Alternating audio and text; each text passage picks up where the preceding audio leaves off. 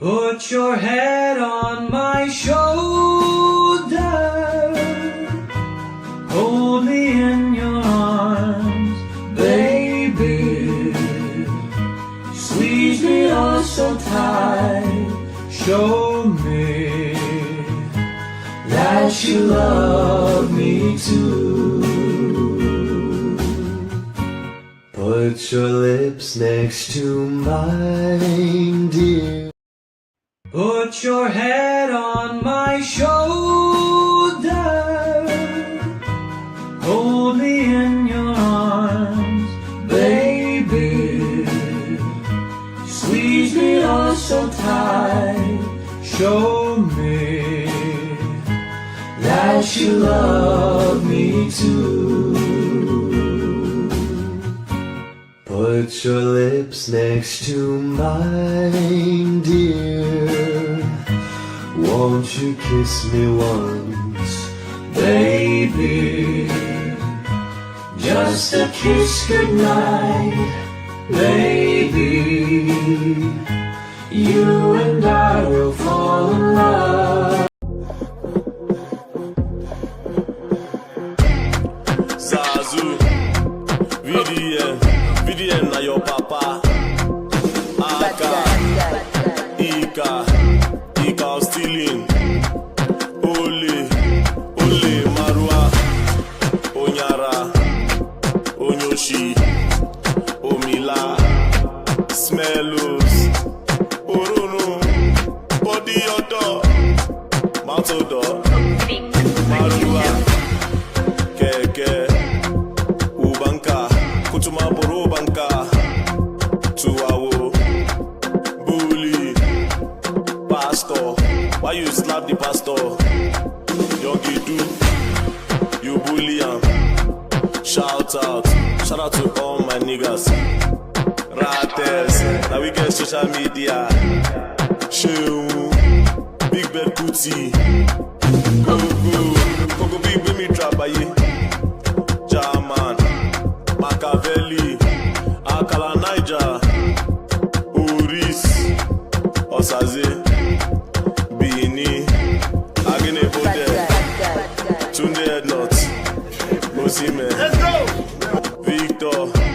Victor Boniface, DJ Big N, the Big Don Jazzy, single mom, single mothers, I love you, Area, Lugbe, Durumi, Lawyer,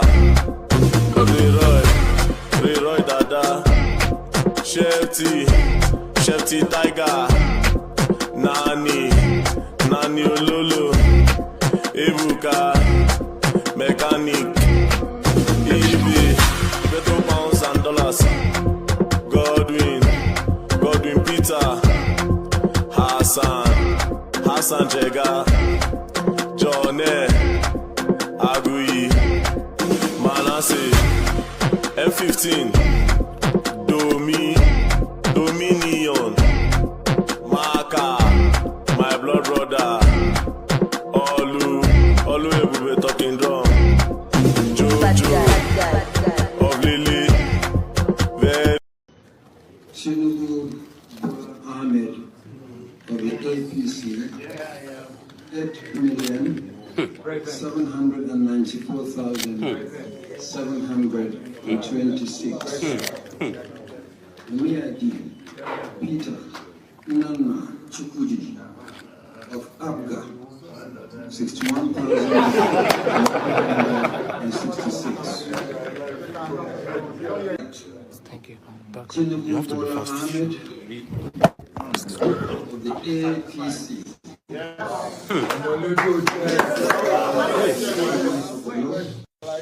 Is hereby declared the winner and is returned.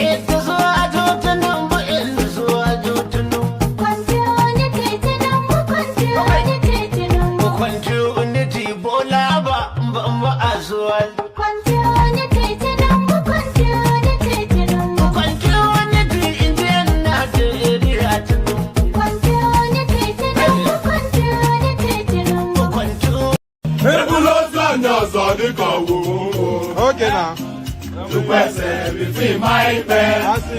Àsìpadà wa tàbí wọ́n ní ìfọ̀gẹ̀ mẹ́wọ́n. Ọkọ̀ yẹn ló fi fíìmù. Ìdílé anya.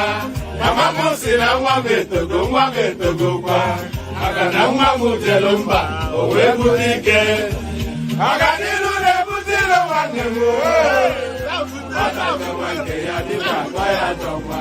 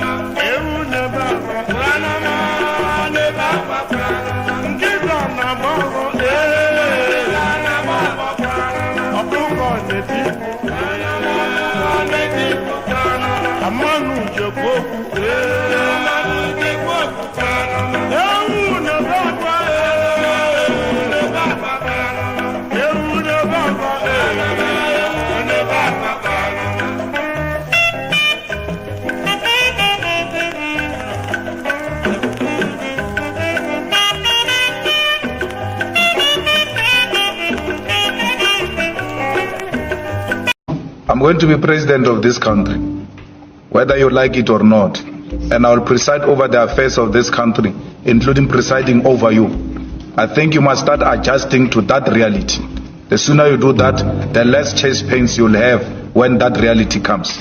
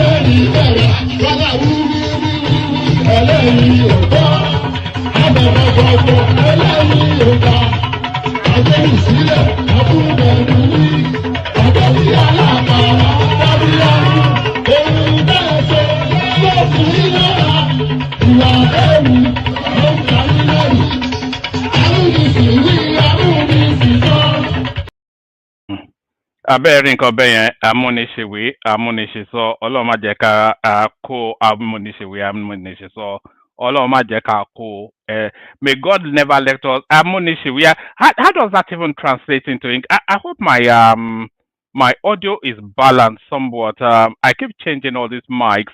One of these days, if anyone has a recommendation of a good headphone microphone set, please recommend it to me, because I bought a whole string of them. I'm not quite sure what the quality is, but hopefully this does the job. I was just going to say, Amunishi, we are Amunishi. So there's no way to translate that into English, but Olomajeka Kagbako Amunishi, we are Amunishi. So that's the only thing I can say. And the last bit I said is a good thing. So good day to you, good to be in your company and all that. Good day to you, good to be in your company, and how are you? Good day to you. It's been a moment. I just came off. I was feeling almost slightly jaded, and I just thought, if it's not fun for me, then I cannot do it. And the last stream, I was just somewhat flat and felt a bit jaded. I just thought, no, I need to come off this thing for a moment, and I tried to come back. I still wasn't. I didn't feel the groove. I didn't feel the, whatever it is I was meant to feel. I didn't feel it. So, and if I'm not feeling it, then it's not happening. So, and that, by the way, is why I need additional hosts. Because I know that people want the sessions to go on, irrespective of if I'm there or not. but I've not yet found somebody that can straddle it, handle it, and maintain the consistency. So anytime I don't come out, sadly the sessions don't hold. It's not for my doing. No, I'm willing to let anybody take it on, but quite to get the quality of person that can also dedicate the time is really what the thing is. But good day to you and all that. Good day to you. It's been a moment. Let me play you. Let me play you a little bit of music. I need to cough or something. So so you don't hear me spluttering and whatever it is that I need to do. So let me just play you a micro bit of music to clear my nostrils. Oh yeah, orin tí fẹ́ kọ orin àyájọ́ ni wọ́n dìde wọ́n pínlẹ̀ ogun oyin tí mo ní ká bá mi wá yẹn dà ká ní kó bá mi wá.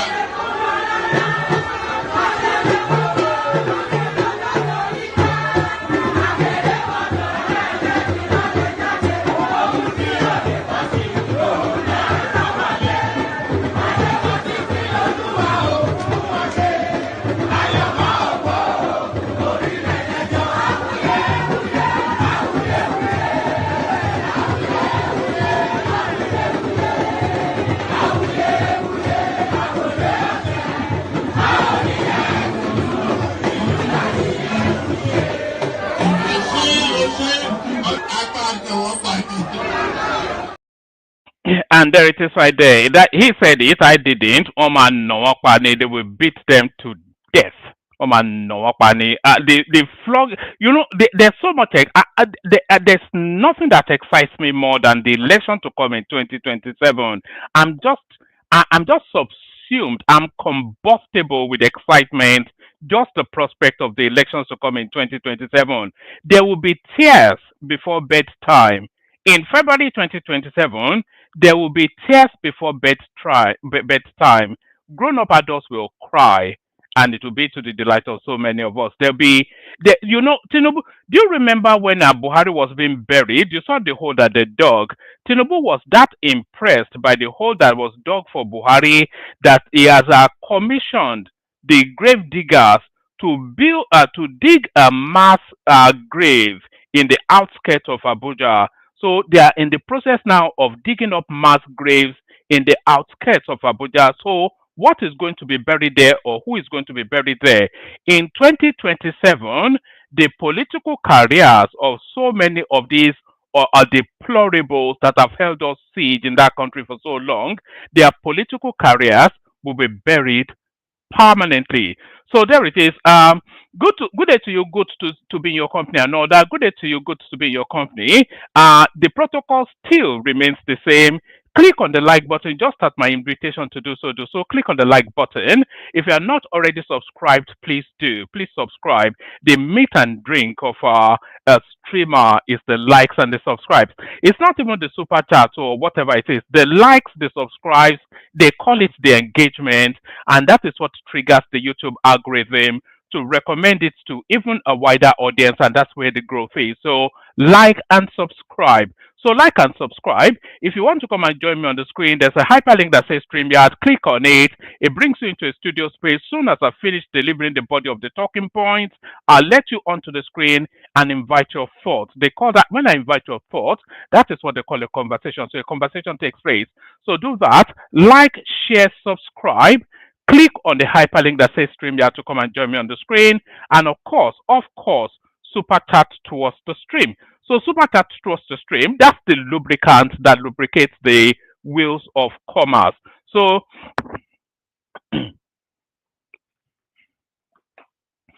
all that. So because we are starting so late, we start immediately and right now, and I'll go at speed. So many things to talk about.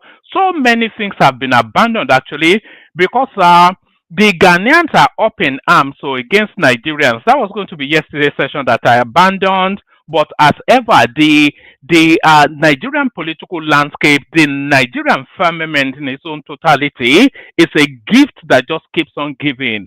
Every single moment, something quite outlandish, even outrageous happens that supersedes even the last outlandish, outrageous thing. So we will still touch on the goings on in Ghana, but I will kick it off with this. Benjamin Kalu drops indigenship bill, asks states to ensure rights of residents. So this is the thing now. This one. There was this bill that was going through Parliament that if you lived within a geographical space, within a state, within the Nigerian space, if you've lived there for I think 5, 10 years, I'm not quite sure what the duration is, but for a short duration, then you can attain the status of indigenship.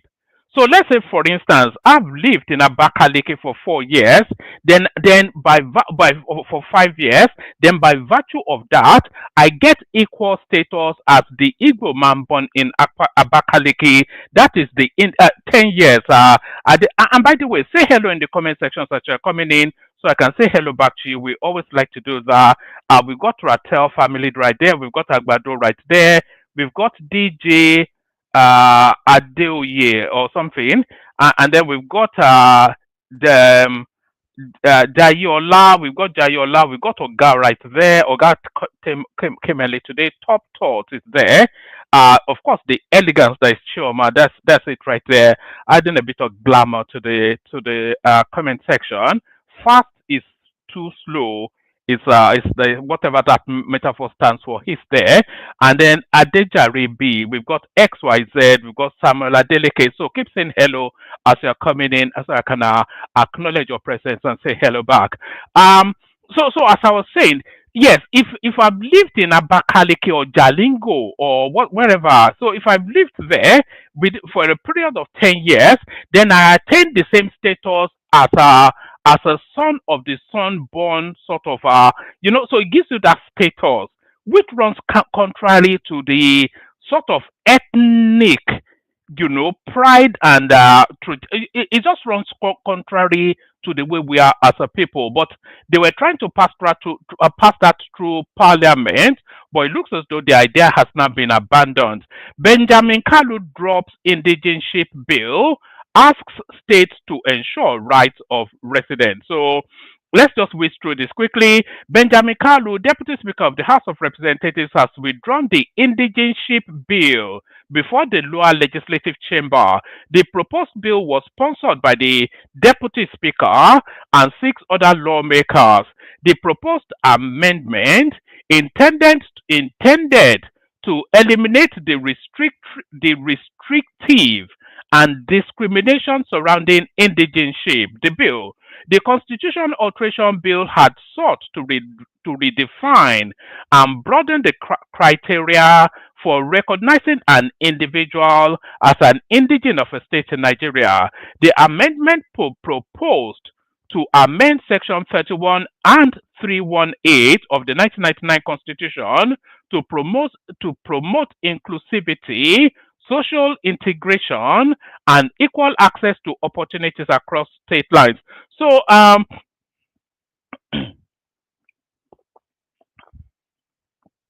not quite sure that indigenship confers special access to opportunities. Whether somebody gets the status of indigenship or not, if I go to Jalingo, if I go to Owerri with the name of Bayo, that's not my real name by the way, but if I go to the Owerri with the name of Bayo, trying to access some sort of opportunity in contention with somebody called Chinedu more likely to get it before me, whether I claim to be an indigene or not. So it means nothing. The amendment proposed to amend Section 31 and 318 of the 1999 Constitution to promote inclusivity, social integration, and equal access to opportunities across state lines. Under the proposed amendment, a Nigerian citizen will be considered an indigene of a state if they were either born in the state or have lived there continuously for at least 10 years, or if they were not born there but have resided in the local government area within the state for a minimum of 10 consecutive years and can show evidence of tax payment over that period. The bill also, so by virtue of this, actually, a Kenya will probably be more, it will be an indigene of Lagos over and above the rest of you that claim that it's your soil. Somebody like Ekene, for instance, because he's a taxpayer and he's lived in Lagos well in excess of 10 years continuously. Sorry, Ekene, I'm using you as an example, but that's the one example that I think is familiar to everyone. All right. Under the proposed amendment, a Nigerian citizen will be considered an indigene of a state if they were either born in that state or have lived there continuously for at least 10 years, or if they were not born there but have resided in a local government area within the state for a minimum of 10 consecutive years and can show evidence of tax payment over that period. The bill also proposed granting such qualified persons the right to apply to the local government chairman for a certificate of indigenship, thereby formalizing their status. The amendment bill also proposed that any woman who has been married to an indigene of another state for at least 5 years shall be recognized as an indigene of her husband's state. She would also be entitled to all rights and privileges accorded to indigenes, particularly in areas such as employment opportunities and eligibility for political or public office.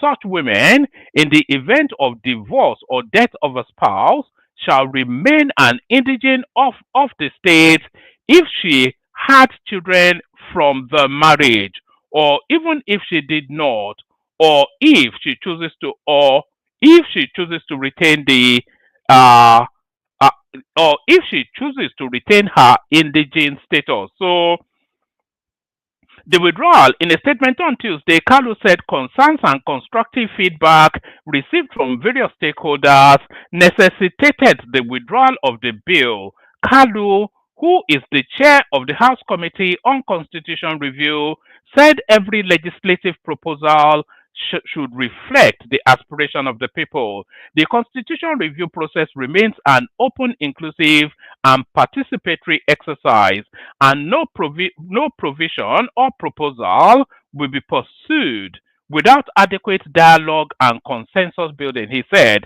The Deputy Speaker also cited a report by the National Institute for Legislative and Democratic Studies criticizing the bill, arguing that it could lead to multiple citizenship.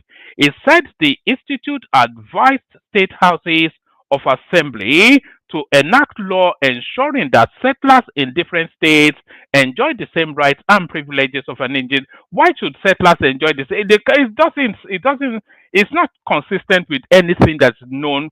It's not consistent with reason or logic that that a settler should enjoy the same status as a citizen, as an indigene. So that's that. So that's just those are the broad strokes of that. Let me know what your thoughts are. So now this is now the headline piece. Atiku Obi alliance beats Tinubu Shettima in trending online poll. So remember, we had a lot of this in the 2023 elections when all these fake pollsters were putting out all these psychedelic polls that told us that Peter Obi will win by 150 million and Atiku will win by 10 trillion votes, etc., etc. All of them a farrago of nonsense. That's what it proves to be. A farrago, or is it farrago or farrago of nonsense? So another nonsensity coming up. Atiku Obi alliance beats Tinubu Shettima in trending online poll. A recent online poll has drawn significant attention after suggesting growing public support for a potential joint ticket between former Vice President Atiku Abubakar and ex-Anambra State Governor Peter Obi ahead of Nigeria's 2027 presidential election. The poll, launched late Monday by ex-user Omotayo Williams, simply asked followers, who will you vote for? And offered four options: Atiku plus Obi ADC, Obi Dati Labour, Tinubu Shettima, and Obi or any VP. So that is already too narrow a field, because that offers nothing outside of Obi, Atiku, and Tinubu. There's Kwakwanso. There are other alternatives. Although you might well argue that those are the only viable ones. It didn't even mention would an Atiku Rotimi Amechi ticket beat Tinubu? That's a question that needs to be posed. So there's so many other permutations, but this one just permutates to be in a variety of mix. So this one just permutates to be in a variety of mix. The poll, launched late Monday by ex-user Omotayo Williams, simply asked followers, who will you vote for? And offered four options: Atiku Obi ADC, Obi Dati Labour, Tinubu Shettima, or Obi any VP PDP. And by the way, there's a growing and an increasing speculation that Obi is making his way back to the PDP. At the time of reporting, the poll had attracted 4,642 votes. It's a sizable enough catchment to capture a moment in time. So 4,000. Those are the people that voted so far within that poll. At the time of reporting, I think the poll might well still be up. Actually, there's a hyperlink. Let's see if it actually takes us to the poll. Let's see what this gives us. Oh, all right, it does take us to the poll. So this is the poll actually. Omotayo Williams, and now I don't know quite. It's one of these characters on X. So who will you vote for? So how many? 4,600. Okay, that's the final result. So that's where he stopped. So yes. Let's go back here. At the time of reporting, the poll attracted 4,642 votes, with the Atiku Obi pairing taking a clear lead. According to the data, 2,536 respondents backed the Atiku Obi ticket, whilst 1,105 preferred Obi and his 2023 running mate Yusuf Dati Baba Ahmed under the Labour Party banner. Meanwhile, the combination of Tinubu and Shettima just received 131 votes, trailing behind the option of Obi paired with an unspecified PDP vice presidential candidate, which garnered 830 votes. The online survey comes at a time when political realignment and coalition talks are intensifying across the country. In an unexpected twist, both Atiku and Obi, who had run under separate parties in the 2023 elections, have reportedly teamed up under the ADC as part of a broader opposition effort to challenge the ruling All Progressive Congress, APC. Online commentators suggest the collaboration between the two influential figures could significantly alter the 2027 race. Both men, having previously commanded millions of votes individually, now appear to be testing the waters for a unified front. Beyond the opposition, there are speculations surrounding President Bola Tinubu's presidential choice of a running mate, and you can see the worried looks on Shettima's face. You can see the worried looks on Shettima's face recently, which is to indicate then that there's every possibility. It would not catch me off guard, and I would not be surprised if Shettima is not on the ticket in 2027. There's all of the permutations is permutating him out of that ticket. So There's a lot of speculation that he won't be on that ticket. Beyond the opposition, there are speculations surrounding President Bola Tinubu's potential choice of a running mate.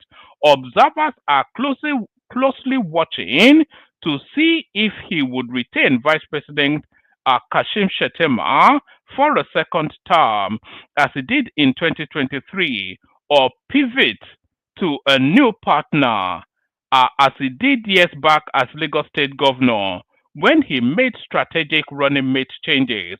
While social media polls like this one are unscientific, they often serve as an early glimpse into public sentiment, particularly among digitally active young Nigerians who played a pivotal role in the last election.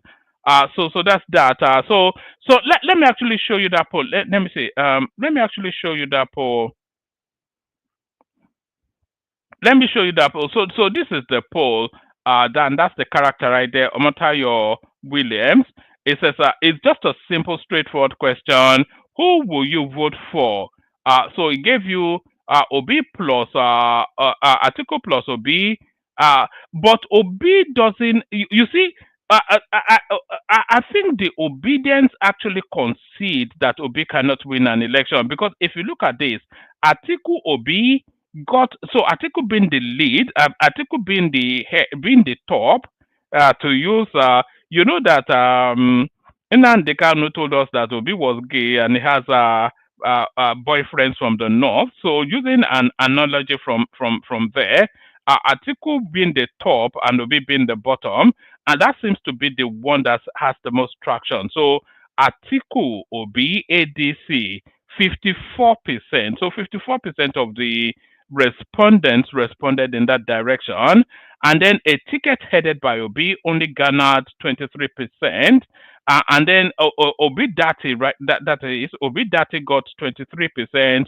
Obi, that's for the Labour Party. Obi plus any VP, PDP, that got 18%. So even the obedient space, I'm not quite sure that they're a bit reticent to have him as the lead on any ticket. So that's that right there. So that's that right there. Let's go from that to something else. So let's go on from let's go on from that to something else. U.S. Embassy raises alarm over lavish spending by Nigerian governors. So this came out. I was actually going to go with this as the headline, and of course, Obi already jumped onto this, of course, as he would. Obi's politics at the moment is Chineke May. So it's been Chineke May for the last 2 and a bit years now. We wonder if the strategy for 2027 will still be Chineke May. So Chineke made this. U.S. Embassy raises alarm over lavish spending by Nigerian governors. The United States Embassy in Nigeria has raised concerns over the alarming rate at which Nigerian state governors are spending public funds on luxury buildings, despite widespread poverty, rising inflation, and deteriorating public services across the country. In a post shared on its official X handle, the U.S. mission spotlighted a report by the Africa Report that detailed how various state governors have splashed billions of dollars on the renovation or construction of government houses and legislative buildings. The embassy noted that this pattern of fiscal irresponsibility not only fuels inequality, but also erodes public trust in governance. I cannot say that there's nothing I disagree with on this, and I've also often held that view. I'm not quite sure if I've expressed it, but I've often held that view. When it particularly struck me was an interview that the Bauchi state governor was granting a while ago, and they were talking about it. It was talking about his achievement, and it was talking about exactly this: that he has built conference centers, he has built houses, the legislative houses. He has built a state house. He has built this, and out of all of that, I'm wondering then how that is especially impacts on the everyday man in Bauchi. So how does that help them drive from one location to another on a decent road, or provide security or job opportunities? So and you see that right across, not just Bachi, even so Ludo, he was bragging about building state houses. So it's just a matter of misplaced priorities, isn't it? Out of all of the things that have fixed that country, I don't think it's a lack of state houses that is the most paramount. The U.S. Embassy in Nigeria has raised concerns over the alarming rate at which Nigerian state governors are spending public funds on luxury buildings despite widespread poverty, rising inflation, and deteriorating public services across the country. In a post shared on its official X handle, the U.S. mission spotlighted a report by the Africa Report that detailed how various state governors have splashed billions of naira on renovation and construction of government houses and legislative buildings. The embassy noted that this pattern of fiscal irresponsibility not only fuels inequality but also erodes public trust in governance. The report, which has since stirred reaction across civil society, highlighted that Oyo State Governor Seyi Makinde approved a staggering 63.4 billion naira to renovate government house, surpassing the state's allocation to health, agriculture, and pension. Can you imagine that? This guy should be shot, actually. And this is a guy that wants to run to be president. So, out of all of the problems that the Oyo State is contending with, the abundance of the budget goes towards it's not even building or renovating. This is last minute looting, isn't it? It wants to. This is his pension plan, isn't it? This is his stealing out parade. It's unbelievable. The guy should actually, and is my own home state governor, by the way, he should be shot. The report, which has since stirred reactions across civil society, highlighted that Oyo State Governor Seyi Makinde approved a staggering 63.4 billion naira to renovate the government house, surpassing the state's allocations on health, agriculture, and pension, not individually but combined. This was reported by Daily Independent. Similarly, Gombe State reportedly earmarked 14.9 billion naira for a new governor's residence and 14.23 billion naira for a new House of Assembly complex in a state ranked amongst Nigeria's poorest. Across several other states, including Zamfara, Bauchi, Benue, Anambra, and Kano, similar renovation projects have consumed state funds totaling nearly 200 billion naira between 23 and 2025.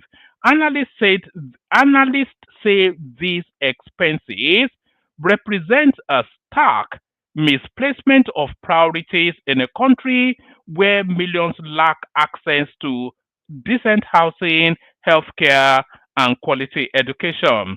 But the extravagance is not restricted to the subnationals.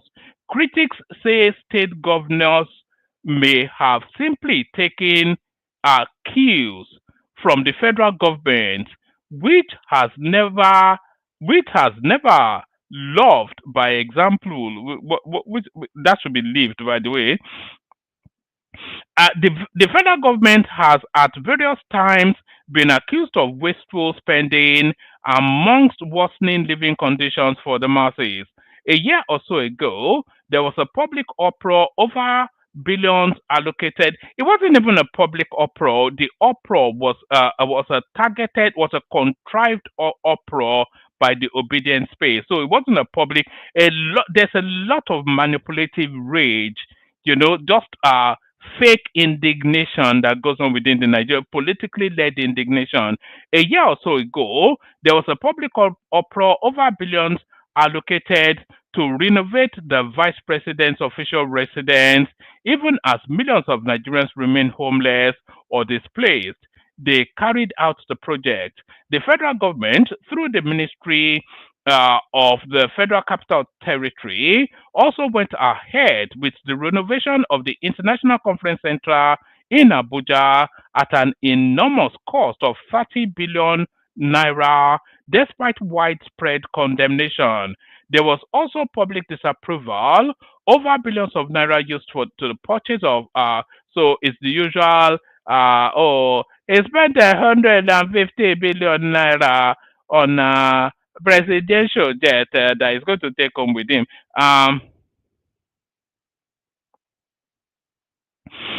So there's that. And by the way, there's no one in the studio. If you want the conversation, you have to take it on. But I'm not really that first. Either way, I do my bit and I bill. So I'm going to play you a clip towards this. Actually, this is people are actually accusing Femi. Is it Femi Falana? Is his first name Femi?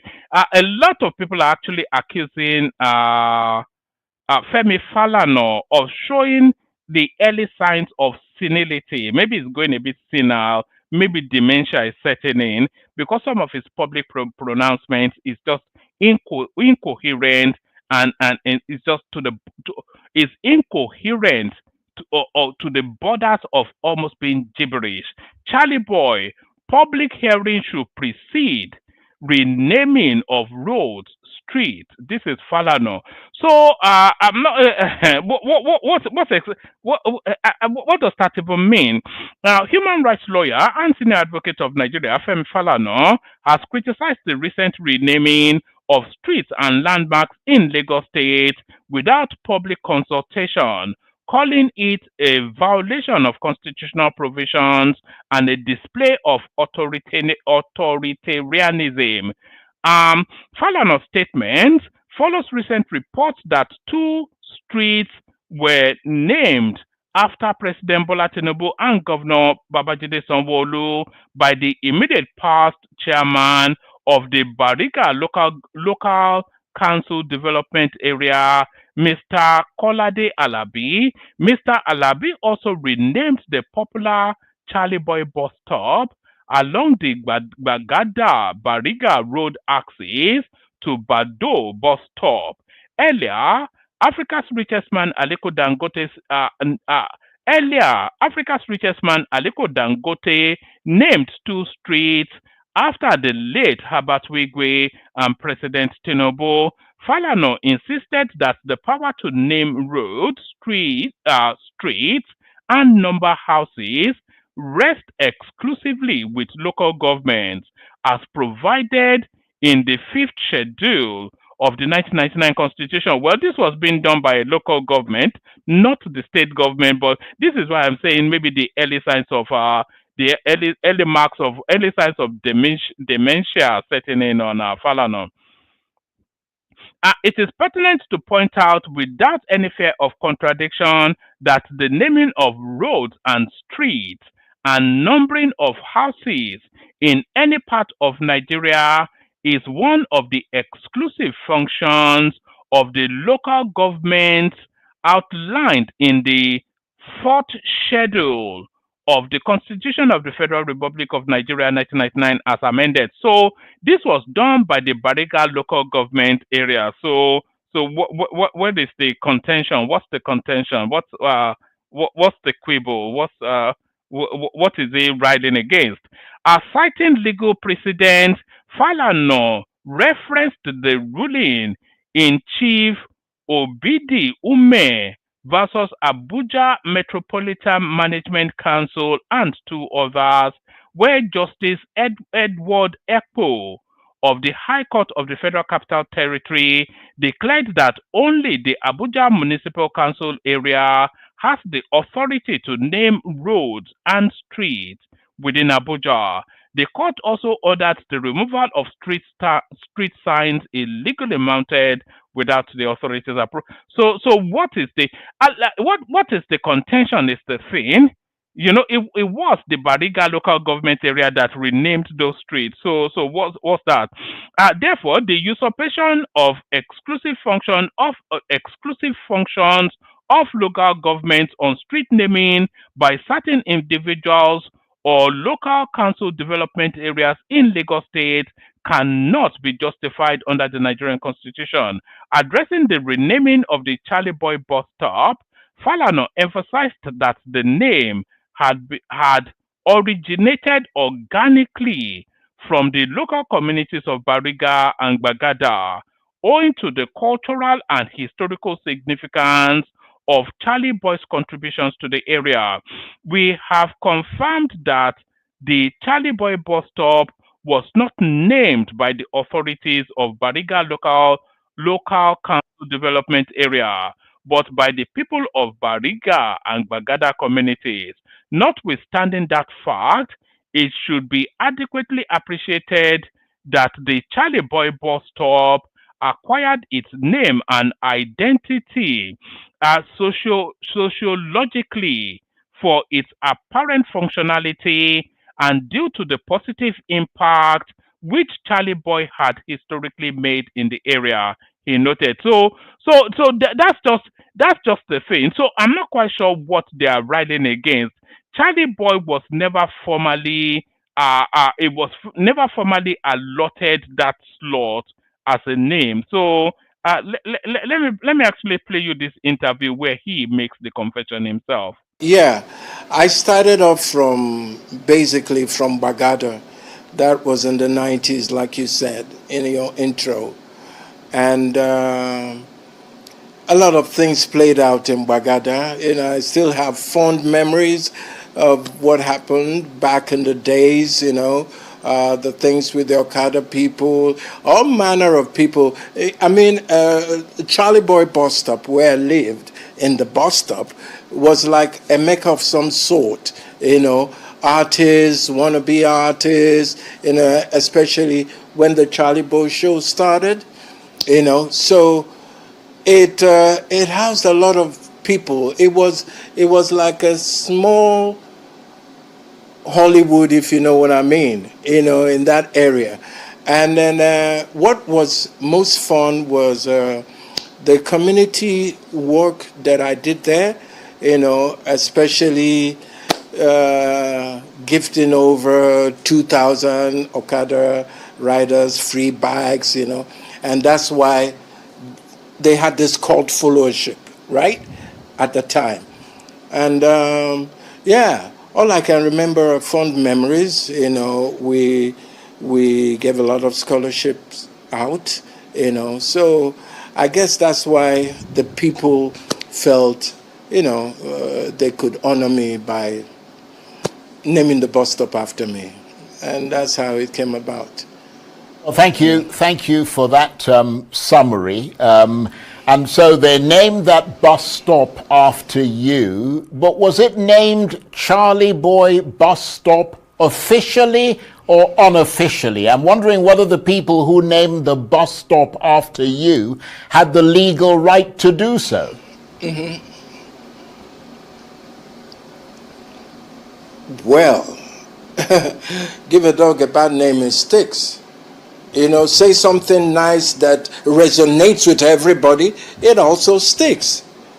So it was their doing. We didn't go to any local government to say we're applying for a bus stop. I don't think that's what they did. But they started calling it Charlie Boy bus stop because I lived in the, in the bus stop. So that's how, it became popular. There was no contractual agreement as such.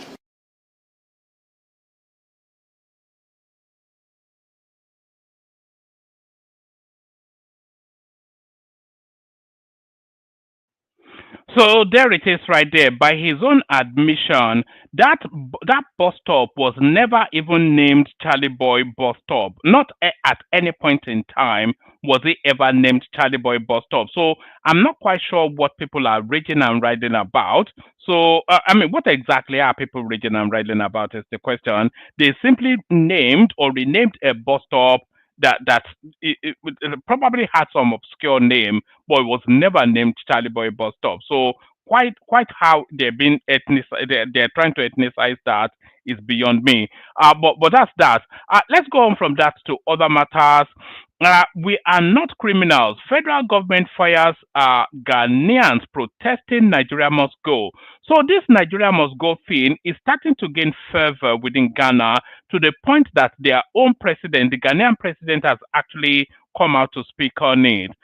Tired and fed up with the Nigerian excesses within their country, they want us out. It was previously Ghana must go, now it's Nigeria must go. Let's pick it up from this clip. Watch this. Now, let me tell you one secret. These Igbos, they are in almost every village in this country. And they have targeted our markets. That's the retail. Nigerians. Okay, fine. Nigerians. And they have targeted our market. They are in almost every village in this country. And Oma targeting your markets. That's retail sector. But our laws does not allow foreigners to engage in retailing. Okay, you will ha and a Nigerian boni and I'm so and yet to General Ankara. If you Ghana Kunyaso on the 2nd April 1969. Now the same Iboni and I'm coming to my second no can Ibu Kasem. You only video I can say yeah back Ghana we will outnumber the Ghanaians and we will conquer them and take over the country. Nigeria will be like I'm second way bridge way maybe a video no maybe platform your video no or see we will outnumber them, conquer them and take over the country. I have the video. Maybe Kasana many evidence in Kasa. I have the video there. What I said. Now secondly, what would do Mama? I bet she say a free education, Mama enjoy a free education. This is back for a classy baby. Not Ghana ni never no pre secondary school. Me one example. So there it is right there. You may not understand the language, but you certainly understand the sentiments. Nigerians must go. They want us out of their country. We are not criminals. Federal government fires Ghanaians protesting. Nigeria must go. This is the placards that they are carrying all over Ghana. Armed robbery and violent attacks must stop. Ashawus, that is Ashawo. Ashawus must stop. Black something, so they want you out of their country is just the thing. The federal government through the Nigerian in Diaspora Commission has condemned the protest by Ghanaians, calling on Nigerians to be deported from the West African country. Correspondents reported that some Ghanaian citizens staged a protest against Nigerians, accusing them of engaging in mass prostitution, ritual killings, kidnapping, and violent crimes in their country. In a viral video seen on Tuesday, the protesters, numbering in their hundreds, carried placards with inscriptions such as "Armed robbery and violent attacks must stop," "Our health at stake due to mass prostitution," "Nigerians are kidnapping and using people for rituals," and "Our kids are getting missing because of Nigerians." Let me not use they narrowed it to ethnicity, but let's not make it too ethnic. Reacting in a statement to correspondence, Director of Media Public Relations and Protocol of the NIDCON, something or the other, Balogun, disclosed that Abike Dabiri Arewa, Chairman, CEO of the organization, said the blanket outrage against Nigerians living in Ghana and branding them as criminals should be condemned by all. She said, Nigerians are not criminals. They are good and bad ambassadors wherever they find themselves. Whilst those bad ones should be fished out and face the necessary sanctions. Ghana and Nigeria are like Siamese twins. They are brothers, and such in the spirit of ECOWAS and regional integration should continue to live in peace like brothers. So there it is right there. The Ghanaians want you out of their country. It's as simple as that. The Ghanaians want you out of their country, but somebody that is not going anywhere seems to be Tinubu. It is unlikely any governor will go against Tinubu. This is the Kaduna State Governor Ubasani. The governor of Kaduna State, Ubasani, on Tuesday stated it will be difficult for any governor in Nigeria to oppose President Bola Tinubu's re-election in 2027. Correspondents report that Sani stated this at the opening of a two-day interactive session on government citizen engagement organized by the Ahmedu Bello Memorial Foundation, Arewa House, Kaduna. The high-level meeting convened by the Sir Ahmedu Bello Memorial Foundation is themed Assessing Electoral Promises, Fostering Government Citizen Engagement for National Unity. Participants from across the 19 northern states and the Federal Capital Territory, including former governors, ex-ministers, traditional rulers, technocrats, civil society actors, and religious leaders, were in attendance. Sani, in his statement, said, moreover, no president in Nigeria's history has supported governors and sub-national government the way President Bola Ahmed Tinubu is currently doing. As a result, it is unlikely that any governor in Nigeria will go against the president. Sani said the federal government is also taking steps to engage non-state actors in the north. He added, for the first time in Nigeria's history, the government is engaging with non-state actors to discuss progress and assess the situation in northern Nigeria. This unprecedented approach reflects a shift in how national issues have been addressed. So that is Ubasani right there, pledging his freedom to Tinubu, unmovable, unshakable.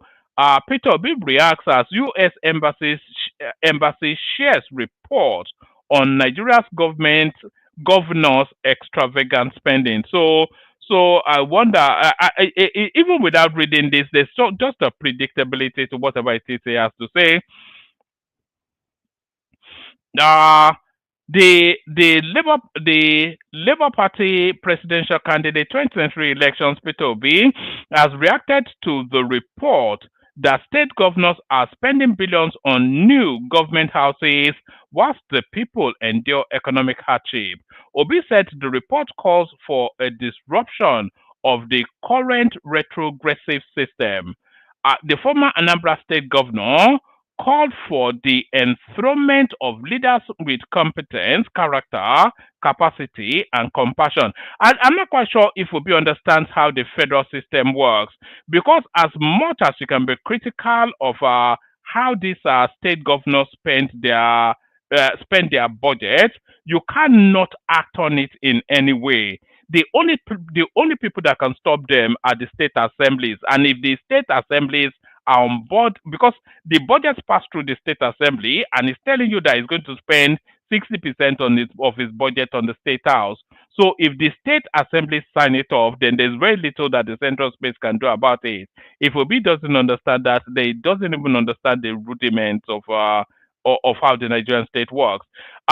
It stated this after the U.S. Embassy shared the post via its X handle on Tuesday, 29th, 2027, 29th of July, that should say. The U.S. Embassy tweets read, whilst Nigerians I think we've read that already, reacting to the report, Obi via his X handle said the declining governance in Nigeria has drawn global attention. He said Nigeria's greatest burden is leadership failure, and it must be corrected for the country to move in the right direction. I have consistently maintained that leadership failure lies at the heart of Nigeria's problems. Until we confront it head on, the country cannot move in the right direction. The cumulative effect of poor leadership remains our greatest obstacle to development.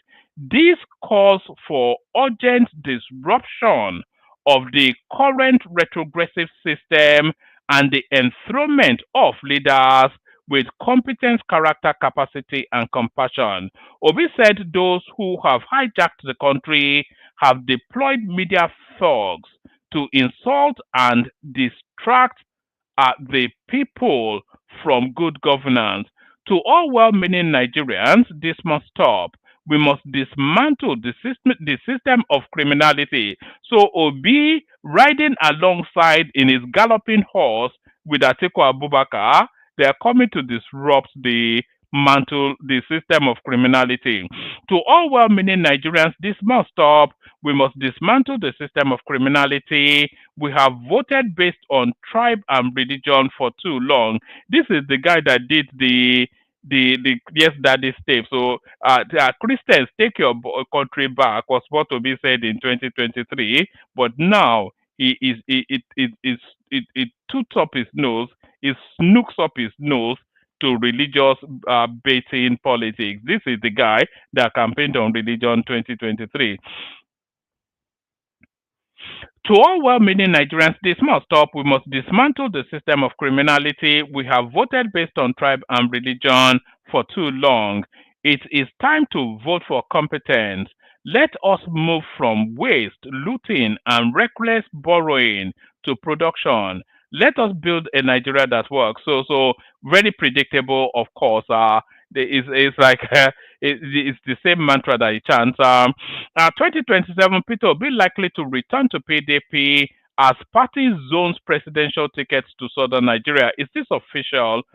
Indications have emerged as to why former Labour Party LP presidential candidate Peter Obi is likely to return to the People's Democratic Party PDP. The revelation comes amidst moves by the former Senate President Bukola Saraki-led Reconciliation Committee to settle all aggrieved members of the PDP, which may likely yield its biggest result with the return of Obi to the party. Obi, who was the running mate to former Vice President Atiku Abubakar in 2019, decamped to Labour Party in 2020, that should say, or whenever. It says 2002, but that's not correct.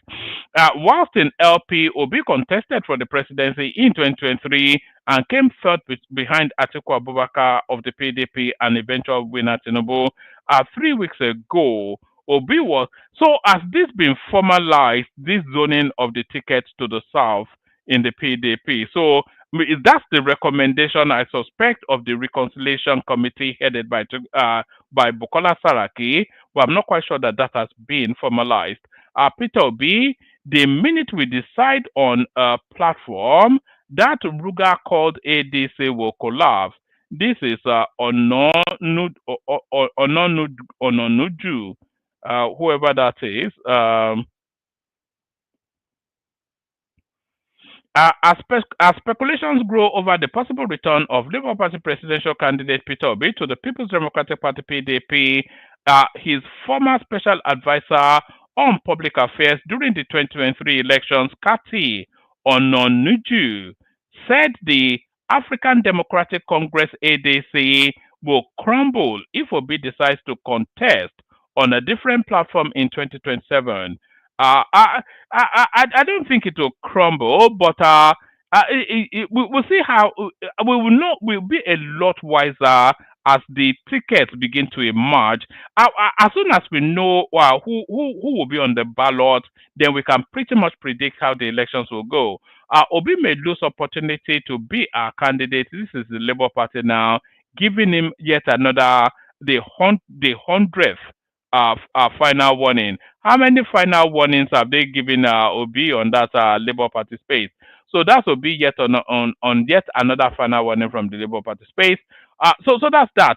Let me play you the clips that I do have, and then we'll see if we have a conversation. Let me play you the clips I have. Let's kick it off with the Falcons coming back home victorious and how they were received by the Nigerian state. So let's watch a couple of those. The Falcons are champions of Africa. But Your Excellency, we are not content to rest on our laurels. Our vision is bold. We want to become the best women's football team in the world.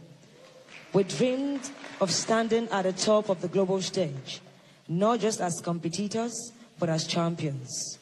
But to achieve this, we humbly seek the continued and enhanced support of the Nigerian Football Federation, Sport Ministry, and the federal government. With your partnership, we can have world-class training facilities, and we'll be able to prepare in the best way possible and create a pathway for the next generation of Super Falcons to soar even higher. Together, we can show the world that Nigeria is not just a participant in global football, but a leader.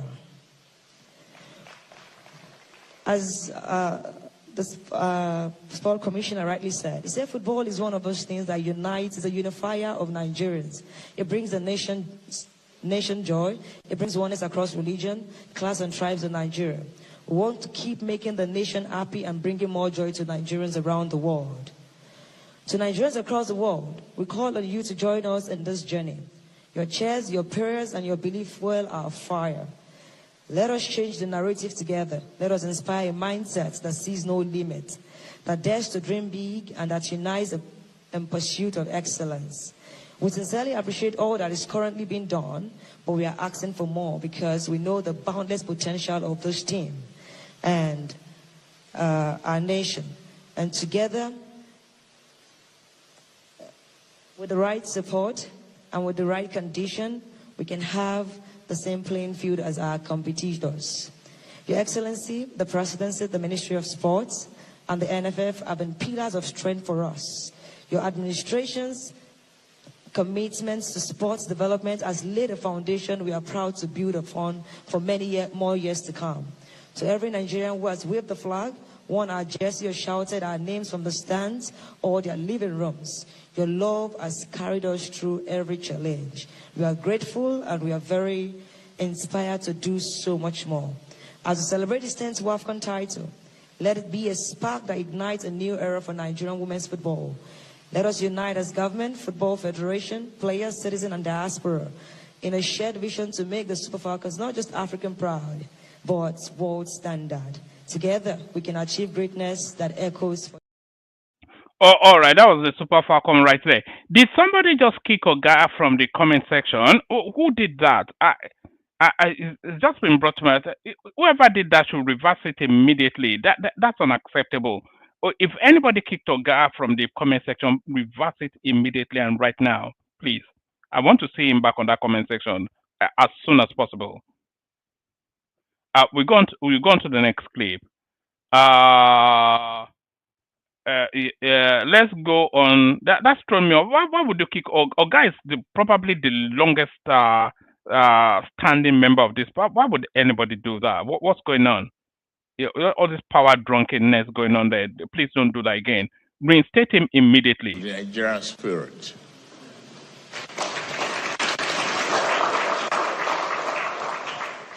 Nothing else could have, represented this crucial time, crucial victory. On behalf of the grateful nation, I hereby conferred on the players the 11-man technical team with national honor of officer.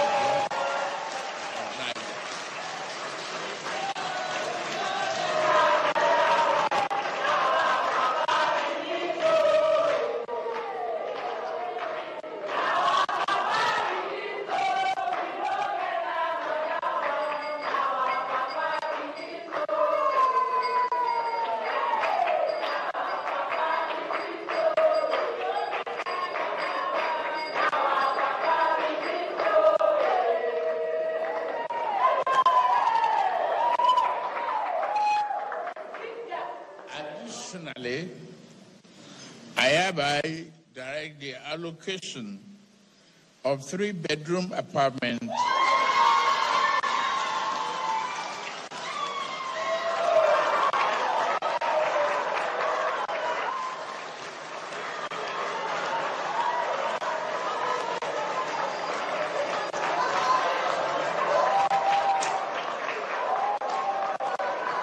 to each of the players and technical crew in our Renew Hope Estate.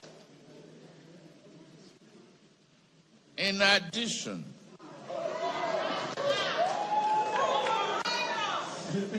there is a cash award of the Naira equivalent of $100,000 each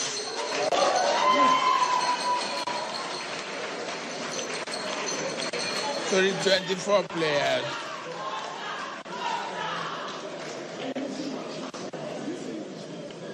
And the equivalent of 50,000 to the 11-man technical team. All right. So that was the. But please reverse the banning of Oga. I want to see him in that comment section. The lines are now being crossed. Nobody get power drunk on this platform. I cannot abide it. It's getting too much. Just reverse it immediately now. All right. So that's Tinubu. That's put me off. Why would he even do that? What's the level? What level of insubordination is that? So that's Tinubu right there. Just celebrating the achievements of the Super Falcons. Let's just carry on. That's put me off. Why would you do that? What's going on? What's all this? Let's just carry on. That's put me off actually. What level of nonsense? Let's go on. APC governor, I looked around and I said, no, we have a candidate that has to know something about this, and we must make sure that, seeing that the days are almost gone, because barely a year plus for President Buhari to go, somebody else must continue that job. So I called the then party chairman, Senator Abdullahi Adamo, and told him that he had to organize from the APC front. At least let us have representation, and it should include, if possible, our presidential candidate. He honored the invitation, not from the president then, not from the NNPC, but from my own self. He went to Gombe, and he asked me, what do you want me to say, Mr. Governor? I said, sir, just tell the people that wherever Buhari stops, you will continue with this project. And he did. He made that promise. And he has fulfilled it, because as at today, the oil companies have resumed.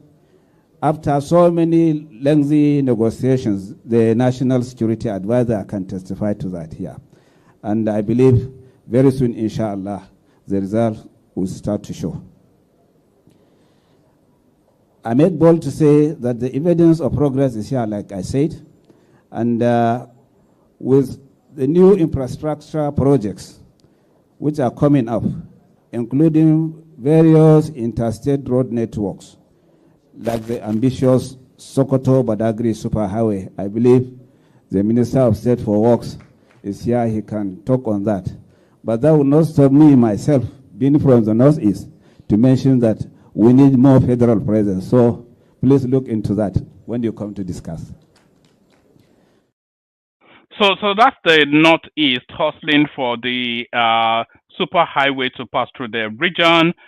Let's just carry on. The one thing about Peter Obi, nobody knows where his wife is, and there's all of the speculations that lady left him a long time ago. Even throughout the 2023 campaign, we never saw her anywhere beside him, and this now next clip goes into that space. Watch this. Seriously, why is no one asking why Peter Obi lives alone in Nigeria despite having a wife and 2 children? Margaret Browsing, using Obi, supposed wife of Mr. Peter Obi, has not been living with Peter Obi for nearly 15 years now. She lives in the United States with their 2 children, a boy and a girl. And during the 2023 election campaign, Nigeria saw President Tinubu's wife, now First Lady Senator Remi Tinubu, and his son Sheyi Tinubu joining their father to campaigns. We also saw Atiku's Abubakar's wife, Titilayo Atiku, and his son campaigning for him with him as well. But we never saw Peter Obi's wife and son. It was all about him and himself as usual. It was after so much pressure were mounted on Peter Obi to show his wife. That was when Mrs. Margaret finally showed up after Obi had begged her and the children. And rumor added that even while Mrs. Margaret Obi was in Nigeria to save Peter Obi's face, they were not living in the same house. Now this leaves me wondering, could Mas Nnamdi Kanu be right about Peter Obi being a gay? Is there something his supposed immediate family know that made them run away and far away from him? Why should a man whose family does not live in Nigeria preside over Nigerians? Seriously, Peter Obi cannot put his small family of 4 together. Is this the country of over 230 million people that he can put together? If there was love in Peter Obi's family, the wife and children can't just leave him to live all alone in Nigeria now. I believe that Peter Obi's family knows something. All right, so where is Peter Obi's wife is the question. We can understand about his son is gay, and the Nigerian law has a firm stance on that. So if his son comes to Nigeria, then he will be arrested immediately because, of course, his son is a rabid homosexual. But where is the wife is the question. Where is the wife? But then, of course, this is a guy that can't even keep his home. He can't keep his home. He can't hold together a party, and there he is, just constituting a nuisance to time and space. So that's Obi right there. And here is yet another northern governor doubling down that look, there is no vacancy in Aso Rock. This is Modu Sharif that talks us through then the reality of politics. To work for. I can tell you for free, the only thing that will stop President Tinubu from winning election in 2027 are only 2 factors. 1, if there is no election in Nigeria. 2, if he decides not to run. Otherwise, politically, I look at reality. I don't go to Jamboree. You see, politics, you have to study politics. Politics is a different ball game. You are expert in your media. You can ask the whole question you like in the world. But when it comes to politics, I can teach you. Because you're a master in the game. Because I have practice. I've been practicing it. I have won election. I've been elected to the Senate, for your information, 3 times. I've been a governor twice. I have made people to win election. I mentor people. Therefore, when I'm talking to you politics, Sean, I'm talking to you purely what is on the ground. And let me tell you something, Sean, what you don't know. I travel across Nigeria by road. I have plane. But I choose to drive by road to see the reactions of the common man, what is happening. Are you seeing what the people are Whatever saying? we see. The pains of the Nigerian people. I'm happy that you travel by road. Yes, wherever. But do you see the pains of Nigeria? Wherever there's a problem, where there is problem, we try to advise and tell the president. But that's not for television. Are you able to? Have you spoken to the president on your last travel on the road and see the faces, the fallen faces, the pains of some of the Nigerian people, some who cannot feed? Some who have lost their jobs. These were not created by President Tinubu. And there it is right there. All the key players within the Nigerian paradigm, they are all aligning for Tinubu. So now, let's now go to this next 3 clips that I'm about to play you. They are all themed around the same thing. And these next 3 clips, they are geared in the direction of a rational mind and a Kene So for all of the questions that they've been asking for so long, this now next 3 clips gives the answer to them. What are these?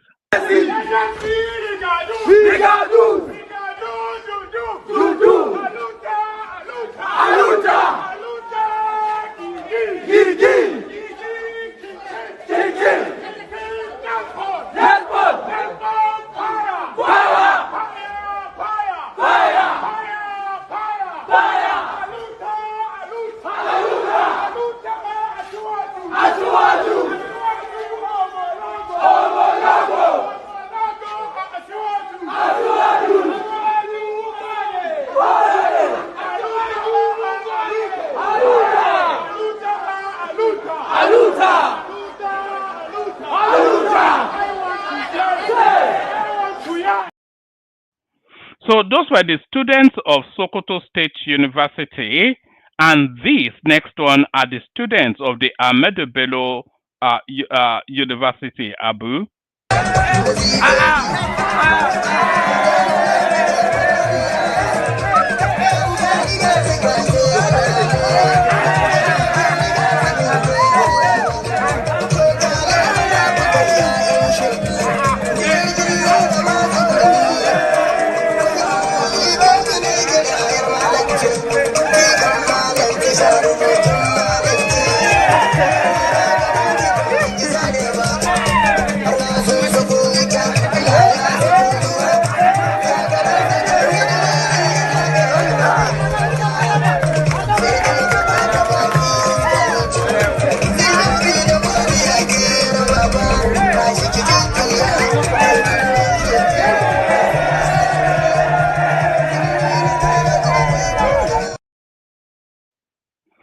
So there it is right there. So what is, I'm still not seeing Oga's name on the thing. I want to say, Oga, please make a comment. Let me know you're there. So why were they jubilating in all of those tertiary institutions? This now next clip will explain why. What this. Good day, everyone. My name is Olaleye Ezekiel. I'm a student of the Federal University of Agriculture, Abeokuta. I want to use this opportunity to appreciate our president, His Excellency Asiwaju Bola Ahmed Tinubu. Thank you very much for providing a great opportunity for the Nigerian students. He actually provided a loan for us to pay our school fees, and mostly, he's giving us a monthly upkeep to sustain ourselves. This is a great opportunity, and thousands of us have benefited from it. We say thank you. We appreciate you, President Bola Ahmed Tinubu. Aṣíwájú ni yín, ẹ ní dèrò ẹ̀yìn. Ọlọ́run á gbé ìrànlọ́wọ́ dìde fún yín, àbúrò ò ní ṣẹlẹ̀ sí yín, because you help us, God will continue to help you. And mostly, I appreciate my ARC mentor, Dr. Ore-Ofe Williams. Dr. Ore-Ofe Williams has been paying school fees for thousands of Nigerian youths. Over the years, he has been paying mine. Of recent, he told me, but the president has provided a loan for the Nigerian universities, especially you that you are in a federal university. Go and take this loan. I was like, okay, I'll take the loan. I refused, because when I tell my colleagues, they were like, magbalun ìjọba, magbalun gbèsè lélẹ́yìí, magbalun. But because of my mentor, he gave me the boldness to go ahead to do so, and I applied for it, and now I've received the payment for the school fees. I don't actually want to come out before, but through the mentorship of Dr. Ore-Ofe Williams, he was like, if they do something for you, make sure you go out to appreciate. Gratitude. That's what we have been teaching you. Gratitude. So I'm out here today to appreciate what I've benefited from the President Bola Ahmed Tinubu. And to all other students that have benefited from this, I want you to come out to appreciate the President. God bless the President, President Bola Ahmed Tinubu. God bless Nigeria for us. God bless my mentor. Do you remember when Ekene, Rational Mind, and the rest of the naysayers, the humbugs, when they will come here and tell us that they told us that the NEL fund does not exist, that is Lamba. Lamba was the word that they were using, wasn't it? In a similar way that they told us that the Lagos-Calabar Superhighway does not exist. Now, this next clip is yet another achievement. This one was achieved quietly, all within 2 years, but then, of course, they will tell us that it doesn't exist. Watch this. This is considered a landmark effort by the federal government 3 oncology centers completed and ready for commissioning in Enugu, Katsina, and Edo states.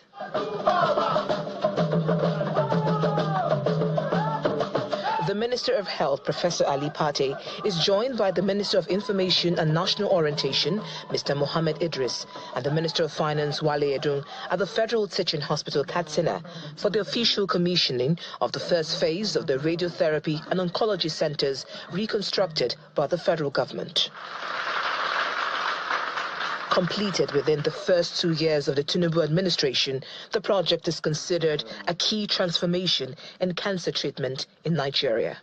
If you go outside Nigeria again from today for cancer treatment, it is because that is your choice, not because there's not an option provided by President Bola Ahmed Tinubu.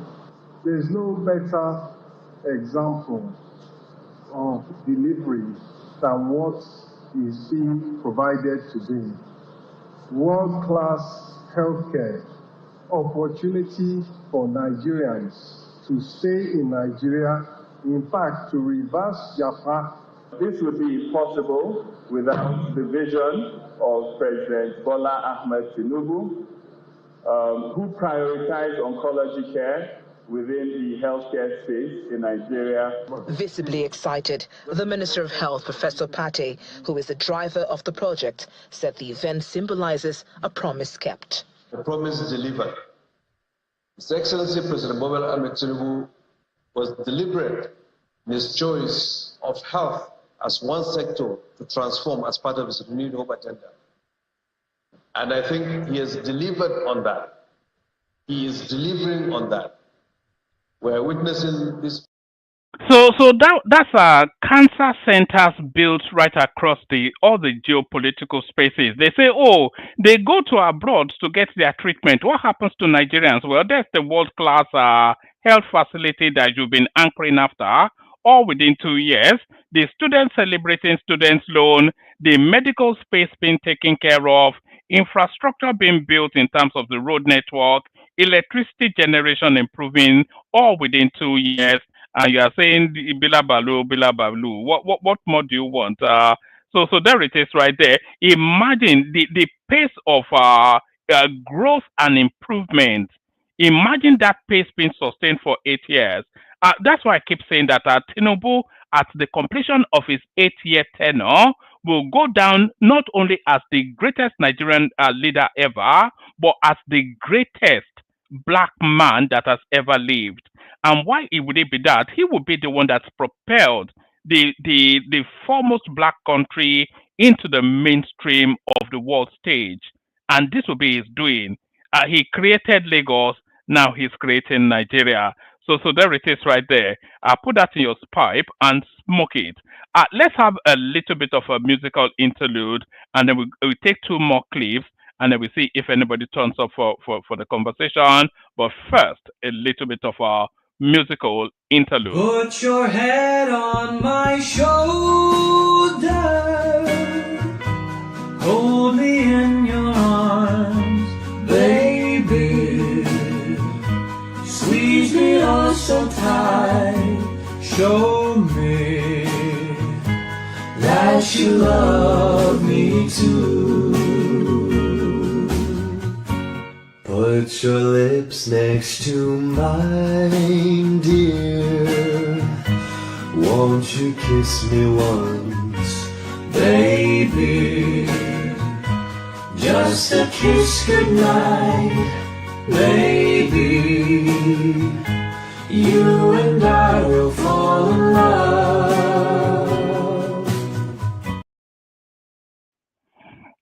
You know, I came across that on Instagram, and I've just been looping. I've been listening to it endlessly. You know, those doo-wop music from the 50s and 60s, they are still unsurpassed, still unmatched in terms of musical presentation or eras of music. Those doo-wop, those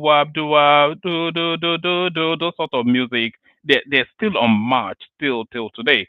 So let me play you a couple more clips, and then we'll see what happens after that. Let me play you this one. This is a very dark man speaking to the victory of the Super Falcons, and speaking to something that the Imo State governor did that was not quite in keeping with the spirit of that victory. Watch this. All right, so Governor Hope Uzodinma, the executive governor of Imo State, you see what you just did here? I'm really disappointed, right? Because this is how you people go about fueling tribalism in Nigeria. The Super Falcons recently just lifted the Women African Cup of Nations against Morocco, and they came back to Nigeria. They went to see the president, and now you now decided that you want to host them. But instead of hosting the whole team that collectively won the cup, you decide to pick the Igbos and host them. You carried about 7 or 8 of them to host them. You think 7 or 8 people will win World Cup? They don't even make up an 11 of a proper football team. Look at this picture. Does this look like what 7 people achieved alone? This is wrong. This is totally wrong. This is how you people fuel tribalism in Nigeria.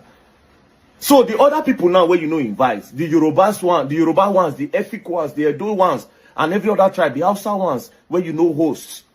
What will happen to them? They'll just clap for the ones that you hosted. Meanwhile, they all collectively won it together. Is that nice? And I don't see any Igbo influencer where kick against them. I don't see anyone where if he talks, okay, what did this governor do? They wrong. I don't see anyone. Meanwhile, recently now they changed Charlie Boy bus stop. Charlie Boy will be Igbo. They changed the bus stop to Olamide bus stop. Unapara. These are the kind of things, if you want Nigeria to grow, these are the kind of things that you kick against. These are the kind of things that you kick against. I'm really disappointed in the governor for deciding to do this. This is tribalism. Tribal bigots. Now you be. To be very honest, if we are calling a spade, this is bigotry. It is wrong. We should not welcome things like this. And shout out to the Super Falcons. Shout out to the goalkeeper, Chiamaka. Sorry, I reversed. Now you call your name quickly. Shout out to Chiamaka. Peace. You really tried. Shout out to you. And shout out to the strikers as well. Shout out to all the people who play the football, Sha. But it's wrong. We'll call a spade a spade. A lot of now, the Igbo influencers where the champion, hey, Charlie Boy, it starts from your home. Talk against that. And again, that's number 1. Number 2, there's a video going viral where the Super Falcon, when they kneel down for Tinubu. People, they complain. What do you expect them to do? Do you know how old Tinubu is? Forget say what they talk, say no, they do well, or blah, blah, blah. That man is 73 years old. Plenty of our father from our house no reach 73. Some of them no go actually reach 73. That's just the truth. So they should not kneel down. Leave presidency alone. They should not kneel down in front of somebody that is old enough to be their grandfather. Now, don't they carry this thing, they go too far. We get culture for Nigeria. We have a very good, rich culture. You are talking about Remi Tinubu. Is Remi Tinubu na mama at the end of the day? At the end of the day, she senior my mama. If I see my mama, I go greet. Remi senior my mother. I be not say they too emotional on some certain things. If I see you say all the governors when I don't, even the weekend when I the bash steady, if I see him, I go greet him, I go back and greet him. We not be mates. Any governor, even the Edo State governor, when would they talk about say he get 4D7, 1E8 and C5. If I see him, I go greet him. He not be my mate. Out of respect, I must do that. But still no me say I know to say, governor, what you do? If I get the opportunity, I'll say it. If I cannot say it, I say it online. You go watch them. Please, don't forget our culture and tradition. Please, no matter what we are doing, leave politics alone and respect. And also, please, stop tribal bigotry and stop tribalism in Nigeria. We're not stop them. We are all one. And Governor Obuzodinma, please, I will expect you to bring all of them back and host them again. And all of them. So what are you expecting? Say you host the Igbos, another governor will host the Yorubas, another governor will host the Hausas, another governor will host Efik, another governor will host Edo. It's wrong. It's wrong. Anyways, when I do the right thing, else you're going to learn and you will learn the hard way. Shout out to Super Falcons. Congratulations. Don't play. there it is right there. I'm not sure that I can add that much more, but I didn't even know that they were recoiling against those girls, those ladies kneeling down to greet Tinubu. What was the expectation that they should meet Tinubu, who is probably older than their father and is the president of their country, and they should high five him? Did that Oyinbo girl also kneel down? Is the question. I was looking for to see if I could find an image of her kneeling down because Oyinbo or not, or if you are claiming you are Nigerian, then you have to follow our way. So that's very dark man right there, going somewhat dark. So now this is now the last clip. So everything changes but remains the same. Everything changes but remains the same. There is only one way that Nigerian politics is played: money for hand, back for ground. Did you hear? Everything changes but remains the same. For all of the electoral bills and all of the reforms that we've seen in the electoral cycle, everything changes but remains the same. There is only one way that the Nigerian politics is played: money for hand, back for ground. What am I talking about? Watch this. Relax, Tinubu is fixing Nigeria. This is exactly what I saw when I went to Maraba. Some people have sold their integrity for political campaign. Look at their faces. Deceiving the citizens and feeding them with lies. I'll be playing a record of their video. Oh yeah, listen to what they have to say.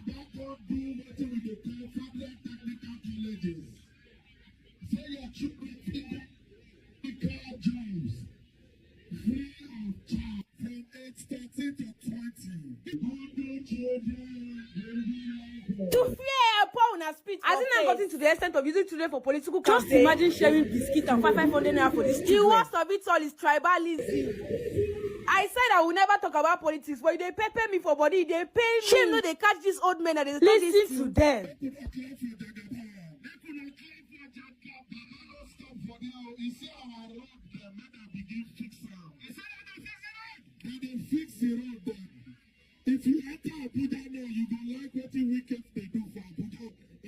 These are basic social amenities that are supposed to be provided to the citizens for crying out loud.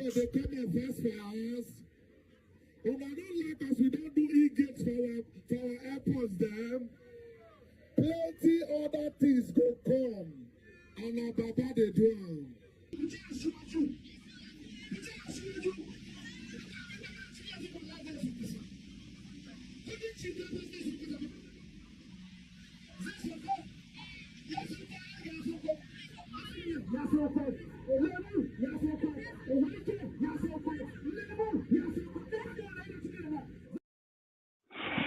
So there it is right there. The politics has begun in a full swing. The 500 naira being handed out.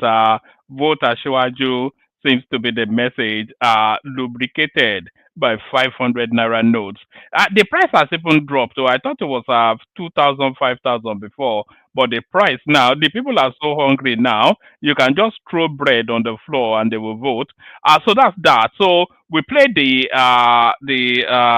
kegites and then we see what happens after that. But on our way to the kegites, let's have just a little blast of this. Tell me when you start to get fed up of this particular track.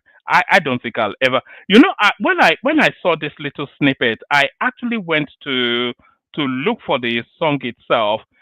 It's by an artist. I can't remember the name of the artist now, but the song is called "Place Your Head on My Shoulder." So just look for it after the stream. Of course, it's one of those 60s, 50s doo-wop sort of music. I cannot get enough of this particular genre and that particular era. Put your head on my shoulder,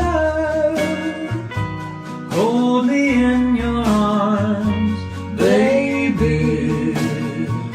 Squeeze me oh so tight, show me that you love me too.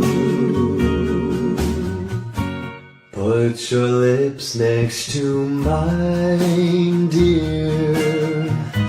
Won't you kiss me once, baby? Just a kiss goodnight, baby. You and I will fall in love.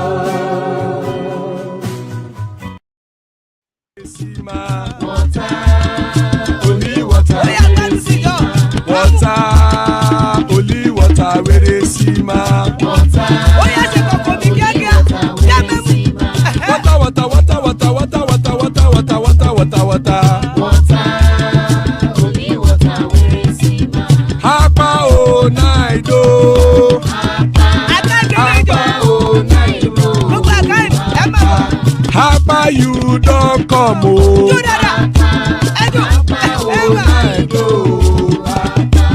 Hapa oh naido.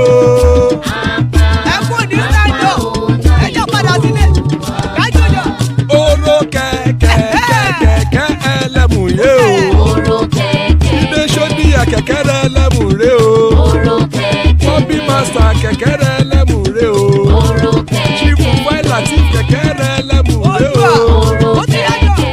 Eruku lẹ̀lẹ̀ ẹlẹ́mùdé. Eruku lẹ̀lẹ̀ ẹgbẹ́ ẹlẹ́mùdódò jàre o. Eruku lẹ̀lẹ̀ Ghana ti dé ẹgbẹ́ bọ́dì o. Ọmọ ẹlẹ́yẹ ẹ̀yẹ o ó dilé o. Olúyẹ̀lá ẹ̀yẹ o ó dilé o. Petro Sodana ẹ̀yẹ o ó dilé o. Petro Sodunke ẹ̀yẹ rẹ̀ ó dilé o. Ẹlẹ́kọ̀ ọ̀run mú ìní o.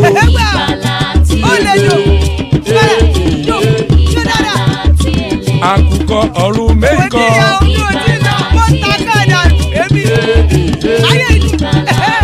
Ikú kò ní ríwà gbéṣe o.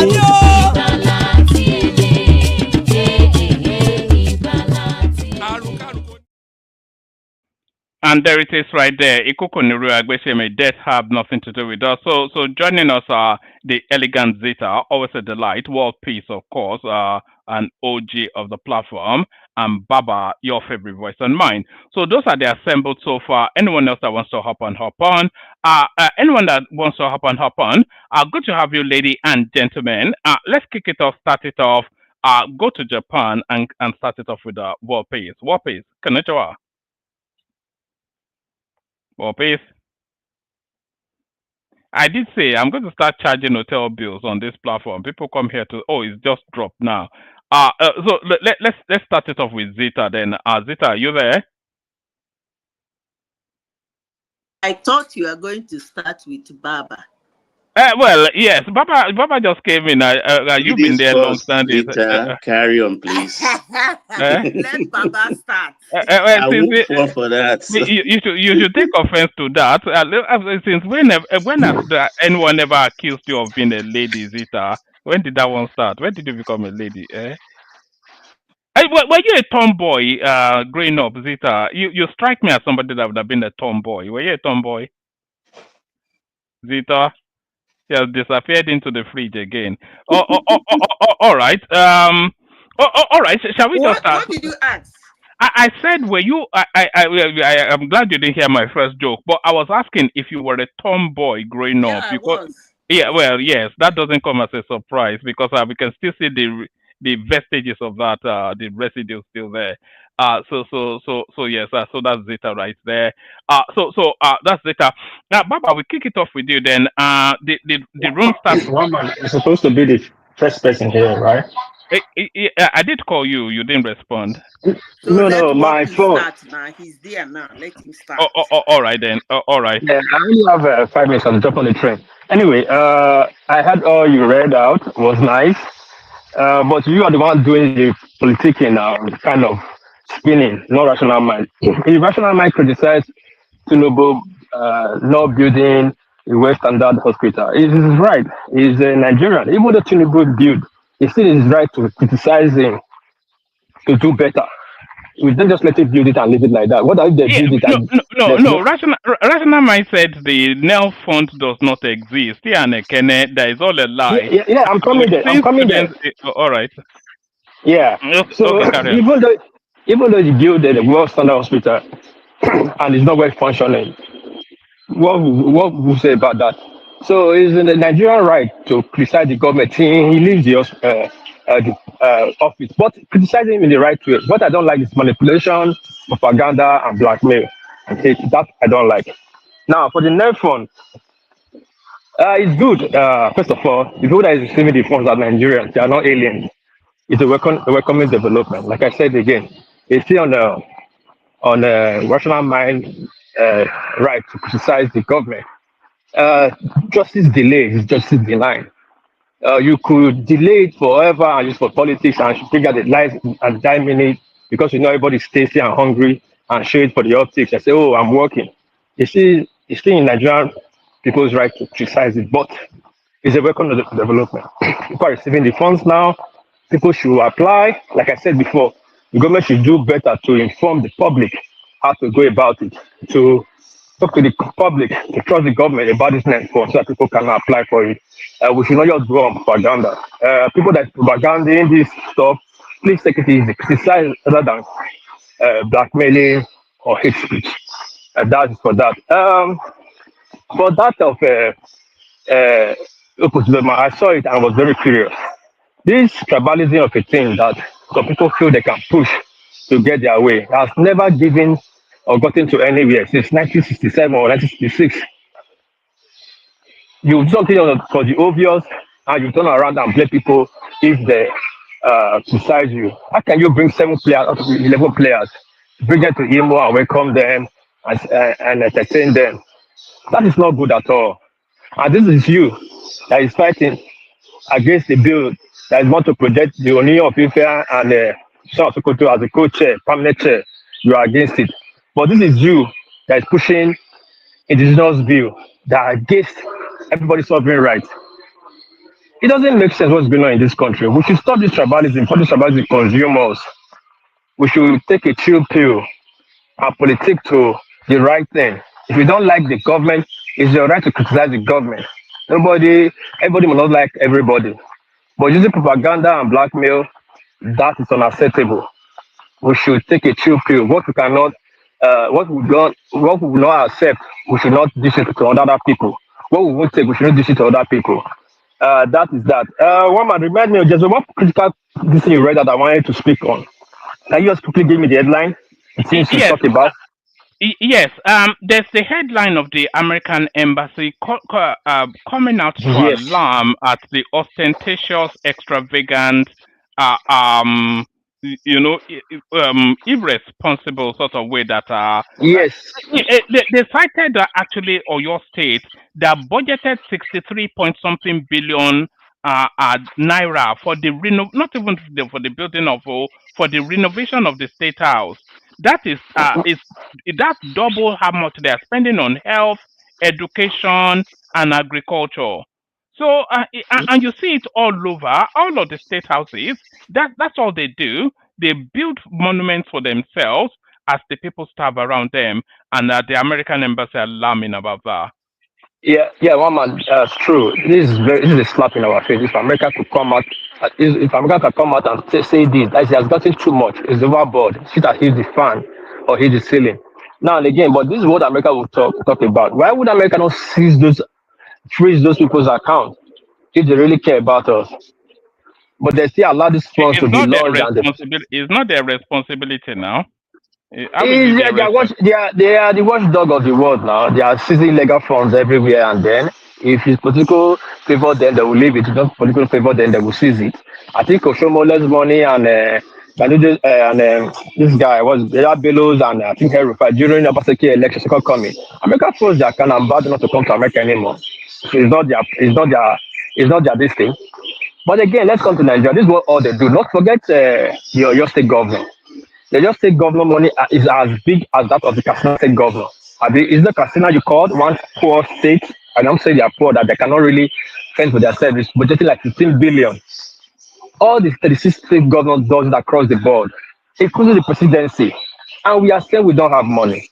We overspend more than our reach. They will spend for things that will not generate funds. That is the most annoying part of it. If your state is spending 50-something billion for industrial area, in 5 years' time, that will be generated funds.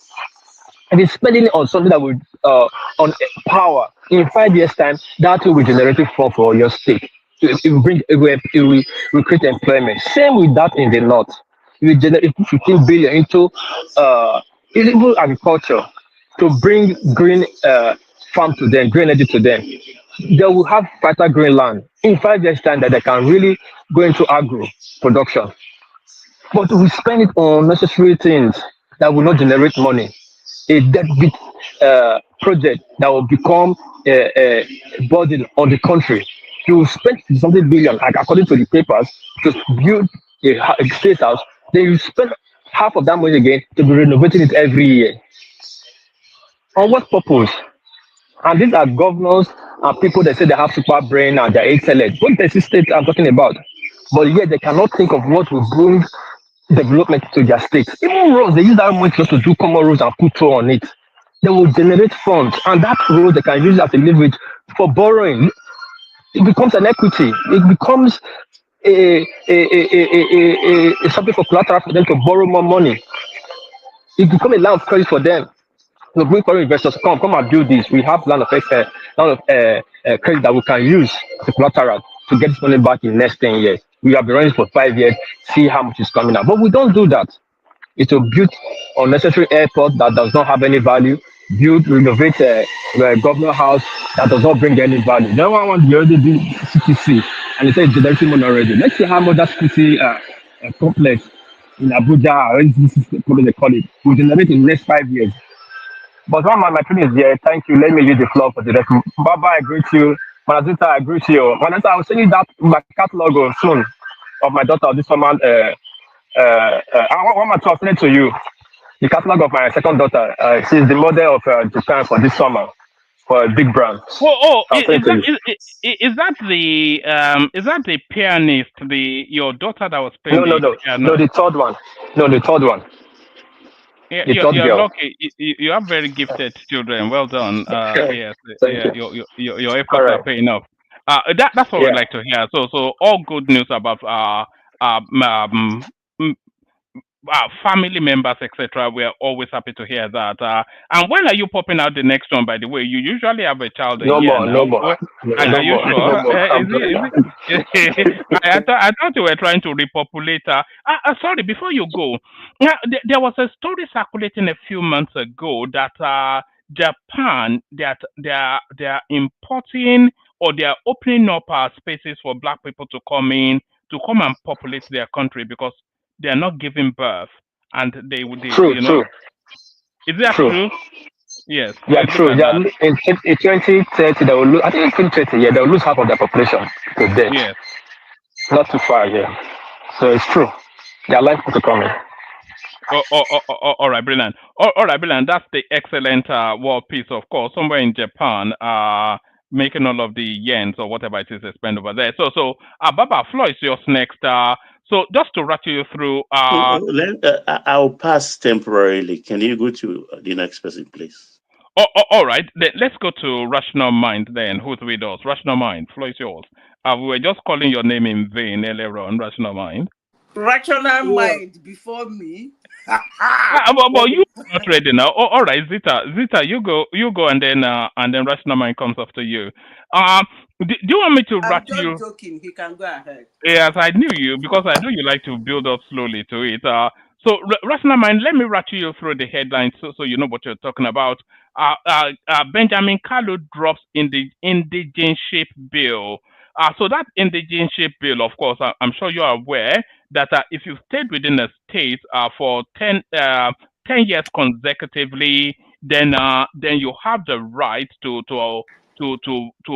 attain indigenship by route of some sort of certification by the local government. So we have that, and then there's an online poll that tells us then that in an election the best tickets to guarantee victory will be an Atiku Obi ticket. So that one comes, and they got 54% of that polling. By the way, the American embassy alarming at the extravagant way that the Nigerian state governors especially are spending their money. They cite the example of Oyo State governor. It says the report, which has stirred reactions across civil society, highlighted that Oyo State Governor Seyi Makinde approved a staggering 63.4 billion naira to renovate the government house, surpassing the state's allocation to health, agriculture, and pension combined. So, and it's not peculiar to Oyo State. It cuts right across the board. The Ghanaians, they want us out of their country, and they are protesting to the point that their president actually came out to speak on that. Unlikely any governor will go against Tinubu. This is Ubasani, the Kaduna State governor, bringing reality to the proceedings. Peter Obi likely to return to PDP as party zones presidential tickets to southern Nigeria. So that is the Bukola Saraki led reconciliation committee making that proposal then that the tickets to be zoned to the south, and the Labour Party giving Peter Obi an ultimatum. So we're speaking to those or anything else that interests you, Rational Mind. Woman, I greet everyone, Baba, sister, everybody, our friend from Japan there. Yeah, I will have to come to Japan and come get a Japanese child too, so that I will get my own progeny there too in Japan. That's half black, half they call them black Asian, right? Yeah, no, they call them Blasians. Blasians or black Asian or Blasians. Out of all of the racial mixes, which one do you find most aesthetically pleasing? Which one do you think is? Well, you want me to start going? For me, the ones I find, well, woman, don't get me started with this. I don't want to go. Yeah, I mean, I think every mix is beautiful, I would say. I think the ones that well, woman, don't let me go that route.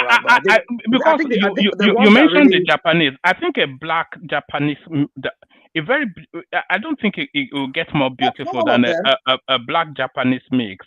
They always the look most so stunning. beautiful is black and Italian. Man, they are really beautiful and elegant. For me, it's any of those Scandinavian countries with black. Their kids are they turn out to be very genetically they are very good, good breed, good mix. That's what I've come to see. Yeah, so let's just leave that one, man. I just want to say that in passing that maybe I should go get me a Japanese baby now. So as they don't invite every people to come from every part of the world to come because they are guys. They just want to sit down, they play game. They don't really want, they don't want to have babies with their girls. And it's okay. Let me not go into that. So, let me go into the topic we have today. First of all, I just want to talk about Dangote, what Dangote is doing. I'll come to those topics. I just want to quickly rattle through it all of them one by one. I think Dangote is doing some. The guy is for himself. I would say that there's no benefit. Are you talking about his trucks that were sighted in China? Yeah. Yeah, trucks. 4,000 trucks that he brought in. My goodness. And then there's rumors. There's this rumor going around that he's been asking Tinubu to put a ban on importation of fuel into Nigeria. Why should we import when we have somebody who is making? But we know the politics around that, and we know the economics around that too. Tinubu has his own conflict of interest in that too, in the sense that his own so-called brother. I don't know if it's his brother. I just name like he always. We don't even know anything about him really. There's nothing really real about him. The Tinubu name is claiming. The Wale Tinubu Owando guy himself is into oil importation and all of that crap. So if you ban him, then being the likes of Eleyu of Ogun State and other people that have stake in the oil and gas industry, they'll not be able to import. So he will be the only person, the sole producer and sole distributor. Well, major producer. Well, maybe it will encourage them to start citing refineries in Nigeria. But my point is, I think his business strategy is I think the guy is being aggressive. The aggression I've seen with this guy is that he has been infiltrating other countries, like Angola. Hello, Madam Zita. You never answered this question. Can you answer the question? Are you a tomboy? What's going on? Are you a tomboy, Madam Zita? What's going on? I say, are you tomboy, Madam Zita? Is our resident No, this is not Zita. Madam Zita, can you answer the question? Friend, can you answer the question? This is not Are you a tomboy? It's Are you a rational. tomboy? So man, it's rational mind speaking, not Zeta. No, I asked Madam Zita. But you Can cannot be talking. she I'm answer talking, the and then you question? are answering question. I mean, what Yeah, kind of but thing is that? somebody was speaking now when you came What is in. going You on? know, she never answered that question. She did answer the question. Yeah, make she answer now. She answered already. Okay, what she said. Come on. You have to scroll back to listen. Scroll back and go and listen to what he Yeah, said. let rational mind carry on. Rational mind. Yeah. So I think there's a lot of things going on wrong with the way they just playing this oil and gas in Nigeria. I know there's both politics and economic aspect to it.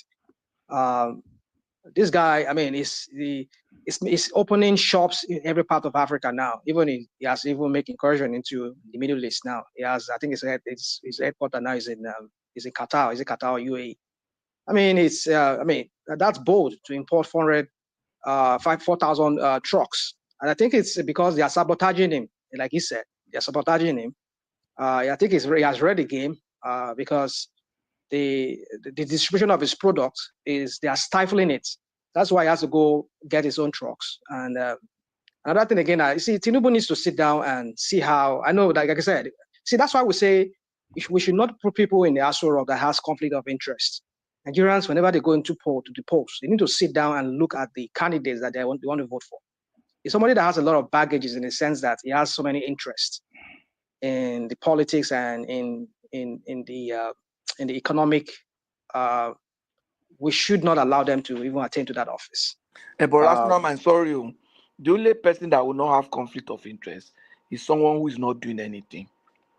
Who is not doing anything? I agree with you. I agree with you. So I agree with you. Tomorrow, if you put Peter Obi, conflict of interest too. No, you can say that. You can say that.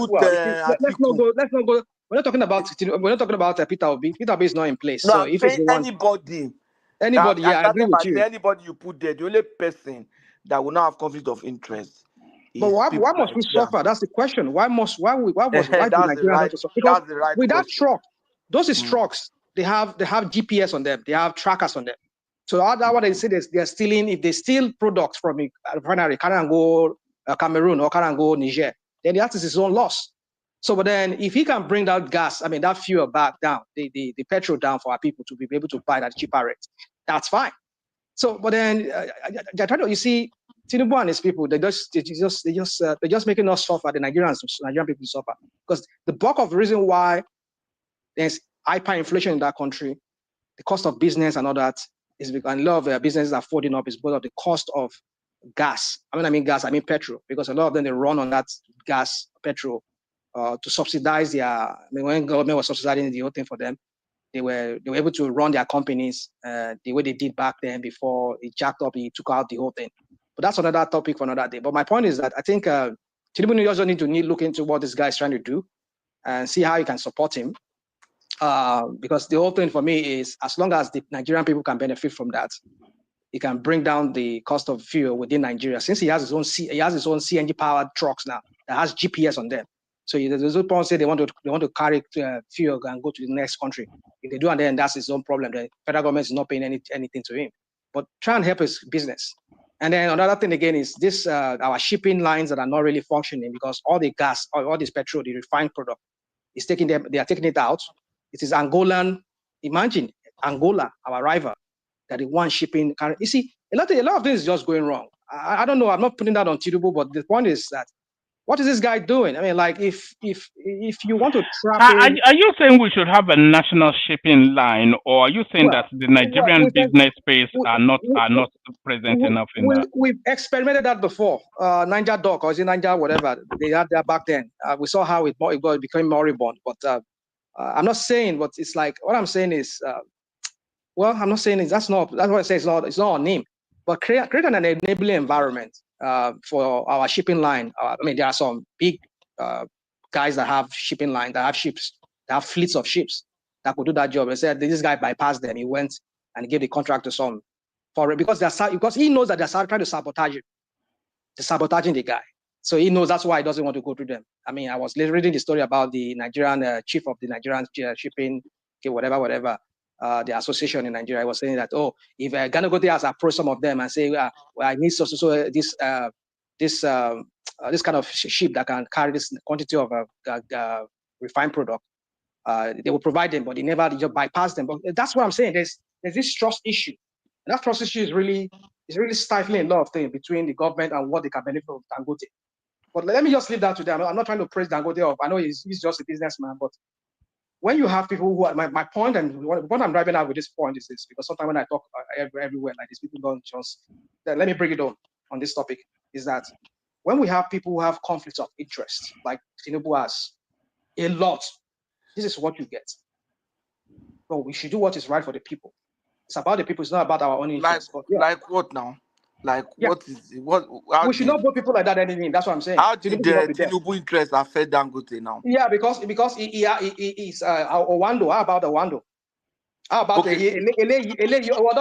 on, Ele of Ogun State? You know how many people that are within Aso Rock and circle there that are big importers of petrol? Can I respond to that? Go on, please. Go on. Just like I told you, the only people that where we not have conflict of interest is if we have a no do well or a non or somebody that has not been doing anything in his life. So that does not have an interest that to become president. So it's very difficult. Even when they don't have it, when they get there, they will develop interest in certain areas. One, but you see, in Dangote's case, that's what I want to speak to now. Is coming up with a GPS truck, CNG is key. You know, very soon, we'll have other refinery, this Bua refinery, and all of them will start coming up. The man has invested so much in his refinery. He has to stay competitive. He has to manage his cost. Running his cost using CNG to pull his stuff and ensuring strategic distribution is going to be a plus to him. So how can we leverage on that? Now, let me tell you the benefit for him. Because for us, we should be thinking about us, not even him. No, it's going to, the moment Dangote is benefiting Nigeria. Awesome. I'll give you, Dangote the tax paid by Dangote industry is more than the total tax of the banking industry of Nigeria put together. Is the largest taxpayer in Nigeria. The Dangote industry. But he has a very huge tax break too. They give him a tax break. Even with that, that's what we are saying. Even with that, Dangote is still pays more tax than the entire banking industry put together. So that is huge. I don't know of that one. No, I don't know. I heard him say that, and I'm going to even verify again. I've heard him say that. I said last year, he said last year we paid more tax than the entire banking industry, all the banks put together. Now, but this is what I'm saying. You know, Dangote wants to be supplying to West African countries like Ghana, Togo, and everything.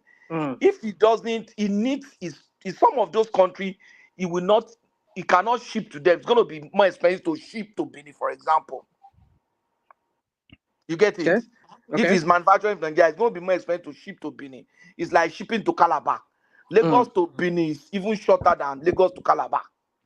So he will rather use his truck to ship to Togo and to Benin than putting it at ocean line. They will bet at the port again. They will do clearance. They will first of all put it in a tank farm, then load it to a truck, and then the truck, just like it's been doing with the but I think it's building all these tank farms I know it's building one in South Africa and for all those places you can build tank farms because it's far. So for Benin now, if you want to build tank farm in Benin, you don't need to be doing all those heavy shipping, then you offload like that. So that's one thing. Then two, he needs that tracker to be sure that the fuel that is going to Benin are not the fuel that are designated for Nigeria.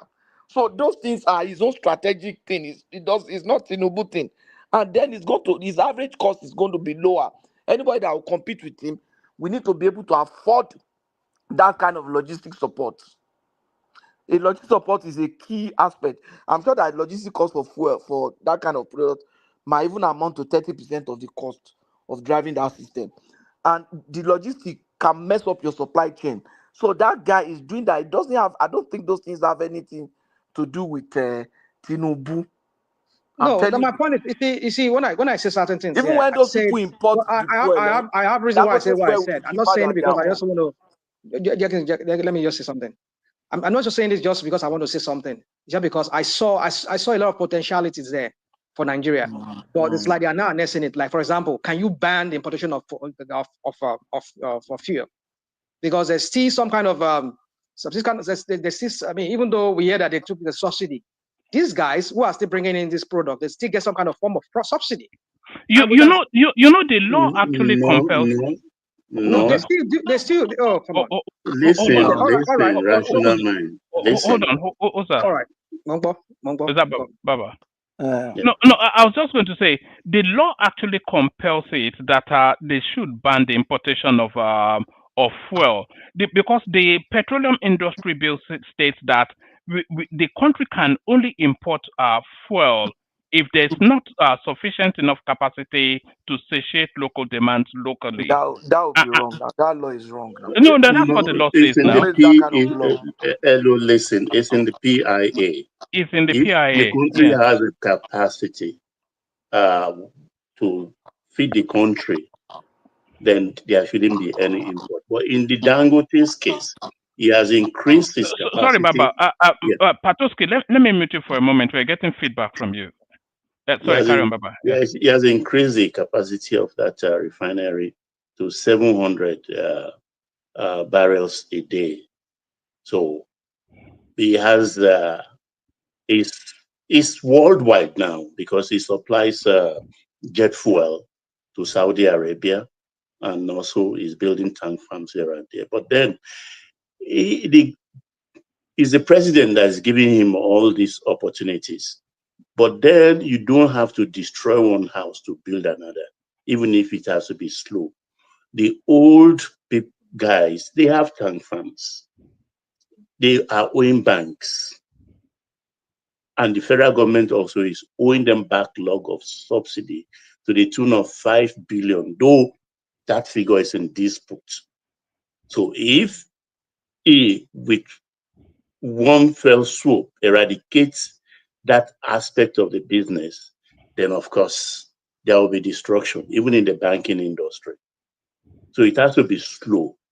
Dangote is doing well, and they are competing now because Dangote's the marketers have just undercut Dangote yesterday by selling below Dangote's price, the pump price, which is good.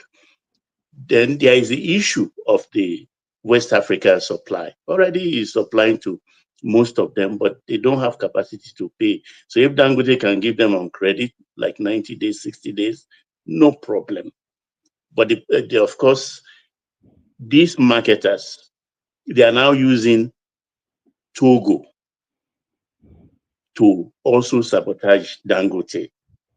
They have their vessels, the master vessels, the mother vessels rather, and of course, they are now using the coastal tankers to bring it in. But also, the quality is very, very low. So what Dangote is doing is to supply the West African coast by using coastal tankers to tackle them. And there is the issue of cabotage. The Nigerians have been given a lot of loans as far back as 15 years ago. Cabotage, it's about those shippers, the Shippers Council. They give them money to buy vessels, but most of them pocket the money, and they are not even paying. That has increased the stock of the loans with the corporation that's in charge of national debt and things like that. So Dangote will get what he wants. He has the capacity, and of course, there is no doubt that it's a matter of time, maybe another 6 months. But rational mind, we are far behind. This topic had been discussed here about 3 weeks ago.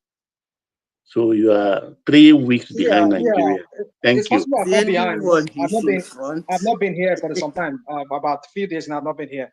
So, but I just said let me talk about it in passing. But let me just move on. Let me rattle through because I just want to say that as well as in passing. But my point is just this, that Nigerians, when they go to the polls, want to look at people who should not have conflict of interest. But like somebody was saying here, if it's somebody who has no stake, well, maybe if you can find another person, but if not, look at somebody who does not have all of them have stake. You know, I doubt it. I doubt it. All of them I have doubt it.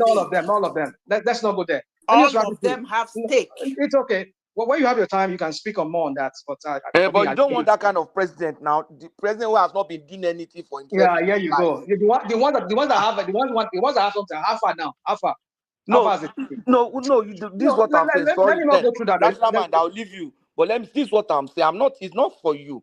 But I'm saying that if somebody, the only person that will not have conflict of interest is somebody who has not achieved anything in his life. He does not have a business. His family does not have business. His brother does not have business. He doesn't have anything has been doing. Maybe he has been working as an employee for someone. You don't want that kind of person as your president now. Even our new Olubado Oshibado is a player. And now, you don't want that kind of person as your president. In the oil market. I think Prince Adewale Adebayo is a player too. But at rational mind, we have 5 minutes. We want to rattle through quickly so that we get through the voices. Yeah. So talking about the U.S. release, the U.S. Embassy release, you see, it points to what we've been talking about here. That when I say you people have a president that spends no loud. He doesn't know that this is money we don't. You take care of your people first before you say. We know I've known his incident, and we know him from Lagos State. The way he has been that's a profligate. How he used money to entice people to buy people. You know, we know what it does. They are all preparing for the 2027 election and maybe the election in Abuja. Idiot to that one from Wike. I mean, the one from Rivers State, Wike. I mean, that guy is going to meet his Waterloo. In fact, my prayer is somebody like Atiku should get there. Omar Saka Bakabani. We can go run for that country. That's why you can see the way he has been going up in here and there, running everywhere, acting like a person that is intoxicated. Of course, he's always intoxicated. You know, all these talks is that, they are all criminals. They want to come and hijack the country. They have nothing to deliver. All those characters. He knows that his days are numbered. If Tinubu gets kicked out of that place, Wike will not last one day in Nigeria. He go run. But well, let's see how that plays out. So people like that, we don't want them there.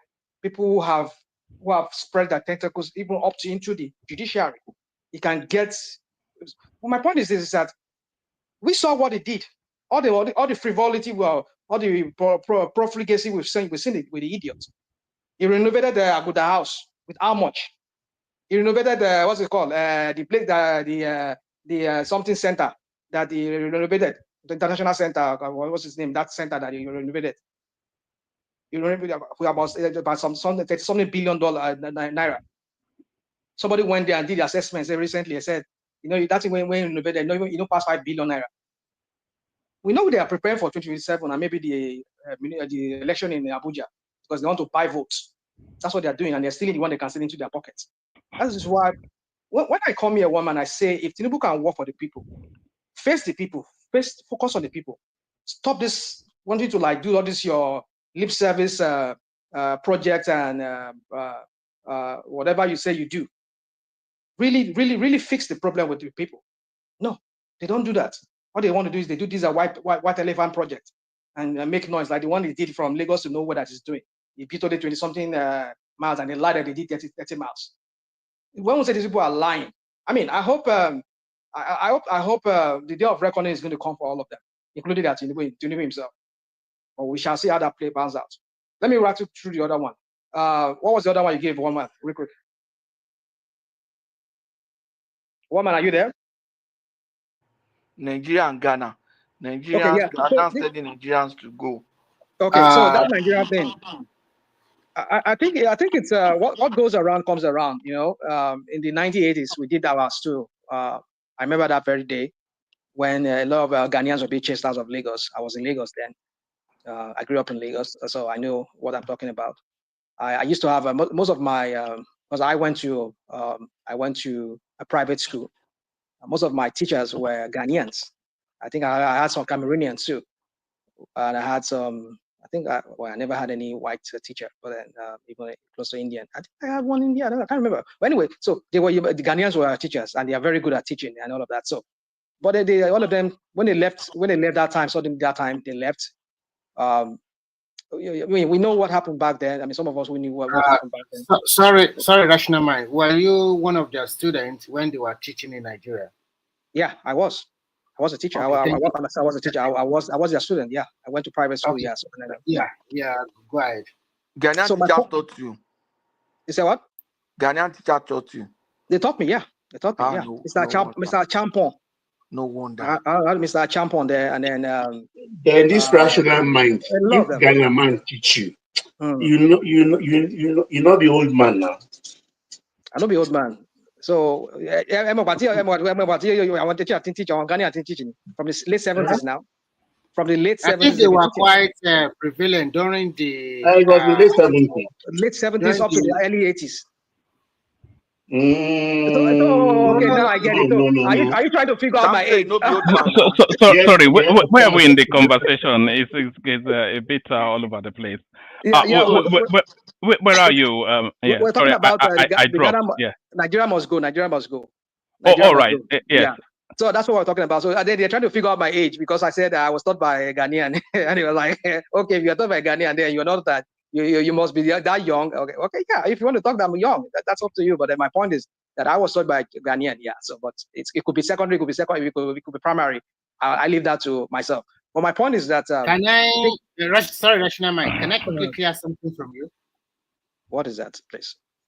The other time you are mentioning of the allocation given to the state, don't you know that there is separation of power in Nigeria, that federal government cannot, the presidency cannot control governor on how they spend their money? Okay, we shall come to that when we get to that. Because let me not divert. Don't. You already I will talk to that when we have the time. When we have the time, I will talk to that. We'll bring it up again. Let me just rattle through all that. So you see, this Ghana thing, I think Nigerians are becoming like if in Kenya they go pursue us. In Uganda, they go pursue us. In South Africa, they go pursue us. If you go Botswana, they go pursue us. You go what's it called? This country near South Africa there. This Portuguese country. What's the name? I don't forget. Anyway, they pursue us. Not Seychelles. It's next to this girl Mozambique. We have problem there. They're always having problem. Even the Benin Republic, Benin there. Sometimes if those are police, they go. Even the Cameroonians are against us now.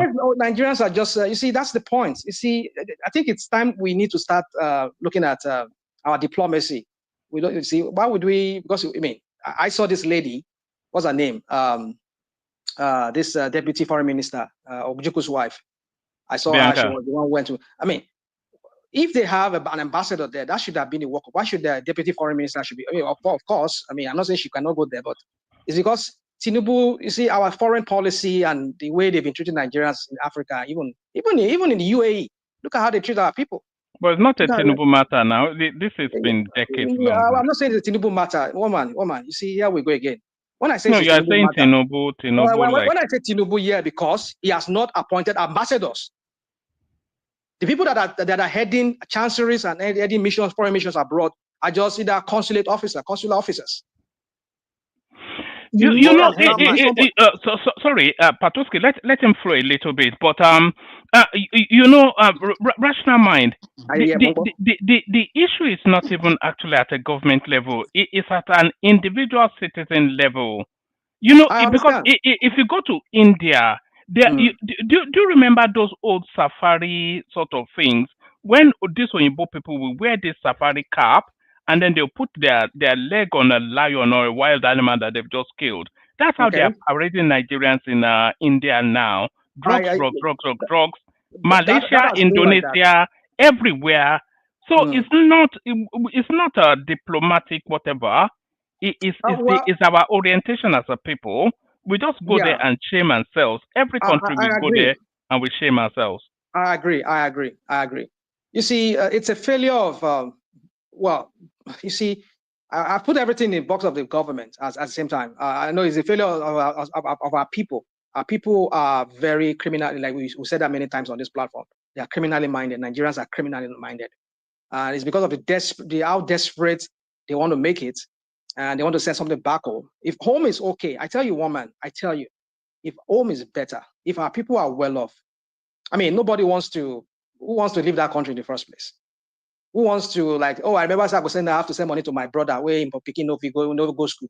And then you want to hammer, you want to, I mean, if the country is okay, I mean, everything is, you don't have to struggle. I mean, I'm not saying you don't have to struggle, but if things that are basic things like housing, how many of us want to say, want to struggle, I want to buy the latest big house? I mean, look at some European countries there.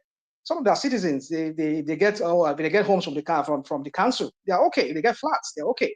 If they get some low-cost housing, they are okay. But Nigeria, we want to build a house. We want to build the latest. We want to do that because that's why we go with this mindset that I want to hammer.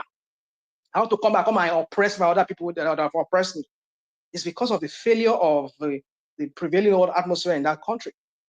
It's still everything. If you look at it, however, I'm not saying the government is responsible for the actions of every Nigerians abroad. Nigerians, they hold them to accountable to whatever they do abroad. I know Nigerians are in that Ghana, they are doing some kind of shady things. So many, we've been hearing stories of so many of the fraud coming out from West Africa now. The base now is now in Ghana. A lot of those Yahoo boys, because of this EFCC Kuala, a lot of them, they've been shifting base to Ghana, the Gambia, and I think the Ivory Coast. Those are the three basic countries now that the FBI have been getting a lot of hits from, with Nigerians scamming their people here, especially Ghana. So you can imagine the bad image Nigerians are giving to Ghanaians. Don't get me wrong, also there are Ghanaians so that are also doing the same thing with them, or they're also in collusion with them. But my point is this: is that if the atmosphere at home is better, a lot of Nigerians will not be this desperate like most of us are desperate. I tell you, if my dad has his own flat, maybe government give me flats when he stay, I don't go bother. I want to build that for him now. Why would I bother? I just have to face my own wala here. I remember saying my brother and my sisters, they are able to send their own kids to school. I mean, low subsidized education. I mean, I don't have to send money to go and pay their children's school fees. I won't be desperate here, like, oh, well, how can I make money to send home to go and give my people so that they can be okay? So that's what I'm getting at here. It still boils down to how our government government has handled the situation in that country. But let me just leave that one.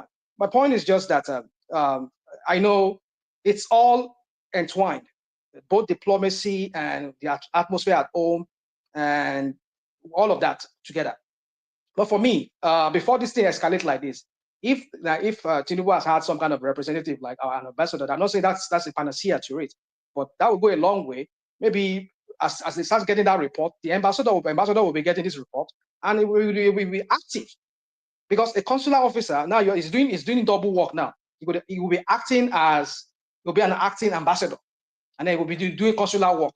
How is he going to juggle all these things together? That's why you have to have a cut out work for everybody. Everybody working in the diplomatic mission. So an ambassador is more like a political head representing the country, the president in that country. He will be interacting with the foreign minister of that country, or even talking to the president before the matter escalates. So, but his point is this: I know it's more deeper than what I'm just trying to say here. I know Nigerians are also, but I know everything. Like I've been seeing online now, the whole focus that you were saying something a while ago about India, Malaysia. We know the people that usually they catch over there. Their name is from one certain ethnic group. And that is what some Olori Bruku that calls themselves Yoruba online. They've been hammering on that. They've been hammering on that. I mean, you see how they use that to want to like. How can you say Olori Bruku that calls themselves Yoruba? Please. Yeah, I'll call that. Yeah, I'll say that. Can you moderate your language, please? No, I'm not going to moderate my language. I'm not going to moderate my own languages. I'm not going to moderate it. So if they also call you names, don't be annoyed then. Well, no problem. I don't get triggered by that anymore. That's my. So my point is this: is that you see they ethnicize everything. Like look at what they did in Lagos now. When we say this guy Tinubu is a divisive figure, we call me. I say that every time. Look at what Fashola is saying on channels today. Fashola said something today. When Fashola was there, I remember when I was in Lagos at that time. I went to Lagos. Some of those street signs that was, even when Tinubu was there, he never did anything. When Fashola came in, he was not. If you look that Surulere there, all the streets started having signs, street signs that tells you Ogulano Drive, Adeniro Kusoya, Eric Moore, Modugbe Johnson. It tells you. You see all those. Is that not down to the local government? It should be a local government thing, but Fashola was putting it in place. That was one of those things to Fashola. Yeah, but that's illegal according to Falana. Yeah, we know they've been doing a lot of illegal killers. You have me say so many things on this platform against Tinubu and the way you run and his people, you run that Lagos. But let's just leave that. My point is just that either illegal government should be doing that or a state government. But my point is that when Fashola was there, he did it. Even the planting of trees, they bought a lot of tree sample. What do they call it? Is it what they call those little small trees? They plant them. I tell you, within 1 year, within 6 months, what you trees here? Those if you are going to Mushin, that Mushin road there, they plant trees all the way from Fushall Williams. I mean that Fushall Williams to they plant trees on those streets. Go there, even though that Fushall Williams they plant up to stadium, they planted trees by those roadsides, but they don't want the job boy. Normally, it should be local government that should be doing that, not state, but the way they run that country, they run it by. So my point is this: Fashola was criticizing what they were doing. This is their bigotry. Fashola was criticizing today. I mean, I know he said it in a more so that he will not annoy the base of all these Rodokus there. But he said it. He said what he wants to say. That that's not right. Now, why should it be taken? These are memories. Charlie Boy. Most of us we grew up in Lagos. We knew Charlie Boy bus stop. There are certain areas that evoke memories of your childhood or how you grew up. Some things with that. But now, they call themselves chairman because they want to dance to their Tinubu whims and caprices. They now what? They just have to start renaming places. What kind of Ilaje? There's a place they want to Ilaje. Man, they renamed that place. People like us that knew Ilaje Street or Ilaje area in Bariga now, they rename it. So when we say these people, you see, one man, don't get me, I don't want to get started. Those people are waiting. But my point is that Nigerians, when you are going to the poll, think about all these things. We don't want divisive people. If you say Nigeria is in Nigeria, it's for all of us. It's for all of us, regardless of who is who. I'm not saying that we should not let people know where they belong, in the sense that, yeah, we are Yorubas, you are Igbos, we are Hausas. We should know our area. But the point is that this is getting too much. And I know all is because you know that Charlie Boy bus stop, it wasn't actually renamed Bado bus stop. It was named, not renamed, because it was never really formally named Charlie Boy. It was a colloquialism, the Charlie Boy bus stop. Just the people of the streets were calling it that, but the Bariga local government never named it. So they didn't rename it; they named it. So what? So what you say? Okay, how about the Ilaje there? No, not just that. Rational man, ask one man, what is the meaning of bad O? You want to even, let's say, but you want to even rename Charlie. Bado now. Let me just send it there. One man, you see, somebody should be hearing. You can go on. We can go on and on and on and on and justify all this crap that Tinubu and all these bigots are doing like himself in Lagos. But the meaning about Tinubu, I mean, he's not going to live forever. I'm not going to kill him, but he's a mortal man like myself. You should remember that. All these things that people are just naming after him and all this bigotry that he's doing. I mean, you say you're a father of the nation. How is that? Man, I'm ready. Oshiloma Kokurombe Avi, rational mind.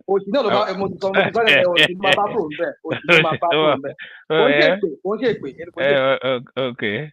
All right, brilliant. All right, brilliant. Let's come from you, rational mind. We go to Zita. From Zita, we come to you, Baba. We've been a bit more rigid with the timing just because the room is populating. Zita, you're up next. Baba to follow. Zita, floor is yours. Okay, one man. We take it one after the other. Which one am I speaking on first? Oh, do you want to speak to the extravagance of the state governors and more so misplaced priorities, budgeting 63 billion to renovate government house, which is more than the budget for education, health, etc., etc.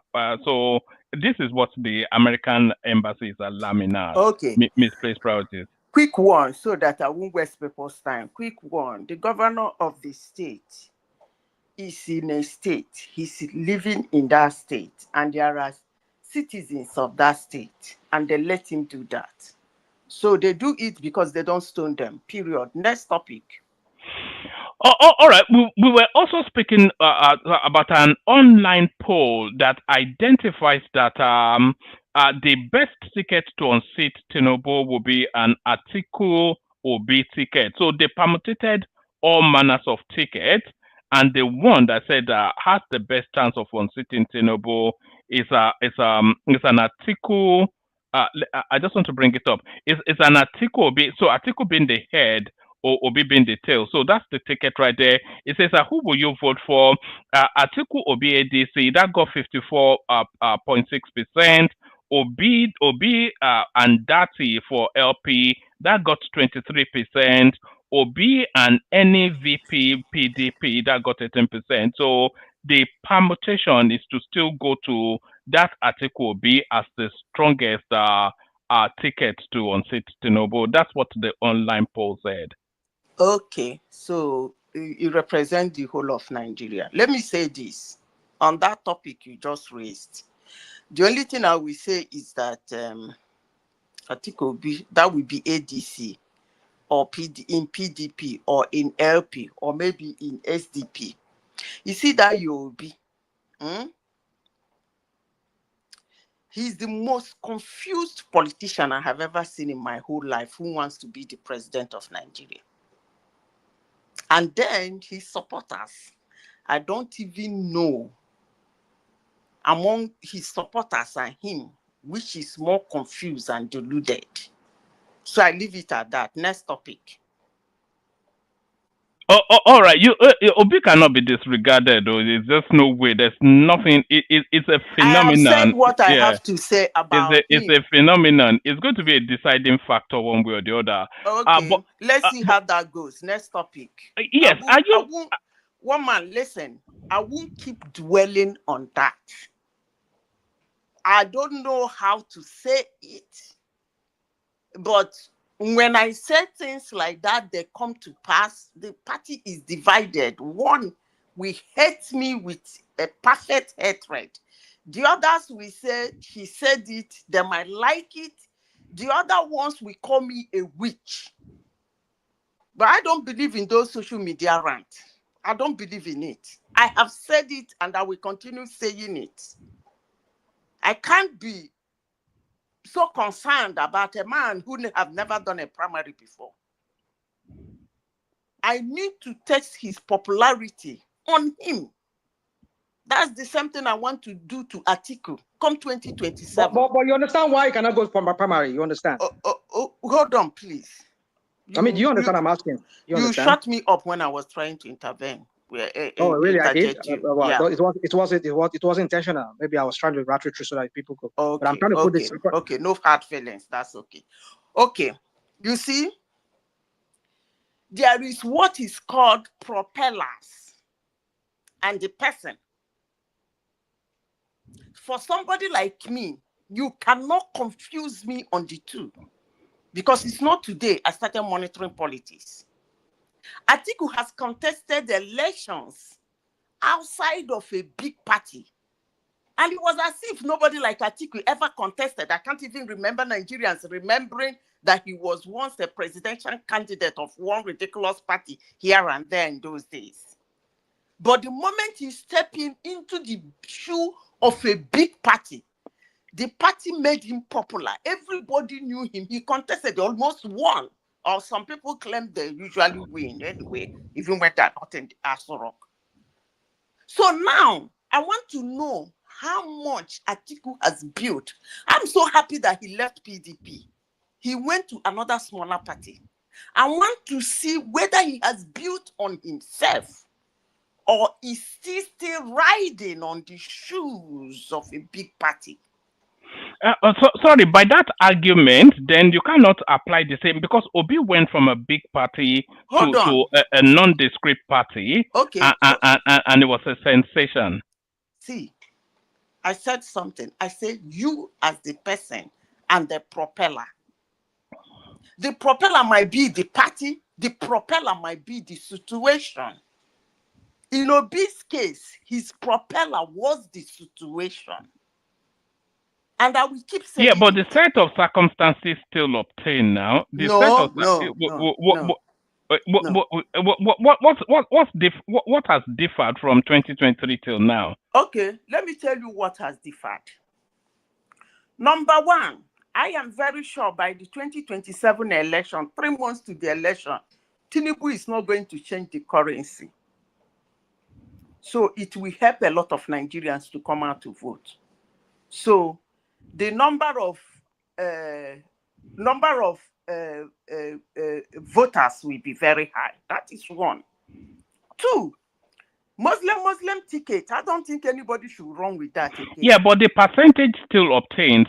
The number of voters will be high right across the board. So there'll be more people voting for whichever candidate. So the percentage will still carry through now. Yeah.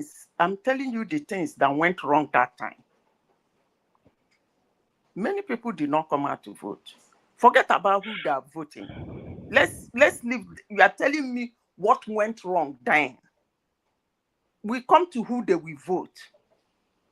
That will be a discussion for another day. Let's not go on about everywhere. Let me give you my points. Whether you take it or you don't take it, I don't really do care anyway. But I will say it. Now, number two, Muslim ticket. I don't even know why I keep flogging this issue. I don't know why I keep saying it over and over again.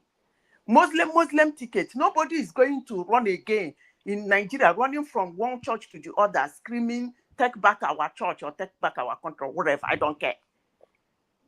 The Muslims self are not even, nobody disturbed anybody. The church in Asirok is still functioning. That is gone. Then secondly, the ethnicity that the Benis, the Edos, wake up one morning and flaunt that ethnicity stuff that all the tribes in Nigeria they've walked into Asirok and walked out except the Igbos. It's not going to hold. Then again, the anger for establishment. Most people, in as much as they say that Tinubu is not performing very well, but if you talk to Nigeria, there is hunger, but there is one thing I didn't see in Nigeria in Nigerians is uncertainty. The confidence of the citizens, the consumers are still there. So until I see that uncertainty, because I saw that uncertainty in 2023, that uncertainty is not there yet. I don't know whether it will be there next year, but it's gone. Then age. As I said before, and I will say it again, presidential elections are not being won because you're young or you're old, because you're sick or you're fit. Your opponents might run with it, but it doesn't really move voters. Tinubu hand the check, leg the waka, head the bone. Is it not the one I see moving about with Kochu? By the way, I don't know when over 60 years is a young man, but it is what it is. So one man, what I'm telling you, 80% of those situations is gone. So I want Atiku and Obi. I want to see whether they have power as Obi and they have power as Atiku. Even if they join themselves together, let's see what happens in 2027. Next topic, please. Oh, all right. I was going to push you on that, but because so many if you people want to push me. When when we've done the rounds, I'll come back and push you because I don't agree with very rarely do I disagree with you, but I disagree with you in this instance. In 2027, you are going to pay me money because I'm going to pick those points out one after the other. I will say, do you know why he wants so and so? The one so and so area. What is it? Can you permutate why the one so? What did they win that time? How much vote did they win now? It's gonna happen. It's just round the corner. Let's continue. The next topic, Charlie Boy. You can speak on Charlie Boy or you can speak on Benjamin Kalu, who has dropped there was a bill, I'm not quite sure if you are following it or not, which is about indigenship, which is to say that if you've lived within a space for 10 years, you can apply to become an indigene of that state. But there was so much backlash against it, they dropped it. So do you have any thought on that? Benjamin Kalu, the deputy Speaker of the House. You see, one problem I have with we Africans is that we want to be who we are not. And we want to do something in an environment that is not like the place we are picking it. So you cannot override, you cannot come and tell me that in my village today, the chief priest is, the chief elder is going to come from Oshobo. I don't know how that works, but if it becomes an indigene, then it can now. It will become the Eze of your community. It's not African. But if anybody thinks they can push that, I wish them luck. Next topic. Oh, all right, let me take you to Ghana. Previously, it's a sequel to a hit movie. So the movie started. The original movie was Ghana Must Go, but the sequel now is Ghanaians Must Go. So the Ghanaians now up in arms that we are stinking out their country, constituting a nuisance, and corrupting their citizenry. Nigeria must go. Even the president of Ghana has come out to speak on it. So what are you then making then of this xenophobic attitude from the Ikaites and whatnot that they have over there? Okay. The Adjuas and whatever it is they are called over there. Okay, you see, I like the fact that you said there was a time it was Ghana must go, and now it's Nigeria must go. One man, there is nothing absolutely wrong. Okay, let me not use the word absolutely wrong. Let me use the word, it is normal for citizens of a country to demand that foreigners leave their land. Whether that is right, I don't know. But one thing immigrants or migrants or whatever you people call them should understand is that every citizen, every nation have a culture and tradition. The citizens have a way they get things from their leaders. When foreigners come, they come with their own ways. And where the citizens want to put a full stop, the foreigners will put a forward. They don't like it. Most times, if there is crime or something goes wrong, they blame the foreigners. It's normal. And they want them out of their country. The only thing I say is that I will always tell citizens of countries and their leaders to try as much as possible to be a little bit civil about it. In the sense that, don't generalize. If you think there is a foreigner in your country that is constituting nuisance, bundle him and throw him out of your country and ban him from entering your country. It's not going to cost anything. Don't do it the way United States do it. Do it in a different way where it will not cost you money. Bundle them, put them in a plane and throw them out. It's as simple as saying, instead of generalizing it and saying, oh, these people are so bad, they do know. There are some nice people out there, among them too. So that's all I ask. But for me to sit down here and start trashing Ghanaians because they say Nigerians must go, I wouldn't do that. Why would I? If they think that there are foreigners in their country and making them very uncomfortable, it's just normal. You come, I'm struggling to be the hip hop star in my country, and you come with your all 10 over 10. Meanwhile, I'm the hip hop with 6 over 10. Then you're walking into my country with 10 over 10. Definitely, I'm gonna be uncomfortable. That's normal. I'm not gonna trash them about that. But the only thing I ask is that if there is anybody who is a foreigner in their country that is doing things wrong, they should throw him out of their country. Chicken now. It's not something anybody should debate about. I don't even know why we are discussing it. Chasing the whole a particular tribe and bringing them a particular nation, bringing all of that and say you must leave my country, actually sound very uncivil. You know them. You know you have your police, you have your military. Pick them among them and throw them out of your country. Period.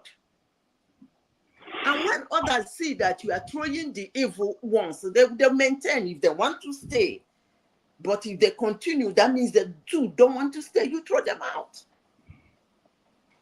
Zita, let me say this real quick.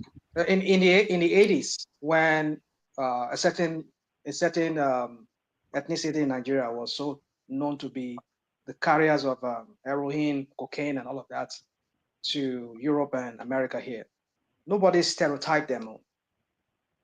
Nobody stereotyped them. But suddenly now, because certain people are known to be doing, or they're known to be more in that trade now, or let me not call it trade, in that illicit thing that they do, they now have to label them. You see, it just boils down to But nobody is ethnicizing it now. That's what is going on in Ghana, and that is what I don't understand what you're saying. Yeah, that's what some people are doing online now. I mean, if you are really following what is going on in Ghana with the way they've been exercising it, they've been saying what did they say? Just say I don't mention. You know what I'm talking about. What I'm saying is, it's a certain group that has been accused. But rational mind, we all know the genesis of this now. We know the genesis. So why are we shying away from it and just let us tell the truth? It's not about drug. We knew how this thing started. It's not just drugs alone. Well, so the way now bringing that certain ethnicity in the 80s, whatever. Yeah. I brought it up because they were known to be the ones. So most of the ones. It's not. We knew. We all, don't always bring stories that are not related. Don't say story. I'm telling you what happened now. I don't even know why people on the platform are not speaking about it. We knew how this thing started. Can we move on? Who has turned to this moderator now? Interject me, please, Remy. Interject what you want to interject. So, rational mind, what you are bringing together, they are not related. So, don't. It's not a drug. We knew how everything started. So, Remy, why don't you tell us how everything started now? Why are you are part of the problem? Tell us how everything started. We all know this thing started. Let me tell you, this thing started. Hold on. They said there was a video. Wait now. There was a video where one Igbo guy said he bought land about 250 acres in Ghana that he want to establish an Igbo kingdom. That they will have Igbo market, they will have palace, they will have all this. That was what started all this outrage. That why should you come from your country and come and establish a kingdom? Have you listened to him? Hold on, please. Hold on. Have you listened to him? What's your name? Listen to who? Have you listened? Have you? Hold on now, please. We are having a conversation. Hold on. So that it doesn't spiral out of. Have that say, and then round off your interjections, Simba, and then we go back to Zita. So, Joel, say what you want to say. Give a short response, Simba, yes. And then we go back to Zita. Thank you very much. Simba, in case you don't know, they've interviewed the guy, and he refuted all these things you're talking about. So the thing there is that hold on, Joel. He can't refute it now. He was caught on video now. Exactly. Why somebody say what you heard you say? See, one man. This is the thing, right? The way people perceive what someone says is different. He did not go to say that he was going to be the king. He denied it, right? So, but people came in and made it so flowery. We heard him do well. You cannot. No. He said it. We heard him on video. Remy, wait. What did he say? Not Remy. Who is the other person saying the man denied? So, what did he say that made them to call him for an interview? What did he say? Why was he being interviewed? Madam Zita, my name is Joel of Nashville. At least, yeah, you give me some respect, but I call you your name. I didn't know that. I don't say your name. But anyways, this is the thing, right? I wish you could get the interview, because whatever I say here, you guys will not believe me. What I will do is that I will get the interview then, so that I don't make this thing. So he made it so clear. The issue is this, right? Joel, you are mixing it up. Hold on, please. No, let me just correct when you look at the protest, please now. Hold on, please. Let me just. It's just 30 seconds. 30 seconds. 30 seconds. When you look at the protests, right, you see that it is something larger than what we are just presenting here. Look at the placards. They talking about Ashawo, they talked about drugs, they talked about different things that they say Nigerians are doing over there. Okay. So let's not just hear about the something that started everything. Okay, thank you. Okay. For everything on earth. Hold on, Zita. Let me just give a bit of backdrop to what's yeah. Sorry, let me get to the volume. Have I got the volume? So just one second. What's all this?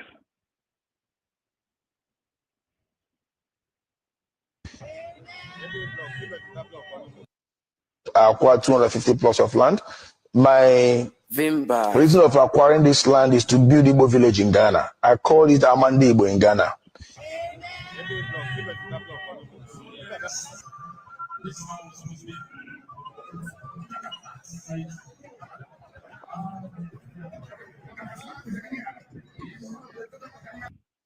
Deserves more. The father.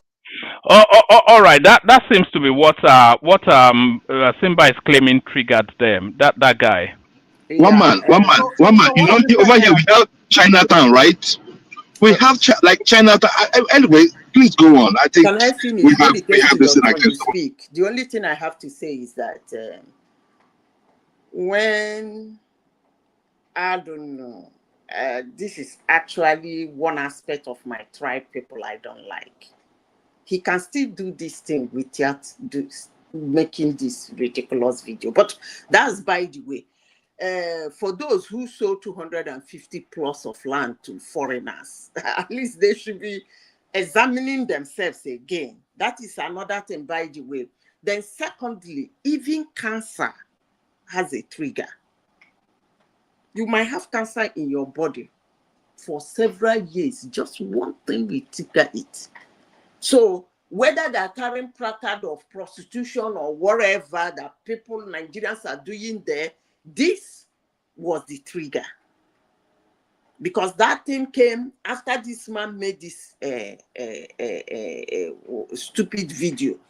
But for me, I should be telling, for somebody saying they have Chinatown in the US, I mean, that's the same thing I just said few minutes ago. You don't bring things in a land where the environment is not the same, where the rules and regulations is even Igbo village? Is it the same as Nigerian village? Why can't he say they want to be the Nigerian village? Why is the Igbo village? Why would he say Nigerian village? Why was it Nigerian village? So why didn't I say that China village? Yeah, village now. All right. Let's Zita land so that we can just move it on. So, Zita, yeah. Whatever he wants to call it, the important thing is that we are Africans. And for you to come out and buy, I don't even know who sold that number of plot to him anyway. And then that person is saying this kind of a thing. It sounds like a threat. And nobody takes that. No citizen, no indigen of any town, any city, any nation will take that kind of rubbish. So whatever they see there, they take. I don't care.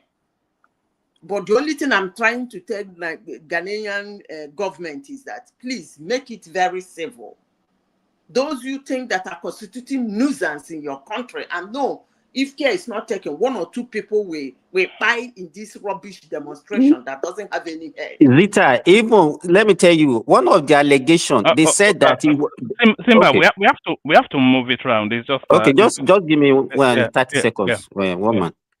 It was even alleged that it was the one importing Nigerian girls for prostitution and all those things. That was those are the allegations against the same guy. Okay, so, you understand? And I don't want to even because you know they were the one ethnicizing it. It's not even Nigeria. I don't even know why Rational Mind is bringing that one. They were the ones saying these are the group of people that are noted for this kind of vices that they are doing in Ghana. Okay, no problem. I don't even know why a Nigerian girl should go to Ghana to do prostitution, but for all I care, Nigerian men are richer than Ghanaian men. Anyway, these are just bullshit and mumbo here and there.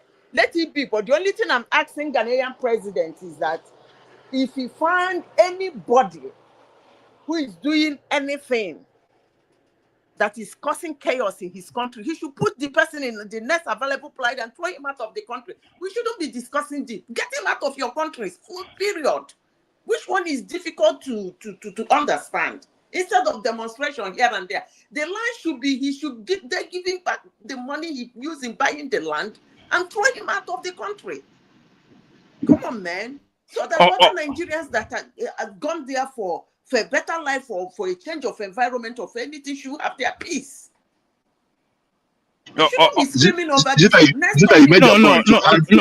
Yes, hold on. No more interjections. Zita, thank you. It's just to move it around. You can see how populated the room is, so we can move it around quicker.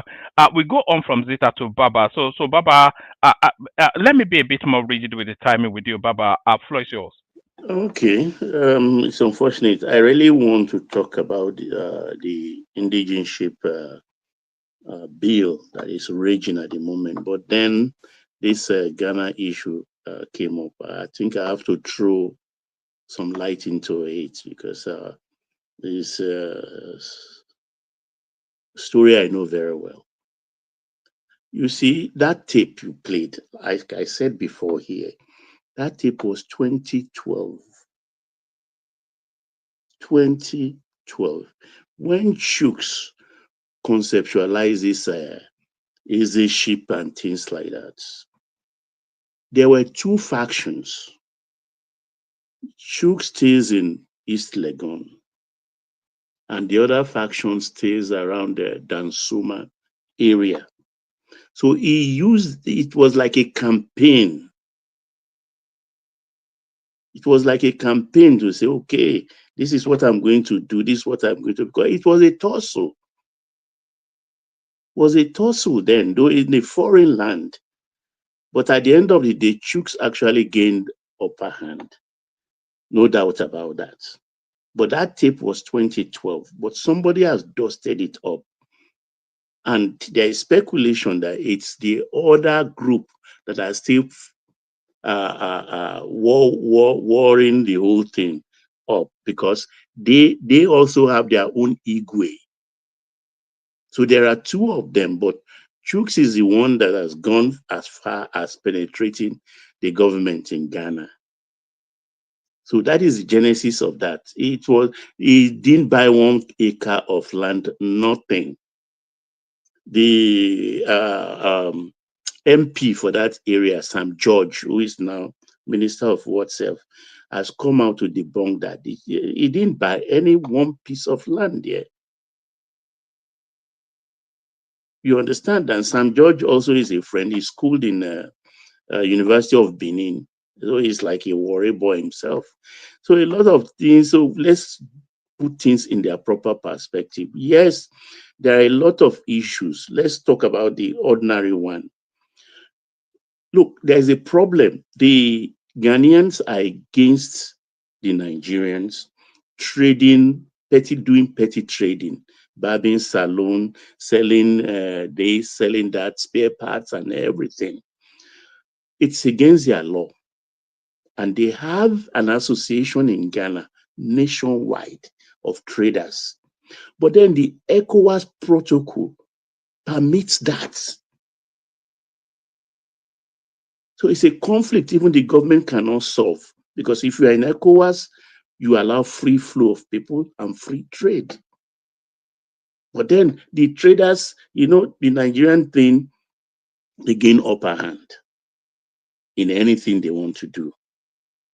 So they are marginalizing their own land. Because if you go to Kumasi, in Magazine area, almost the shops there are owned by Igbos. You go to Aboso Kain in Accra, where they sell spare parts. The Igbos are the ones selling the spare parts there. So there lies the problem. Forget other factors, you understand, which are basically there also, but these are the main issues. So they want Nigerians out so that they can take over the trading, just like they did previously when they sent Nigerians out. The bakeries, buildings, and everything, they bought them cheap for those Nigerians that quickly sold their things, and Nigerians came home empty-handed. Nigerians came home empty-handed. So it's been sizzling all along in the last 10 years. So, but the government is very careful, because as far as I'm concerned, Mahama is a Lagos boy. He's a Nigerian. His father was here when Rawlings hounded them out, because the father of Mahama, the president today, was a minister under Buzia. So he came here, married a Yoruba woman. Our Mama and Oko, the younger ones then, they came to Nigeria. They lived amongst us. Even Mahama was teaching in Calabar. He was a teacher in Calabar, apart from staying with the stepmom, whom the father married from Ofa in Kwara State. So that's just as far as I can go about that. So there is no problem. We are brothers who solve it. You understand? Ghana is the nearest English-speaking countries. It's just that they will moderate. They themselves, they will bring themselves. Because the streets where I first bought a house, it's Orange Street. The local government came to me, want me to change the name to my own name. But I will not do that. Even when I went to put up the other one and went there, the same thing. It's in the same local government. The Ghanaians came to me because it comes at a cost, receipted and unreceipted. But I refused it. I refused. Because where the normal Ghanaians, the people in government, they adore Nigerians. They listen. But then the masses, the women particularly, they love Nigerians. I married one. You understand? But there are a lot of nasty piece of work of some of them. Taxi drivers, artisans, and things like that. They will insult you now, even in traffic. As far as you open your mouth and they know that you are Nigerian. If you are Yorubas, they will call you an Ago. If you are Igbo, they will call you Nyamiri. If you ask them why, they say, oh, when they were in Nigeria, they were calling them Omogana. Well, it's like a banter. It will pass, no doubt about that. So if I still have time, let me go to the indigenship bill that Kalu just withdrew. One man. Okay. Go on. Go on. Okay, let me go on with I'm here. Carry on, Baba. Yeah. Okay, the indigenship bill. I like Benjamin Kalu. He's a gentleman, but I don't know why he put up that bill because it's a bill that is DOA. One thing we don't understand, even the US, if I move from this place now, from this state, and go to another state, depending on their law there, even for me to vote in that new state, it might take me 3 years or 4 years. Anybody can in fact check me and dispute it. Just to vote in the new state, it's not automatic. It's not automatic. Baba, I don't think that's true, but I'll fact check you. Yeah, fact check me, please. Fact check me. You understand? If I arrive like for example, in Texas now, the next electionary cycle, if it's 1 year away, they will not allow me to vote. Check, please, as I speak. Well, so when indigenship is tied to ancestry, it's something you don't give out easily. I don't know why Nigerians don't get it. And I don't know why this fixation on Lagos State. It's not today. It's been there. 70s, 80s, 90s, now no man's land and things like that. And you don't come to a space. Look, I relate well if I go to the East, because I know I'm not an Easterner, even if I have my other half who is an Easterner. But from Aaron Dizoku to Okaititi to Isi Kenesi to Isi Kwato to Umoji to, there is no place I don't know. I'm very comfortable. I knock doors there. I don't stay in hotels. I respect the culture. I respect the people. And I believe they love me. So when you come to a place and start to pour dust in the people's eye, it's not fair. Let us put it in the proper perspective. They pretend that, look, 2 days ago, during the heat of this, a guy got his car vandalized, one or Carrefour.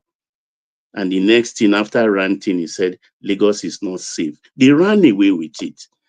They ran away, and I heard that all over social media, Lagos is not safe, Lagos is not safe. But then we know, relatively, Lagos is at least one of the safest states in Nigeria today. We know what's happening in other states. And like I asked those I discussed with, bantering with them, I said, okay, no problem. If it's no man's land, when Eleko of Eko dies, let everybody come and contest. Or when the Olu of Ikeja, or Solo of Osolo, or Ankara of Badagry, or Uniru, let them come and contest if it's nobody's land. This is about ancestry. It's not just about a piece of this thing. So what Kalu should have done is about residency. Even as we speak, when you talk about United Kingdom, we know the 4 ethnic groups that are in that kingdom. You can't go to Wales or go to Scotland and pay the same fees as a Scot. The Scots they pay less, even if you are English. Yes, fact check me. If you go to Scotland to school as an Englishman, you pay the normal fee. If you are paying £8,000, for instance, a Scot who is an indigene will just be paying paltry £3,000. We are not doing that. The Constitution will not allow that. So there is something about indigenship, the indigeneity, and ancestry. So we have to be very, very careful. But you said something will not allow that. What do you say will not allow that? Who? You said something will not allow that, like they do in the United Kingdom. No, our constitution is not. It will not allow that. To say the best they can do is I get bursary allowance when I'm going to any university as a Lagosian. You apply.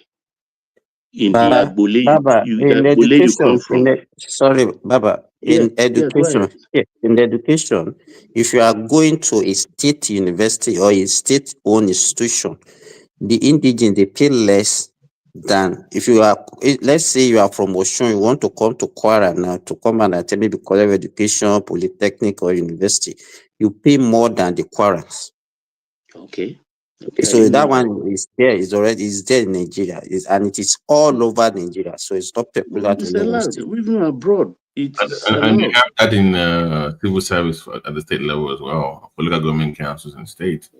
No, you see, BT, Lagos has been very fair. Too If you fair. go to Alausa, for instance, most women there, even level 12 officers, everything, you hear mama this, mama that. Some of them are Onitsha women. Some of them are from Owerri, married to Yoruba. Baba, in Ekpe now, in Ekpe, the General Hospital Ekpe, my classmate is the medical director and she's Igbo. Yeah, you get my point. So why was that the reason why they arrive at the notion that it's a no man's land. They say it's a melting pot. And I say, no, it's not a melting pot. It's a bowl of salad. Yes, sir. It's a bowl of salad. The indigenes are the bowl, and every other ethnic national group are the carrots, the lettuce, whatever they may use in making salad. But the bowl is there that owns them. We know. Because at the end of the day, these same people that are saying no man's land, when they die, they take them back home. They take them back home for burial. In December, Lagos is empty. They go back home. So let's show ourselves some respect. I yield, one man. All right, brilliant. Sorry, sir. I just want to say something to your brother. Papa, in December, Lagos never empty. Lagos never empty in December. Never. We have in some areas, you have to even hoot your horn for people playing ball on the streets and things like that to clear the way. In not all areas, but in some areas in Lagos, because Lagos. Can you take your DM, please?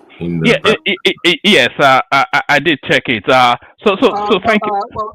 One man, let me say something to Baba. Baba. No, before you say it, let me just Mampino, you can say it. Let me bail out and hand over to you, Rational Mind. Ade Demola, that's the super chatter. That's Ayo, also a super chatter. That's Prince Daddy as well. We set a target of 5, so we need 2 more to super chat towards the stream. I was going to go to Oriola next, but he dropped. So Remy goes, Joel of Nashville, Simba, Kenny, but BT wanted to just to take a moment to say something. So just 1 minute, guys. Yeah. So BT gets that window, and then we go back to the other Remy, Joel, Simba, Kenny, and then if BT is still with us, which hopefully will be, then it comes to him. But thank you, everyone. See you tomorrow. Over to Rational Mind to bring it up. Yes, sir. Just for 1 minute, I just want to praise the government of Ogun State on this program. I know I've been hard on my governor for the past year, and it surprised me again last week when we signed our garment deal, which makes Ogun State the biggest producer of garments on the African continent. 1,000 pounds or tons. Yeah. The Indians, on a daily basis. Can you not just for 1 second? Let's just stay on this political for God's sake. But I'm asking. Let me finish first. Okay. Before you go to your usual route, can I at least finish the story? My God, for once in your life, we're talking of 120,000 jobs. Jeez. So daily, we're going to have about 1,000 tons of garments produced, and they put it in Ogun East by that agro-processing farm stuff. At this point,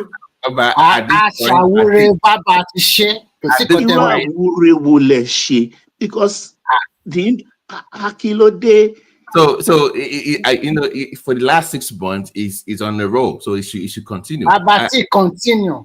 Even Dangote is going now to build a deep sea port in Ogun State. Well, the lady, what's the pharmaceutical lady's name now from Enugu State? She's building a pharmaceutical company in Ogun. Everything Ogun. And also, is that the only one? What about the refinery? Also, we are also getting a brand new medical school. So what I wanted to beg is that because my friend from Katsina was mad because he said they had all these things in the 70s and 80s, and he was blaming Buhari for destroying that industry when he came in. So, and I said, why can't you collaborate with Ogun State in supplying them with cotton the same way you have deals between KB and Lagos when it comes to rice production? So once we can have that, but that will help their state. So, but my thing is Ogun State is doing well. we can do more. But so far, for the last 6 months, I have nothing negative to say about Dr. Abiodun, and them just it's something else. Thank you. Oh yeah, RM. Oh yeah, negativity. Give it to us. No, there's no negativity. It's a continuation of good news. I think it's my turn. It's the moderator now, so I don't think you will have time to. Yeah, I'm kidding. I know you know I'm kidding now, but yeah, go ahead. Let me. Okay, you want to say Remy, something? hold on now. Remy, hold on, please. It's going to be your turn. When I'm done, I mean, it's going to be quick. I'm going to be quick. Babati, I know maybe you are just joking, but what you said, it's okay. Let me just leave that. Let me just let it slide. Because I was only asking you, I'm just saying that in jest. No, yeah, I know, but because I was in the middle of the story. I didn't even finish the story yet. It's okay. That's fine. That's fine. But to stop, like, you know, we've had issues with people buying all these things from China and they clean local big business. And that was one of the things that I didn't think it was going out of fashion because people were shipping from China and all those things like that. So if you can make it locally where we cut off that supply for the whole of Africa, and people are coming into your own country to learn, because you're going to have institutes as well to train people how to make all these things locally, and so that is jobs right there, opportunities. Yeah, that's job. I must say, you see, Babati, I wanted to ask a bad question, but this will be brought up now. Don't get me wrong. I'm not a killjoy. I'm not somebody who is just a sadist, who just doesn't see anything. But it's just that, when these people, Nigerian people in leadership in Nigeria, when you do stuff, they only pay lip service to it. Yeah. And then after they are gone, we find out the whole truth that it was just.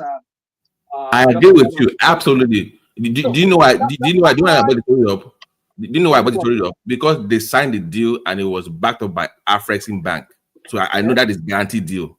It was like some kind of MOU. It was actually signed with Afrexim Bank in the room. So I know this is legit. This is legit. Okay. All right, we'll see. Time will tell. So, Baba, let me ask you a question.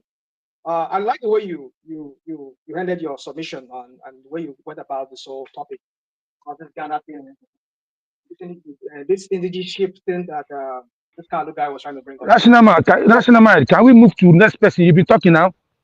Hold on, now. It's the question. Let's move to the other person now, please. Come on. Can you allow me? Can you allow me just ask a question? As a question, I'll come to you. We'll come to you. Baba, very quick. Yeah, so, but we don't have all the time in this world. What is going on here? What is going on here now? What is going on? Is it because I'm a moderator now? You must say this. I mean, I can't say something. Any suru for now. Any suru for national mind. I say something, and nobody. Remy, you will talk. We are not many. Everybody will have their time. So yeah, continue. Don't worry. Continue. Bear with me. So, Baba, I like the way you give your submission, but my point is that with the way you said it, of course, Lagos is people owns Lagos. I'm not subscribed to that crowd that people say is no man's land. But why should we go to this extent of trying to disenfranchise people just because they will not vote for your political party? Because you see them as a threat. Because they have national mind. Yeah, so why? Why do we have to don't pretend you've not been hearing the insults. No, that's what I'm saying. It really hurts. You understand, no matter the level of one's I acknowledge Baba, you call me lazy, you call me dirty, you say my state is dirty. Let's not do this. It hurts. Forget whether it's banter or no banter. It's not nice. Well, it's not nice. Yeah, I agree with you. But does that have to lead to we disenfranchising them, asking them not to even vote? That because you don't vote for Tinubu, you must not come on this police center. I will be voting. Indigenization does not. You can vote now. You don't need to be an indigene before you can vote now. So why did you bring the voting in here now? Remy, go on. Just say. Sorry, sir. Rational mind. I want to say this, please.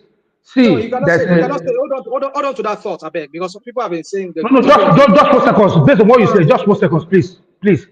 Aaron, let them carry on. Let them carry on. Baba, thank you. There's a vote, there's an election they're doing in Southeast. It's from local, they said one king local government election. Nobody is allowed to vote apart from the indigene. Nobody. In Anambra there. Where? In Anambra, they can check me. Where's the evidence? We have Igbo here now. Listen, Joe has to be evidence. I'm telling you, when they're doing that vote election, no other indigene is allowed to vote apart from their own indigene in Anambra there. I don't know. God, you see, I've been listening to most of you, and I've been holding back. And that's the holding fact. back. My brother, you are plain lying. You are lying. I'm lying. Okay, God. I'm lying. Guys. I don't want to meet anybody here. Just go and protect yourself. Joel, when is your turn? After Remy, I think it's going to be you. I think is it your Simba? I don't know. Well, after Remy, you come up. No, it's me. After this person, let me talk because I have to go, please. Yeah. So let's go to Remy. Remy, yeah, you have your say. I hope you know the topics here. Okay, thank you. It's good to be here once again. And I think all these things you have been talking about, to me, I think they are totally irrelevant. Because at the end of the day, if you are a citizen of a state, and you are an indigene of that state, and they have local government officials in that state, they can do whatever they like with their street name. There's nothing big deal about it. They can change any street name anytime they like if they didn't fit. So I don't see any big deal about it at all. Because even the guy they renamed the street also came out that the street was just given by the local people. It's not gazetted officially. So why are we making a fuss about it? It's nothing so big deal. So, and I think this what is happening in Nigeria is not good. I know that the last election was a divisive election. It was between three major tribes, unless we are trying to deceive ourselves. So if you are calling one kettle black, look at your own kettle too. If you are saying the Yorubas are doing this to you in the southern west, what did you do to them in the southeast? Why are you in the middle of everybody? You are fighting with Yoruba, you are fighting with the Hausa, you are fighting with the Benin, you are fighting with everybody. Why must it be you? Let's call a spade a spade. What has been happening all over the world? I'm not saying it's only the Igbo that are committing crime. The Yorubas too are committing, but they have more people in this extraction that are doing something terrible. And I know I used to live in China, and I know that there was a time they give a lot of Nigerian opportunity to also do retail trading. But when they wanted to be doing their shenanigans, they kicked them out. They deported almost all of them. That's that country for you. And I think what Ghana should have done, I totally agree with Madam Zita. If you think some immigrants, they are not doing the right thing, kick them out, set them packing away. That is the right thing to do. They are the owner of their country. They can do whatever they want. If Nigerians do that, Nigerians say, oh, what Ghana have done is not good, they can as well do the same thing and kick Ghanaians out of their country. At least before, Ghana Must Go was very popular in Nigeria. And those people left when Nigeria started shouting, Ghana must go. They started packing their load and they left. You cannot go to another man's domain and want to be a lord in that domain. No, it's not done. It's never acceptable. And to be frank with you, we Nigerians, we are the architect of our own downfall. Some of us are so terrible, we are so fixated about money, and we don't normally say the truth.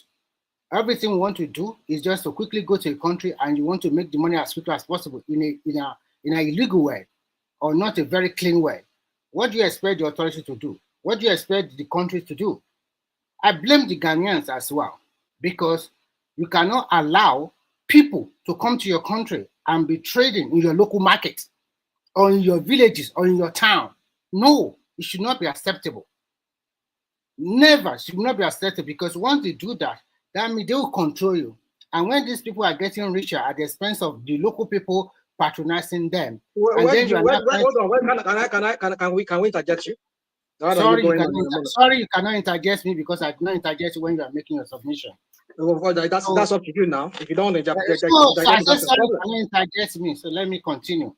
So when they started trading in the local village and the town, so of course the people will fight back that you are taking the business away from them. And when you started flaunting your wealth in front of them, don't you think the local people that does not have that money, they'll be envious of you one way or the other? African setting is not as modern or modernized like the Western world. Even in the Western world, they cannot allow you to just do anything you like as an immigrant. You have to follow the rules and regulation of that city or that state or that council for you to do your business. We all know that most Nigerians, they will not go through the right channel. It's quite unfortunate that we find ourselves in this situation. And it's not to apportion blame to anybody, because if we want to really look at it, that country has been bastardized for more than 4 decades. We have set of leaders that have not done the right thing, and we also have set of followers that they don't even know what they want. There are a set of confused people, very gullible. Sometimes they don't know what they want. They will claim their leaders is not bad, but put them there after about so many years. Are they better than the one they called it's not good? They are even worse. So sometimes when I look at it, I just, at the end of the day, I just look at this kind of people. Okay, that is for that. So when we talk about, I'm happy that they withdraw the indigenization bill by that Carlo because there's no need of it. So what other topic is on board so that I quickly say so that another person will come? What other topics do we... Baba, do you know any other topic we have? Charlie Farabale now. We can share Farabale. Baba, Zita, do you know what other topic we have today? Charlie boy. Charlie boy, okay. I think you're talking about that. So I've talked about Charlie boy, it's irrelevant. Okay, governors spending money. Yeah. I was this thing, I think now it clearly shows that this is not the fault of the president, because according to the federal allocation, money accrued to the federation should be shared among the three tiers of government. I mean, federal, state, and local government. And it clearly shows that truly the governors are getting more than double or triple of what they used to get before. I learned about what Makinde did in Oyo State by voting over 60 billion naira for renovation of government laws. A lot of people in Oyo State started criticizing him. It's so disappointing that he can do such a thing. So all of you people that always say, oh, the governors are not collecting a lot of money. Stand, now you can see there is nothing, I repeat, nothing Tinubu can do. He cannot go to a state governor and tell him, this is how you should spend your state governor. No, he doesn't have that kind of power. So when we often say that... Hold on. Please don't interject me. Don't interject me. I don't want you to interject me. Hold on. You remember you interjected me. You said you did not. Because I remember you asking this question. You asked me this question and you said you did not interject me. Come on, look, because I remember you asked me a question and I said I'm going to answer if I have the time. And I'm trying to interject you now. You say no, you did not interject me. So do you want to ask me a question? Interjection? Yeah. Why don't you go ahead and ask the question, Rashtomai, instead of just ranting for nothing?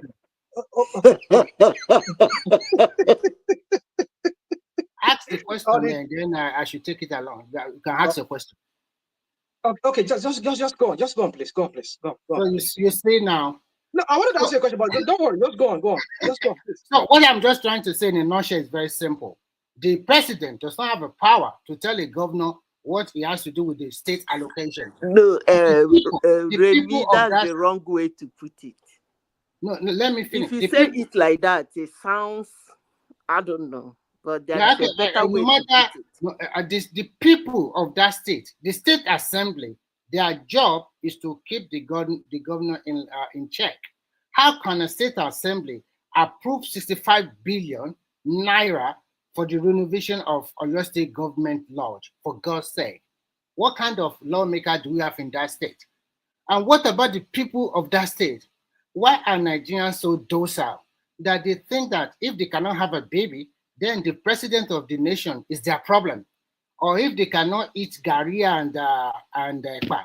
or maybe their gutter or their drainage is overflowed, is the president that has to come and clean it for them? Why? I don't understand why most Nigerians think that any trouble or any problem they have, definitely is the president. I don't understand. Why do we have separation of power? Why do you vote for your governors? Why do you vote for your senators? Why do you vote for your House of Representatives? Why do you for your state lawmakers? How about local government chairman or councillors? How do you are responsible for whatever you want in that state? So that is why I said that most Nigerians, sometimes, I'm sorry to use this word on them, they are gullible and a lot of educated illiterates in that country. Sometimes they don't even know what they want to do. Some people, if they say anything online, they just believe it. Who can think like that? It's quite unfortunate. I think this will clearly tells Nigerians that whatever happens in your state, you should hold your governors accountable. You should be even more forceful on your governor than the president. Remy, sorry, but you say this all the time, and my response always is that the people know what they know. Okay, this idea that they should go to their local government and demand of them, it's not a reality yet because people don't know any better. We all know. Look to the federal. Look to Tinubu for everything. though what you're saying is correct, but if people are not, they are not oriented to that point to know That's why they how lose the to go. election. Well, okay. Yeah, Yeah. that's why they lose So election, it's because good. they What see you're it as asking a for, I joke. think over time is going to get better. When people become more empowered and look to their problems locally, they're going to have better governance and better, system in place. Do you know why it's not going to be better, Prince Daddy? Because at the end of the day, as a governor, you just sit down there and collect your money from Abuja on the 25th of every month. You don't need to put in the work. You just relax there. No matter how much they make all over the federation, something will get to you. But the moment it will change is when But I thought the local government has been empowered right now. I didn't know, giving the local government power to make decisions and give them allocations also. Yeah. They So why is your state not boiling? Yes. Why are people keeping? Some of them criticize the government, and that is over. And it got its way. Well, we are at the nascent stage of you guys know that. Hold on. 1 second. What are we talking about? Hold on, actually, let me land. Just hold on. What we're talking about here is going to take at least, come on, guys, it's going to take at least 4, 5, 10 years. It's not going to happen overnight. You know that. At this point in time, the governors are still the most powerful people in their state.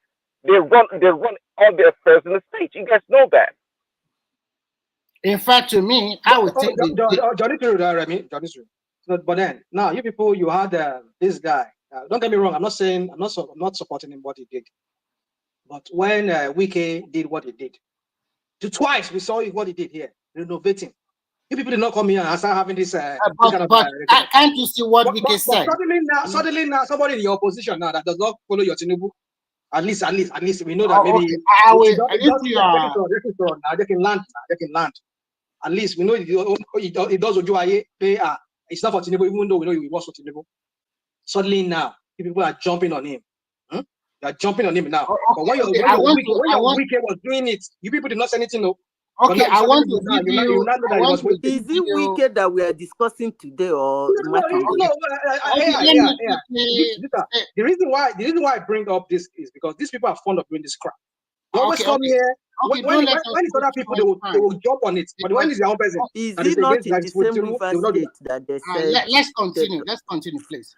I will quickly talk about what Rashidam just brought up. I remember that when Wike renovated the ICC center, it came out about 2 weeks later that place had been booked up. It spent about 1.something billion, and about for the rest of 2 months, they have realized more than 700 million naira for people booking up the conference center for one activity or the How much did they spend? How much did they spend? About 1 billion plus. I don't know how much. I cannot. How much billion? It's billion. I didn't say trillion. I said billion. I said 30-something billion. That was what he said. The two of you, Remy, wait now. You didn't get what he's saying. Remy is talking about how much they are now realizing monthly from that place after renovation. He's not talking about the cost of they're realizing 700 million a month. Yes. Oh God, you guys are. We're talking about educated illiterates. Why are you laughing? Because you guys are chokers. No, you guys are chokers. Hold on. Let's make something. Remy, give me a second of your time, please. You see, when we come to platforms like this, it's good to get things straightened out. Remy talked about the money that is being realized from bookings in that ICU. And Joel laughed over it. Joel, can we do this? Go and find out how much it is to book that place for 4 hours. Then when you come back, Madam Zita. Hold on, let me finish, please. Because there is something I don't like. We can criticize the bad things, but we shouldn't be criticizing the good things. Secondly, rational mind said that when Wike spend money in Rivers State, using the money as he wants, nobody condemned. Who told him nobody condemned him? We condemned him. And that's one of the reasons Amechi came the third time to say that they do what they do because we don't stone them. And I repeated it here again. But to say that that amount Remy called is ridiculous, I'm giving you work to do. He does not even know how much they were used to build the place, renovate the place. We cannot. He does not know how much they were used to renovate the place. Please. Come on now. If it is that expensive to book, you have to put it up to that standard so that people can pay that money. What are you talking about, Rosita? I mean, I don't understand. Like, she's just talking. I'm just listening. Like, I don't understand. And your school, and schools around you are on strike. Can I take back my flaw so that I can go continue? and check how much it is to book that place for 5 hours. Then we come back, we discuss. Okay, no, we're not talking about booking it. We're not talking about booking it. We're talking about the money it takes to renovate that thing. Can I take back my flaw? Okay, go on. And I said, for you to be charging that kind of, hold on. I said, for you to be charging that kind of money, you need to invest a lot of money to put it to the standard that people can pay for that amount. That's what we're saying. That's not what we're saying. You can see renovator, still charge that amount. That's what we're saying. So let's not do this about we always do here. Okay, let me take back my flaw, please. When there is a project in Nigeria, it's good for the country. There will be people that will do a lot of work, whether they are constructing an event center, roads, or maybe hospital and the rest. The money still stays within the circle, and a lot of people will also employ people to work for them. So the last one I want to talk about is what is going on in the politics. I remember that I said that they know that Obi will be playing double, and that is why they have already lined up another person for Atiku to be Atiku VP. And at the end of the day, things are started unfolding. And if I'm right, I see this Baba Dasi Ahmed to be the presidential kind of Labour Party recognized by INEC, the faction recognized by INEC. And if Obi take the bait to go back to PDP, it's rest assured that they are not going to choose him as their presidential candidate. That is 100%. I'm 100% sure about that. So this clearly shows that if you have an opportunity or you are an opportunist and you have the opportunity, you do not grab it at first time, that is the end. It also clearly shows that hard work and planning and perseverance pays in life. Everything you want to do in life, you should plan for it, organize yourself very well. At the end of the day, you will smile. Thank you. Thank you, Remy. All right, so we go to it's me. Thank you. Yeah. You can flow. Thank you. Thank you very much. Good morning, afternoon, evening, wherever you may be from. Joel of Nashville. Please, Rational Mind, can you give we need to know the time everybody is spending. Rational Mind, it has been like one man. Hold on, Joel. Like one man said, I'm gonna have to be strict on time, but then go on. I'll give you time to speak, but I have to stop you at some point if I have to stop you. Just go on and flow, please. I didn't understand what you say. What I said is this, that I'm going to be very strict on time, but I'm not going to limit you on a particular time. But if I have to stop you at some point, I will have to stop you. But just go on. Okay, I'll try to be fast. Thank you very much. First and foremost, before we go into the talking point, I would like to address some of the speakers we had tonight. Someone came here and said that some of us are Nigerians are educated illiterate, and we pick up things from online. And these are the same people that get their things from online. I don't get it. The hypocrisy is just too much. Somebody came here tonight, which is Simba, I believe, saying that the man has acquired a 250 plot of land, blah, blah, blah, blah, blah. And I'm asking, what is the problem if somebody wants to acquire land? Was there development on the land before the person came to acquire, or is the person not paying? Is the person not a human being? in the United States, we have Chinatowns. What is 250 plots? Come to the United States and see where Chinese are buying land. Go to Oklahoma, go to Alabama. See them acquire acres, thousands of acres. People of little mind, people of little faith. Envious. It's unfortunate, self-hating. All of a sudden we forgot history. Because of what? There's an Igbo element to it. And people are here talking trash. The Ghanaians first evicted Nigeria from their country in the 60s. 2 times.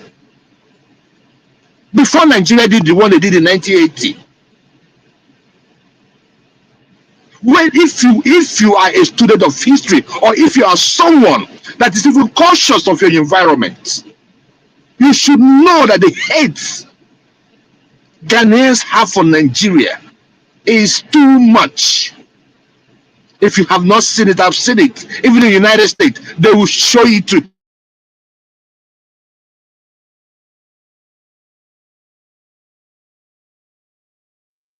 Are you still there? You sing music. Oh no! Have you had it? Because they've not told you about. They've not told you. Joel, you drive? Joel, are you still there? You need to time. You need to time everybody. You can't just say you choose your own time. Now. We need to know the time everybody is spending. Hold on. You will speak your time. You have your time. Joel, are you back? Are you back? I think it's cutting off. It's cutting. Yeah. Are you driving? Hold on. Yeah, you are cutting. Rational mind before Joy come back. See, like I said, my own is say, let us inform Nigeria properly. You see that ICC, Abuja una they criticize you. Me too. I wanted. Are you hearing me better now? But it took education. Hold on, Joel. You will continue. Let Tinubu your land. So it took me some education to really know what these people are up to. Okay. That's so can you wait for us so that we can come back to that? Can you wait for us? Are you there? Me? Yeah. The ICT thing you are bringing up. Can you wait so that we can come back to it? Can you wait for us? Right. All right. Thanks. So, Joel, are you back? Yeah, thank you. Yeah, I'm back. I think my network is bad. Are you driving? Are you driving? No, I'm not driving. Okay. But where I'm at, the network is bad. Yeah. So this is what. So this thing has been going on. You can imagine a group of people that said that Fela learned music from them. It is so easy. It's so easy to give people tax. But if the country that is hosting us were thinking like you, some of you on this platform, most of you will be in Nigeria. You have no sense of nationhood. You don't have no sense of growth. You see everything from the point of tribe. Someone came out here tonight and said that, oh, in the little group I am in, that they say that Lagos is not Masna. Mr. Man, change that group. Change your circle of friends. It's sickening. Look for enlightened people to debate and have conversation with. Don't go and meet all this Aboro. I don't know where you guys meet all this Aboro. And then you guys will have this conversation and you come out here and say that, oh, the Igbos are saying that Lagos don't Masna. I have not seen any enlightened person. Even online, you guys have started selling the same nonsense because 2027 is coming. That is what you guys do. It is, oh my goodness. Russia don't mind. Even today, I was listening to yesterday. I just went by. I saw this. What do you call him? He's a very dark man, and he was saying that, oh, Hope Uzodinma. I don't like Hope Uzodinma. Most of you know that I don't like Hope Uzodinma. I believe that he's the worst governor in the southeast. However, he hosted members of the Super Falcons from his state, and all of a sudden that Ibophobia thing came up. That's what's his VDMO that Hope hosted only the Igbo players in the Super Falcons. What is the problem? We have seen Sowolu host players. It has been an old tradition. After the federal government settles you, your state can even come back and say, oh, you are our son, we want to settle you. What is wrong with that? When you went to play, did you play for Ogun State? You played for Nigeria. But if Ogun State decide to honor you, what is wrong? The Ibophobia got to stop. Because sometimes you think that you're hating the Igbos. No. When you are hating the Igbos, you're hating yourself. Because whether you like it or not, they are part of Nigeria. So whether you want to lie, you want to make it feel that's not be business. Joel. You see, the thing is this.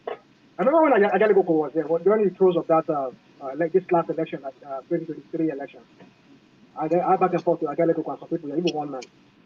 I said, what these people don't realize is that this is how it begins. Somebody who is, mom is an Igbo, Papa is a Yoruba man, even an indigenous of Lagos. Look at how they spin the narrative there. But I was saying to them that, listen, guys, the reason why I'm about this matter is because my kids who are mixed race, if suddenly down someday they will go back to Nigeria and say they want to come to the Yoruba because their Papa is Yoruba. These are the same set of people that would say, no, you're not Yoruba because you're not, you don't look like us. You know that this last renaming of a street, even when Ambode was, you know when Ambode was there, you know there are some people who are saying that Ambode is not a negotiation. They had to, you always say, from my bias. They tell them where he's from. They say that he's like a guy. Say it's not a real true born guy. I mean, I'm a man like it. So this is how they begin this their bigotry. All the people that are here that are supporting this their bigotry, someday they will start on you too. That is what I was saying to them. That you people are supporting this. Maybe you are supporting Tinubu. You are helping them amplify this their bigoted crap that they are doing. One day they will come for you too. They will tell you. Okay, I want to interject you. Because we interject everybody. I want to interject you. I want to interject you. I want to interject you because we interject everybody. I want to interject. See, it's not about bigotry or no bigotry. Everybody should know their boundary. That's why it's not time for anybody to cry for anything. You go, see, I'm in the UK. I never tell my council chairman that this land belongs to me or misbehave or call their citizen names or say their city is smelling. So a city or a place that accommodates you because you don't have a gap for yourself, you go there, you do anyhow. So you see anyhow. It's as simple as that. So anybody that wants to cry can cry. The point is that the issue there is that it is people like you that believe nonsense like that. Because the issue there is it's not there on the streets. I don't know the kind of people you guys meet that tells you that you are smelling. And if you're smelling, somebody tells you you're smelling. It doesn't mean that you're a brother smelling. You are the one smelling. Your mouth smells. Whether your mouth smells, your mouth. If your mouth is smelling, your mouth is smelling. Your mouth is smelling. It doesn't mean that your mouth are smelling. I don't get what you guys are talking about. Duel will turn it to fight now. Duel. It's not a fight. Let me ask you. It's just the reality. You come here to shout all the time. You mentioned my name earlier. Are you fucking mad? You mentioned my name earlier. Mr. Man, close your dirty mouth. Come on, get out. Who are you talking to? Okay. You see what I'm talking to? Big Mac. You are interjecting me and you're cussing me out. Are you mad? No. You're interjecting and you're cussing me out. Joel. What's your problem? You're mad. Kenny, and you, Kenny, too, please. I don't want to kick anybody out. Please. You're interjecting me and you're cussing me out. Can you imagine? Can you guys allow me to speak? Please, no abuse, no going personal on anybody. Everybody's there just to hear their view as to what they see, as to what's going on in that country. So everybody's entitled to their view. If you want to disagree. on what they are on the point. Don't go personal, please, Kenny, and I beg you, Jua, please. Enough of this insult. I don't want us to turn the platform today to do that. Okay, rational mind, give us time. Let us know. So some of us that won't come out, maybe come out, and those people who want to stay, maybe stay. Give us how he many has even spent 12 minutes now. Let You have spent 12 minutes talking. That's why I say you should know the time. Okay, 5 minutes. Give us time. Give us time. We should know the time everybody's spending. Yeah, I will give you time. I will give you time, Kenny. No, we need to know. But you know, Kenny, when you have a moderator that even talk more than the participants, you know. Simba, can you allow me moderate? You that is wasting time on rational mind. You don't need to be making comments on everything that everybody is saying. No, don't give me that. I don't need to. My own kind of moderation. You should have known my style. If I see the need to interject, I will interject. Okay, let Joel finish. Let Joel land. Hold on, please, dude. I'm trying to say something, please. I might be slow talking, but you always say something. Let him finish his talking. No, you're not going to speak. You're not going to finish any point. Allow me speak. Allow me speak, please. I'm speaking before you. Let Joel finish. That's what I'm saying. He's going to finish. I want to tell him to finish so that we can move on. So let me round up with this, please, so that other people can talk. The issue of Charlie Boy and the bus stop. It's unfortunate, but for me, if they want to take the bus stop, they should take the bus stop. I mean, streets over here are built based on history. If you want to, I mean, look at it. Charlie Boy and Olamide Bado. Where you reach two of them? You know, reach two of them. But if you want to take away the history of those, the locals, whose lives Charlie Boy affected in positively, with the other area that made them, it was the people that called it Charlie Boy because he was living in Charlie Boy. So he lived in the mind of the people. Yeah. So the issue there is this. So you call it, you come in and you want to call it anything. It doesn't matter. If I wear Olamide, I would reject it. I will tell you why. If you want to, Olamide is not there. Can I talk, please? Can I finish? Finish. Remy, please let him finish. Yeah, go on, please. If you want to honor me as Olamide, there are many streets in Lagos State that you can honor me with, without all these blemishes. So you cannot you can't say you want to honor me and you're going to take away a history from a particular place and make it like it's like a fight. I wouldn't want to be in that mess. I mean, that is me. But it is what it is. We are creating the Nigeria we want to live in future. For all of you that keep fanning these embers of war, embers of discord, embers of tribalism, continue. You can only lie for a minute. But at the time, those lies will catch up with you. You think you are doing the Igbos. You're not doing the Igbos. You're doing yourselves. One of us here is from Uguta. Uguta. If any of you here knows Uguta, I know Baba will know Uguta. Some of you will know Uguta. I'll just give you one more minute. One minute. Yeah. They know Uguta. A beautiful place. With the amount of contribution some of you make, Uguta would have been our own Hawaii. With all this energy you put into self-hating yourselves, you would have used it to promote your place because it is naturally beautiful. I don't know where Nigeria is headed, but with people like you, I don't know.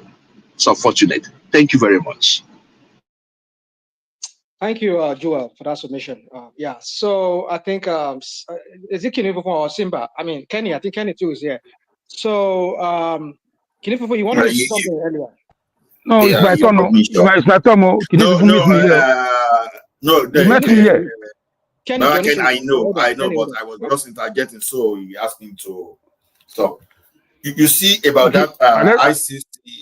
About that ICC Abuja we are talking about, like I said, it is good to pass the right information. Before the renovation, that center was making 50 million naira per year. That's the revenue. But as of now, that place has capacity of generating between 800 million and 1 billion a month. And if that was true, then spending 39 billion to renovate simply means that it was an upgrade so that they can generate more revenue. Imagine if it was true and they are generating 12 billion in a year from that place. So that means that just in 4 years, they will have even had a break even and make more money. So sometime before we just criticize this government actions, I think we need to dig deep. But you seem not understanding the angle where we're coming from. But we're going to debate that, you and I, maybe after everybody's done. Because there's an angle where we're coming from. We're not saying that they're not generating whatever they say they're generating. Well, I mean, at least we don't know the fact as to what they're saying. They only said it. Wike said it. We're going to verify later, maybe after this government is done, because this government is not transparent in anything. They say one thing, we see another thing. But let's assume, without considering that that's what they generate. But that's not the point.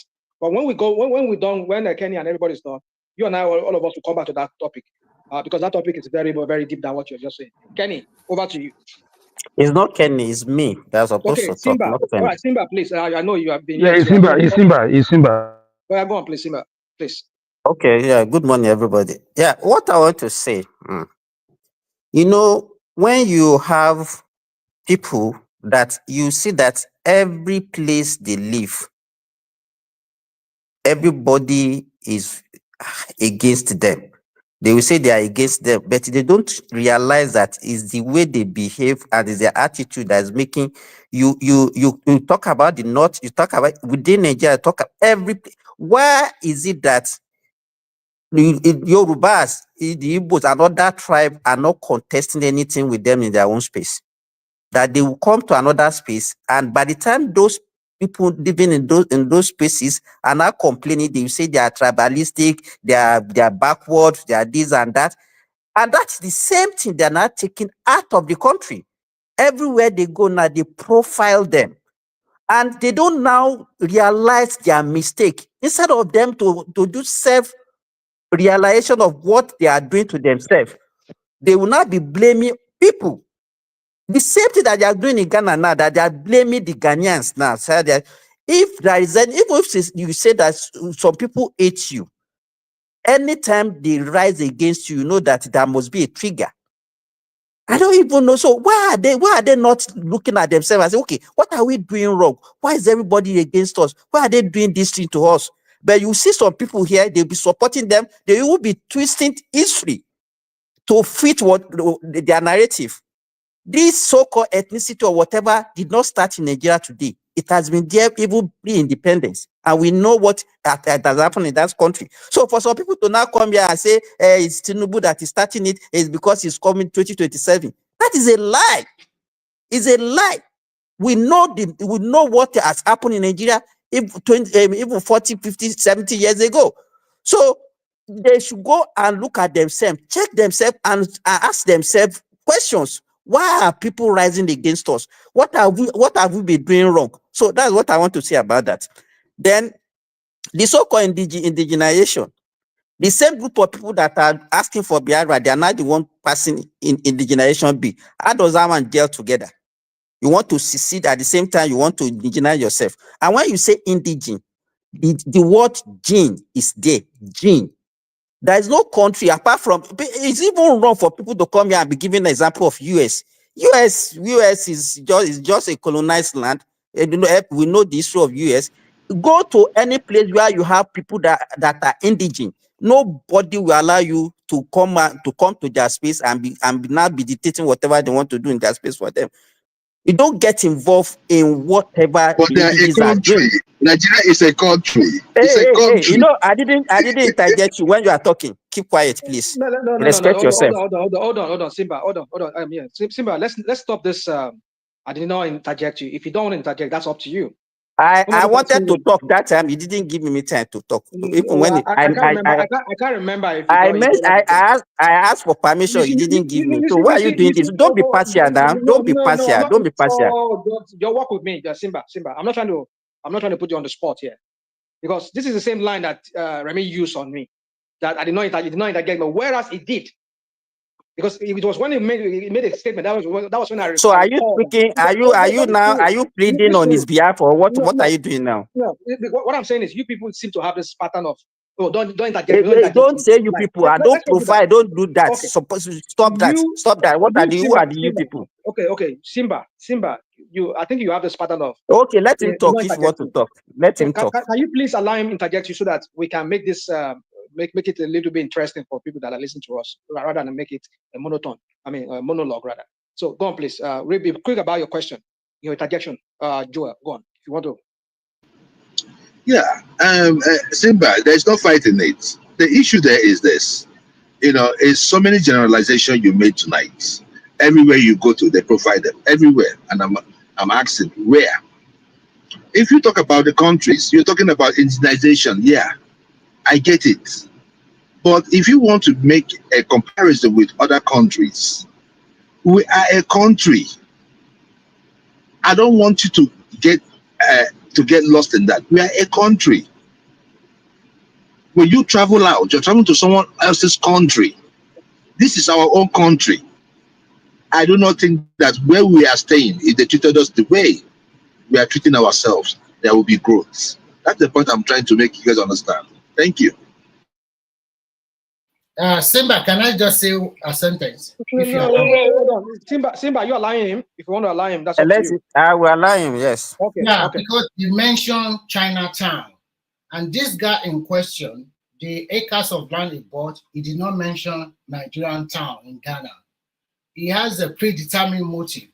What he wanted to use acres of land for is for a particular tribe interest in Nigeria alone. And the local people, they don't like it. So as I said earlier, they have a right to send anybody away packing from their country. This is not Nigeria. This is Ghana.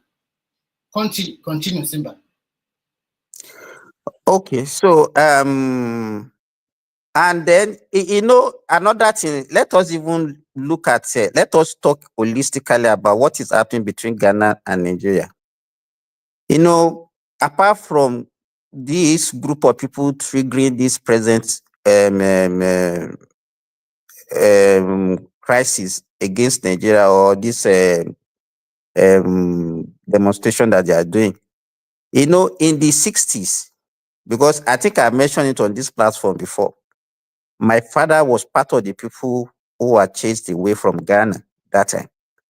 And if I don't want to go even ethnic, because we knew what happened that time because of the civil war that was going on, because the military junta in Ghana at that time was actually in support of, don't let me go there because they will say I'm being tribalistic now. But anytime, what we're supposed to realize is that anytime you are in another space, by the time you are overdoing whatever you are doing, even if it is business and you are flaunting it in front of your host, what you should expect is that they will revolt against you because they don't want that kind of thing. And that is part of the thing that happened in the 1969, because it was actually 1969 that they chased Nigeria away from Ghana. So it was, even the story was not true that it's Nigeria that chased them in 1980 or whatever. They started it first. They were the first to chase Nigeria away from their country. So, and this thing is now becoming a recurrent factor. So I think maybe Ghanaian, the leaders of both countries has to sit down and factor out what is responsible and try and solve this thing so that this thing will not occur in the future again. Because whatever is happening now, they might be thinking that, their economy is better now. They have a lot of Nigerians. They have a lot of Ghanaians in Nigeria also that are working in Nigeria. So if we are not doing it vice versa, it's not going to be good for what we are trying to promote in the West African states. Interjection. Yeah. Yeah. Okay. Yeah, it's not a matter of that the Ghanaian economy is better than Nigeria's economy. That's not the case. But compared to Ghanaians, compared to Nigerians, we Nigerians can easily overwhelm people. And what the Nigerians are doing in Ghana is exactly what the Ghanaians do for a living. If you're going to extend all the way to their villages, into their countryside to do business, then what is left for the Nigerians, for the Ghanaians to do? So their reaction is kind of normal. Believe it or not, here in America, I've heard a white person in an interaction talk about how no, this lady was so upset that people from a different state, specifically from California, were moving into her state, and the way she reacted about these fellow Americans that were white, you would think that they were like immigrants or some Spanish or Mexican people from somewhere else, but she was talking about other fellow Americans coming to her space and making life difficult for her economically. Rents are going up, things are getting expensive. So it's a normal human reaction when they feel threatened economically. Okay, so bringing the two presidents, bringing two people together is not going to solve the problem. It's a recurring problem that will always occur when people that live in a space feel threatened. It's just natural. Yeah, gradual. Can I Okay, say before the issue that okay. Okay, well, okay, because I wanted to interject this Simba because No, I just wanted to just ask you a question. Go on. Yeah. So, Prince Daddy, this is the thing, right? It is not like we don't have this kind of people in every country. They are in every country, but it is what the system allow to happen that happens. Do you think that we even amongst the African Americans here, they tell us to our faces that we are here to take their jobs? If it was left to them, they would have done protest and chased all of us away from here. That is the thing. Our problem in Africa is that some of these shenanigans are supported by the states or partly by the states. That is why it keeps having wings. So thank you. So I want to say this to Simba. Simba, maybe you don't understand. Maybe you don't know. Maybe you're not aware. In the Ivory Coast, there's a place called Kate Biafra. That was where Ojukwu ran to when after he lost the war. So there's a place. In fact, Igbos are they dominate the whole place there. All the BB homes there or whatever you see there. It's by the place they call one of the most expensive place in Abidjan. Maybe outskirts of Abidjan. I mean, this place it's just there are so many Igbos that are around with them then, and some of them that were already living in the Ivory Coast then when Ofobanye was there. Now my point is what I'm trying to make you understand is that this whole issue, it's more than just this what we're talking about. You saw what happened in South Africa. This time around, it was not even just Nigerians. This xenophobic thing, it's common among Africans. You just need like Rosita was saying, you just need something to trigger it up. But when we as a person within our own space in Nigeria, already we have this opinion of our certain tribe, and we see certain trigger, we amplify it. That's what I'm saying. That's what me and my spouse. I don't think you need to bring it and be blaming us. We saw the videos, we saw the placard that they posted they wrote a lot of things on. Does not have to even lead to now, though is not what. Wait now, what I'm saying. Just don't let us divert. What we are saying, what you can hear what Joe just said now. If we have, is something that that can be done at the leadership level. It's not at our own level. You understand? Okay, you talk about South Africa. It's not even only South Africa. Go to North Africa. Go and see what they are, the kind of human treatment that they are subjecting Nigerians to, especially blacks, by the North Africans. So it's a general thing that if we believe that okay, we are one continent, and meanwhile you can even see that even foreigners, Europeans, even the Americans, they have access to our continent more than the way we that were living the same continents have access to our continent. I cannot go to Kenya now without getting a visa. Meanwhile, you can come from America to come to Kenya. So why do we need visa to go to fellow African countries? So those are the issues that we have to be discussing. But we Because, always bring sorry, things. Simba, because an American is not going to Kenya to go work on their farms or sell something on the street. Because usually they are positive to the economy. But more likely, other Africans are dragged or they take away jobs from fellow Africans. That's Are we simple. better than are we not at the same level? If Nigerians can go to Kenya and go and work, the Kenyan can also come to Nigeria and come and work. Why are we not tolerating one Nah, another? That you is the know that it's question. not. See, when we talk about this, we should talk more realistically on a more realistic level. You know, Nigerians are more mobile than other Africans. It's not one for one. Okay, so you can't say Nigeria go to Kenya, Kenya come to Nigeria. No, it doesn't work that way.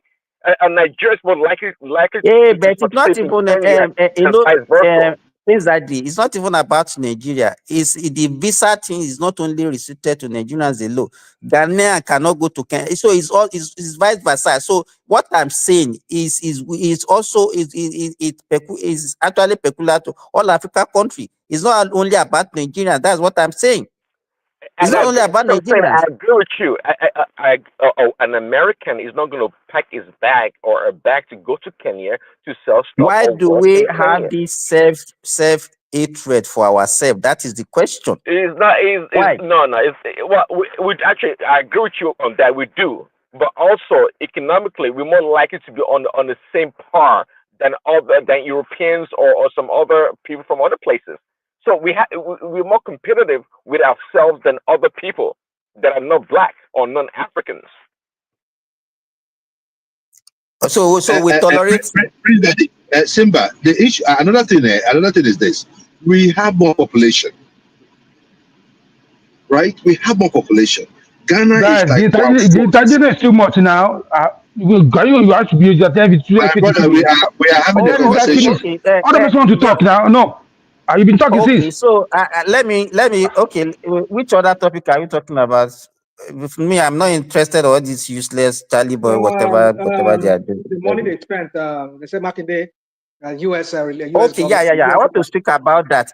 When I saw that budget, Nigerians, maybe because we politicize everything in that country, and because of that, we refuse to see what is going on in that country.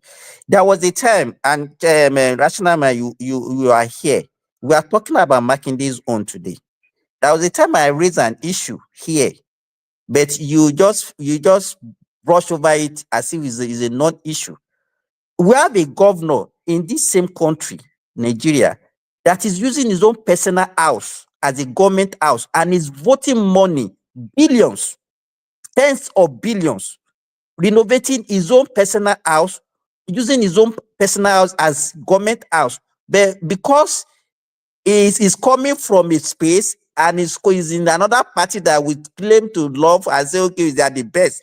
We don't even condemn it. We didn't even see any issue about that. You remember that day that I raised it, National Mike? You know the person I'm talking about? Yes, I do. Yeah, you're right. You understand? Is that right? Also, but the house is an ongoing project now. Oh, you see now they will start. His name is Alex Otti. His name is Alex. Is he going to stay in an uncompleted house? In an uncompleted government house? What are you saying? You see the way that. So when we have this kind of mentality, Simba, it is wrong. I agree with you. I agree with you to an extent that it is wrong that it should be voting money for his house if there's a government house, but there's no government house. Like our friend. It's not about if. Let me ask you, Rational Mind. Don't let us be. Wait now. Let me. I want to raise it. Let me. You still talk. I will allow you to talk. If he's not the first governor in that state, we've had like 3 or 4 governors before him. Where are they staying? Okay, good question. Where are they staying? We don't know because at the time nobody focused you on understand? So Nigerians. Let me tell you what we do. Let me tell you what we blame other people. Let me finish now. Let me talk now. What we blame. What we blame other people doing. Let me tell you. All of us are guilty of whatever. You have come again. Can you wait for your time? Can you respect yourself? Respect yourself and wait for your time. It's All right? It's okay, Kenny. Please let me moderate, please. I beg you. Ekene, Please, national mind. Please control Ekene. You know, whenever Ekene is there, you want to dominate everything. I'll try my best. But you were saying something, you were asking a question, and then it sounds to me like you're asking a rhetorical question. You don't want people giving you back an answer to your question. So because you said, where were the governors staying? And we said, we do not know, because at the time when these governors were there, we don't even know anything about what was going on in their states. It's not until when Tinubu got there, this whole thing became divisive. This politics became divisive. Now we have about three different camps. We have the Ronukus camps. We have the Obedience camp. We have the articulated Luther's camp.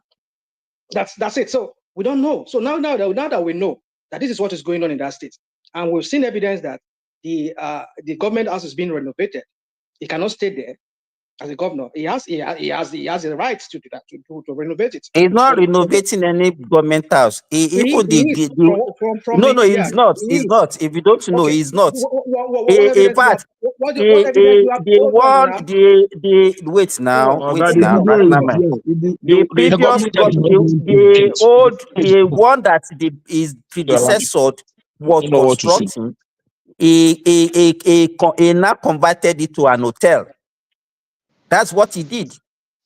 So he's not building any new government house. The old one, the one that have not completed, instead of him to complete it, he converted it to hotel, and he's using his own, and he's constructing new building in his own personal house.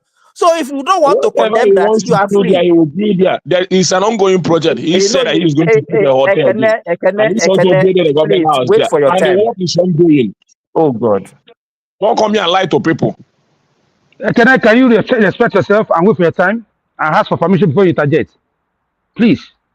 Otherwise, we're going to turn it around all of us. You know the problem with them. Can you wrap up, please? The problem that you people have is that whenever you feel that you can say anything, then when people they are not giving you back the same medicine that you have been giving to people, your body will be scratching you as if you are allergic. You understand? You don't want people to give you back what you give. You can come here and say, okay, this is what somebody is doing. And if your person is doing the same thing, how do you want to build a country like that, for God's sake? And if you want to, you are the custodian of saints. You are the custodian of it's wrong. Simba. So if you can come here, wait, let me finish. Let me ask you this question. Just a quick one. Like this thing you're saying right now, is it true? Like, is he building a house with a state fund? Yes. And it's captured in the budget. Yes, in his own personal house, in his hometown. He has relocated the government house to his hometown. Not even. I know you were saying this. I know you were saying in his own house. All I'm saying is that is there a house being built for him by the state in his compound? They are constructing new buildings in his own compound, in his hometown, not even in the capital. There is no new building being constructed. He has a very fine view building before he became a governor. So stop saying that. He's not constructing any new building. Stop lying to the people.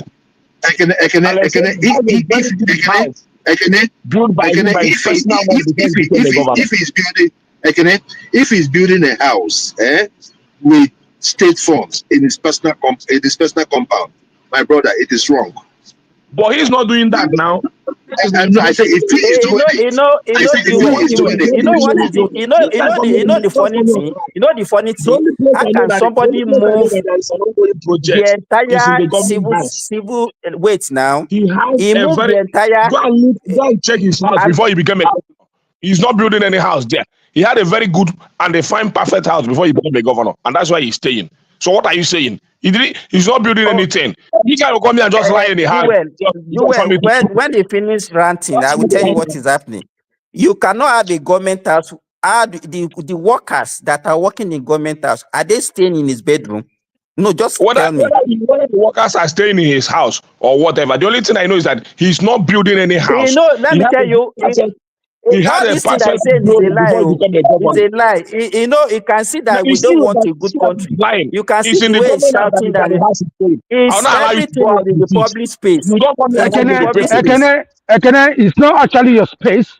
your time. Let this guy speak. It's not my space, but I hate it when educated men are Then lying. wait for your time. Wait for your time. Now, why can't you wait? Why your body is scratching like that? Okay, guys, Show me why he's good in everybody, the house. You can, everybody, you know the funny Is he thing. a You know poor the man funny before he become thing. a governor? Is he a poor man before he everybody, become a including governor? you, Ekene, please, hush, everybody, please.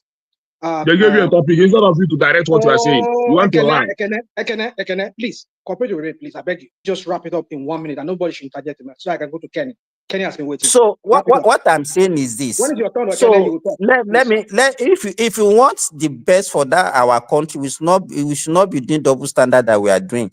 You understand? And when we are talking, you understand this one that I'm saying, the fact, all the facts are out there. You understand? And if you know even how much it's costing the state, let me give you for example, you have to move all the workers from the state capital to go to his hometown every day to go and work and come back to whatever what is the capital of Abia? Maybe it's Umahia or whatever.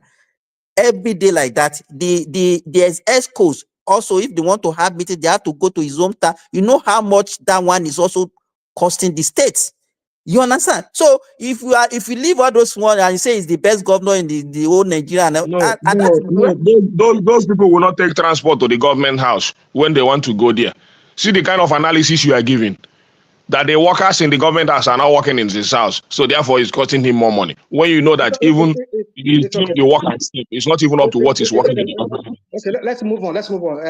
Simba, if you no rational mind. If you want to control because I don't even know what you are doing. You call yourself, you say you are the moderator. Why are you going this route now? What am I doing? Hey, but you cannot control Ekene now. You cannot even control him. Hold on, I'm asking to hush a little bit so that you can go on. That's what I've been doing. So okay, even so, what I'm saying now, if it happens to be maybe it's one APC governor or whatever that you don't like, even you rational mind, the thing the way you'll be talking this morning, you'll be shouting on top of you saying, hey, that those crap, those people, those people. Now you can see the way you are taking everything as if I'm just talking rubbish. What I'm saying is, it doesn't change anything in you. Simba. Let me give you space. You can go to another person. You call my name. I would have interjected you because other people are interjecting you. If I do that, it's going to make it rowdy. I have a lot of things to say to you on this topic you're saying, but I will just keep it to myself because it's going to take a lot of time so that Kenny will not go. Other people can also speak. No, I want you. It's my space. I'm not finished. So say it now, so that I can give you. I can ask your question. Ask your question. Kenny is ready to wait. Kenny is ready. Kenny is my person. Kenny is ready to wait. Ask your question. Kenny, are you going to wait? Kenny, I will wait for my brother. I will wait. 30 minutes. I will wait. See, rational mind. I need time to counter all these things that. You have your time. You have your time. You definitely have your time. Yes, I'll remind you if I have to remind you. I'll remind you of what he said so that you can counter it. So I don't want us just having our voice cascading on each other. Now, guys, let me say this real quick. So, you said a lot of things here. You said, should he use money to renovate his house? No, it is wrong. If due process was followed, then it will not be wrong. Now, the due process is this. They at least he did. He invited what's his name? This guy from Arise. He came and interviewed him, and his chief of staff took this guy, Rufai Hosseini, to the one that the government house that this guy constructed. The former forget about those ones. We are talking about somebody using it. There is no reason. I don't think there's any rational mind. There is no reason why somebody should be using. Allow me talk. You were fleshing out your point, and I didn't interject you. Even though I tried to interject, but you did not. I cannot. Allow me to flesh out this point because if you run with this narrative that you're bringing now, everybody will have that view that is what happened. I implore people to go and listen to that interview that Rufai Hosseini did with the governor of Abia State. And after that, during that interview, his deputy chief of, I don't know if it's chief of staff or deputy chief of staff or chief of staff, took him to the government house that the former governor was building that was dilapidated, that was almost sinking. In fact, as far as, that's what they showed us. So I'm not saying that's exactly what they did. At least what I showed, and if really it was not, I know if Rufai Hosseini would have brought it up probably, that was not the real, or even the former governor, whatever, who served under him would have said, no, that was the wrong one. There was something. So there's a substance to that that house was not fit for any purpose. So that was why he had to stay in his house. No, so that he could, at least nobody wants to, in construction, it was what we call integrity of a structure.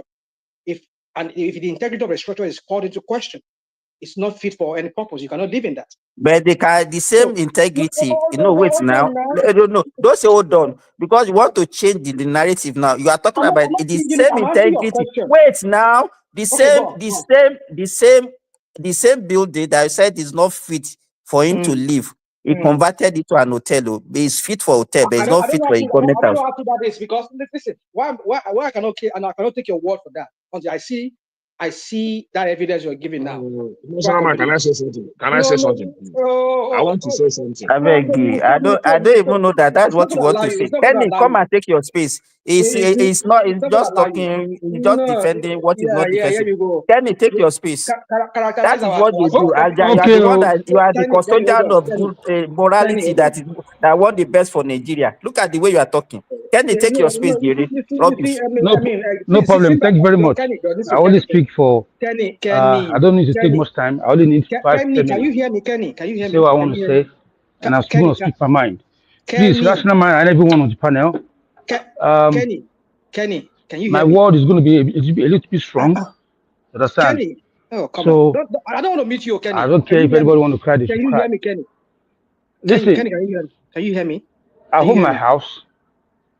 Can you? And you are a tenant in my house, and you want to tell me when to paint my wall or to renovate my ceiling.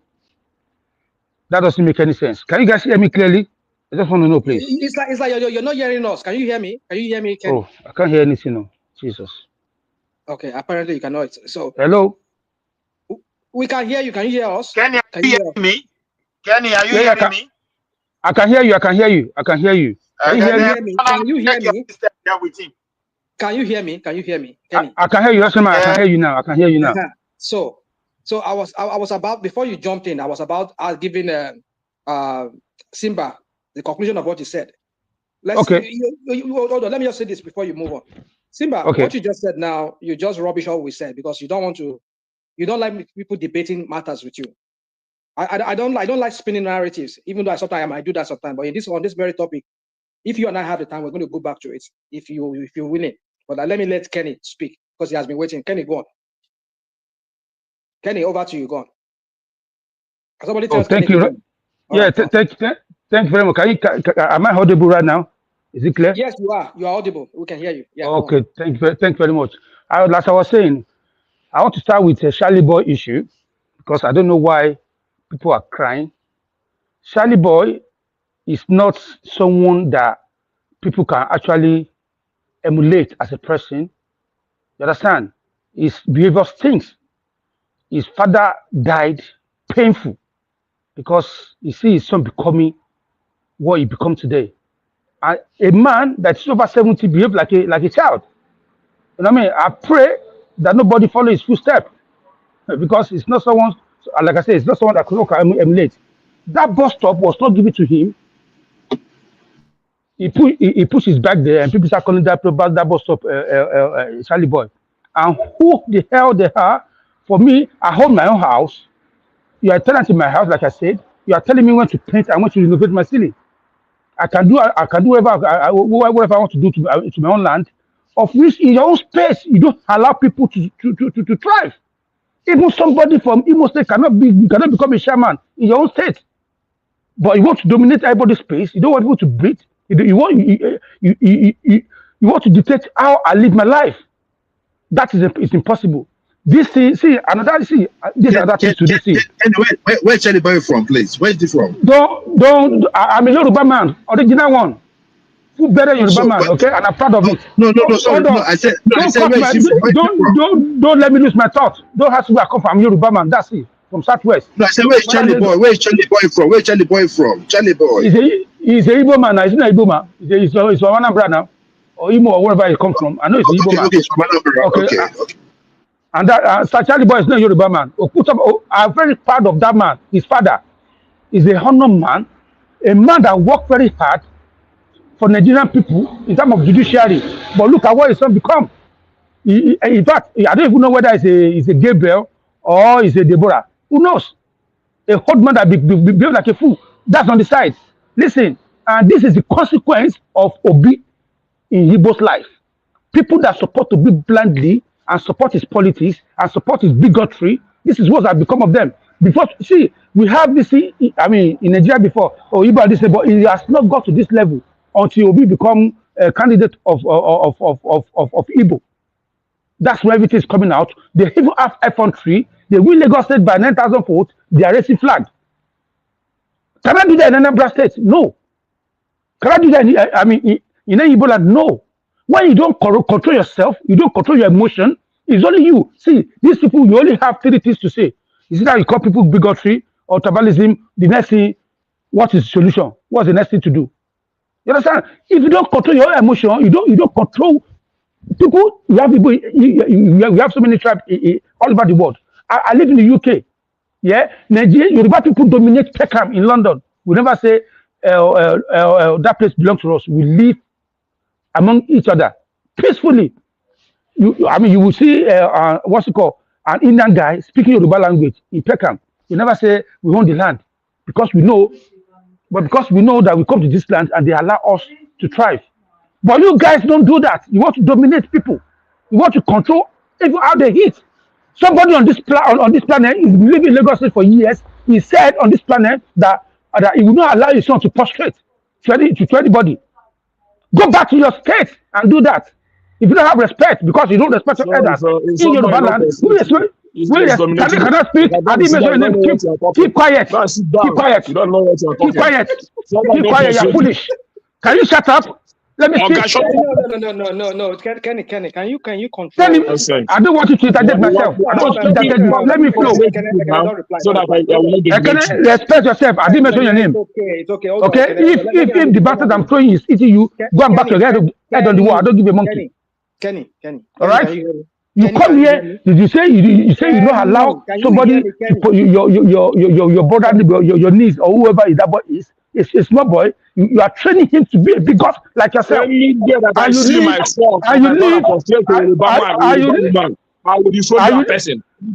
to your state and do your nonsense. You're not allowed. The water you drink in Lagos State will judge you, will punish you. Why to do that? Stupid people. You understand? Stupid idiot. You live among people, you don't want to respect their culture. Kenny, I'm surprised that you can hear other people when they interject you, but you cannot hear me. What's going on? Are you doing? Okay, I can hear you now. I can hear you now. Sorry, my brother. I can hear you now. All right, Kenny. You see, can we bring down this feeling, this emotional whatever outburst? Can we bring it down, because we want our people. I mean, we have 120 something people listening to us at this hour. That's a prime time. That's a prime time on one man's platform. If we see my brother, rational mind. Hold on. Let me land. My point is this. Okay, land. Let's be educational. Let's be educational to our listeners. When people listen to this, go back and forth and this kind of thing. Let's not do that. Let's not do this outburst, emotional outburst. Yeah. Let's just speak. But rational mind. I don't. You see yourself. I have something to say about you. But tonight I'm respecting you. Yeah, go on. You always say you are condemning me. I've not even insulted you. You always could say somebody. I have something to say about that, but I'm not going to. Hold on, please, rational mind, please. I'm not going to that level now. I'm battling the bigots, the people that are bigots, and I call people somebody bigots. You understand? So if you come to my space and you respect yourself, yeah, we will respect you. You don't come to people's space, you raise your useless flag. In my state, in my region, and you say you conquer. You say Lagos State does not belong to anybody. Lagos State belongs to Yoruba. Like Baba said, if they're born well, go and contest for chairman. See, last time, this is why we Yorubas, we need to open our eyes. They fought one guy from Yibo to go and represent Lagos State in the Senate. This guy took Lagos State to court. He fought against Lagos State's bill. And that is eye-opener, because we believe we are liberal. We give those idiots a space to thrive, but still, they are the one pushing us in our bunk. You go, the Yoruba people vote for you to go and represent Lagos State. Hold on, please. Don't cut me. Kenny, hold on, Kenny. I'm not saying you should not do what I do here, but when you are grouping, it's the truth. What I'm saying is the truth. Hold on now, hold He on. said those idiots. Jua. Yes, I say idiot. I'm not taking back idiot. Yes, an idiot. Can I say something? Guys, an idiot. Jua. Can I say something, please? No. I'm giving you. It's my space. You're not going to say anything. Hold on. You know, so if you say something, I ain't go on hear you. I want to make you hear me. I want to make you hear me. Ekene, I know you are itching to talk. Just cooperate with me. You go talk, Ekene. I want you to talk. But if you reply, I'm not going to give it to you back. So let me just handle it since I'm the moderator. My point is this, Kenny. I'm not saying you should not throw insult. I'm not saying you should not throw your insults. But please, one thing you should understand is I just want you to remember that where you are, I don't know your status there in the UK. I want to believe you are somebody who has good status. You know your country there where you live, that anything that has to do with ethnical, that goes ethnic, you could flag it down. So please, I want you to put that at the back of your mind or in front of your mind as you talk, so that you will not be answerable to anything in the future. Because if you're talking about ethnic group, you can talk about individual group of people. Like I'm not talking general. That's not my. I'm not putting them. Listen, my brother. I'm not putting all of them. Listen, my brother. Listen. We have good Igbo people. Yeah, people. Don't patronize us. Don't patronize us. Can you keep quiet? I can go anywhere if you want me to. So don't do this. I don't give we don't care about you patronize anything. I'm not patronizing you or anything. I'm saying the truth. There is no good Igbo man. Can you keep quiet? Can you let me speak? Are you mad or something? There is no good Igbo man. Stop that. You understand me? We have a lady. Can you guys allow him talk, please? We have somebody like we have somebody like Madam Hehai. You understand? She's always neutral. She will blame this, she blame that. You know what I mean? We have somebody like we have some. Oh God! Can I speak? Are you stupid? What is going on now? No. You can't hold on. You can't hold on. Thoughts. Must you speak? No. Oh, Kenny, please. Kenny, please. Can we refrain from attacking one another? Can you just tell them to allow me to speak now? When they speak, I don't interject them. To allow you to speak, rather than going down to this level of stupid. I think as you cutting me, I've been insulting you. Please, guys, can you allow him to talk without even interject? I know everybody wants to speak to what he's saying, but allow him to talk, please. I beg on Joel and Kenny, I beg you too. Go on, Kenny, and please don't. My brother, thank you. The thing is, when you give people medicine, and we have people like me that will give you in order to put back the same medicine. But what I'm saying, this is. People should learn how to respect people's space. You understand? People should learn. See, if you go to South Africa, the same people, not all of them, some of the criminals in South Africa.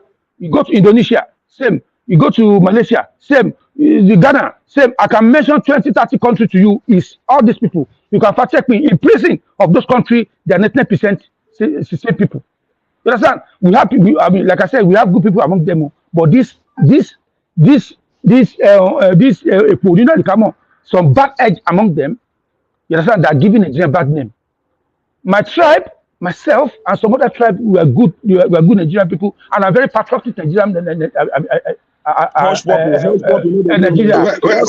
your tribe from? A lot of them, the ones that are mining calls, where are they from? You cannot stop interjecting. And I will say now. Wait for your time. Can you keep your mouth shut? Score minor. Okay. Wait for your time. Yeah, we have people in Alaba market. We give them space. Still, they will not persuade to kill about people. We are coming to take that land. Come to Alaba. We will chase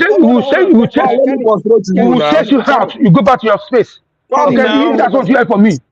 Okay, respect yourself. Let me ask a question. Let me ask a question. Why should somebody prostrate for somebody? If he said that's not his, it's not his culture to prostrate. Why should you do that? It's not his culture to prostrate. No, why, rational mind, don't major in that one. That one is just a side talk. I will because. Okay, when they say when you are Rome, you brave. Okay, listen, rational mind. Listen to this. They say if you are in Rome, you brave like a Romans. Kenny, no, we understand that. Wait a moment. You are moderating. Let the other guy respond. Let him tell people why they cannot prostrate. It will be better. not you. If you No, want to answer, Rational Mind is a moderator, but is not moderating. Is taking side. That is the problem now. Simba, Rational let's Mind, talk that is about not the way to moderate. You cannot don't tell even me be how to asking moderate. questions like that now. Don't tell me how to moderate. I will moderate. I have my own opinion too. So, and by doing that, it's not a monologue here. We're not doing monologue. Somebody can interject anybody. If it's me too, you can interject me. So, Kenny, I'm asking you a question because I know if he asks you the question, if you were or Kenny, you will call them names. You don't want to listen to them. That's why I'm acting as a devil advocate here for them. Now, why should somebody? I understand. I agree with you. When you go to romance, you do as a romance, but it has a limit. Like my own daughters, or my own kids, if they go because they are partly black, partly white, and then they say they cannot prostrate to somebody, they will shake you, they will show you respect in their own way. Why should that be a problem? That they should have to kneel down and prostrate? Okay. Can I tell you why? Can I tell you why? Tell us why. Yeah. We as a Yoruba people, Omoluabi, we have our own culture, and we don't want somebody to tarnish or diminish that culture to next generation. When a grown-up man teaching a kid of 4 years old not to prostrate, is passing wrong information or wrong attitude towards that boy, and that boy can go somewhere else and and pass it. So they should limit that into that space. I don't want my culture to be corrupted. In my space, I prostrate to my father. In UK here, I have 5 children. Okay, my daughter, if my daughter see you, my son see you now, they will say, "Good morning, uncle." They will kneel on their knees. We live in the UK, and my children knows about. I train them my own culture. So if your culture say you should slap your father, that's one problem. I don't do that to my own people. We are very respectful people. They go on like I was saying. This is the medicine you guys are getting because you blindly support your obedience, your good person. But Kenny, your submission is lopsided in the way you're delivering it. Yeah. I want to. It is. This is the reason why I said that. For the fact that somebody says, I'm not going to do something does not mean that I'm against your culture. If you do that, your own kids do that, that's fine. You are doing it in my space. Rational Mind. Okay, Rational Mind, you are doing. You see, I don't want to take too much time because you are doing. If I come to your house now, you come to your house, you said to me, Kenny, I don't wear slippers or shoes upstairs. No, that's a different thing. Now that's a different thing. Can we interject? Can we interject? Don't interject me. No, don't interject me. Sorry, no. I don't want to hear it. Sorry. I know you guys want to interject. It's not going to allow you, so I don't want it to be rowdy. That's why. I beg. After him, now me they talk. Me I say, man, I don't listen. So okay, now Rational Mind. Let me leave this. I need to counter some things there. I need to counter, please. What is happening now? Don't worry, your body will prepare you today. You don't think no go allow you, and I don't want to make it so rowdy. So please work with me, please. So Rational Mind, what I'm saying is, people should respect each other's space. Then somebody was saying they have Chinatown, we have to keep this. If that guy says, okay, I want to create Yoruba Nigerian space, I don't think Ghana will react like that. You say you go this because you believe you carry this thing, you want to take anywhere. Leave it in your space. You know what I'm saying? You know what I mean? People respect they respect their land. China, they never say they want to create an ethic in America or in London. They say Chinatown, and they did say they want to create a king. Even for that say it's very Igbo that are allowed to come to that space. There is Igbo town in China. Should you know?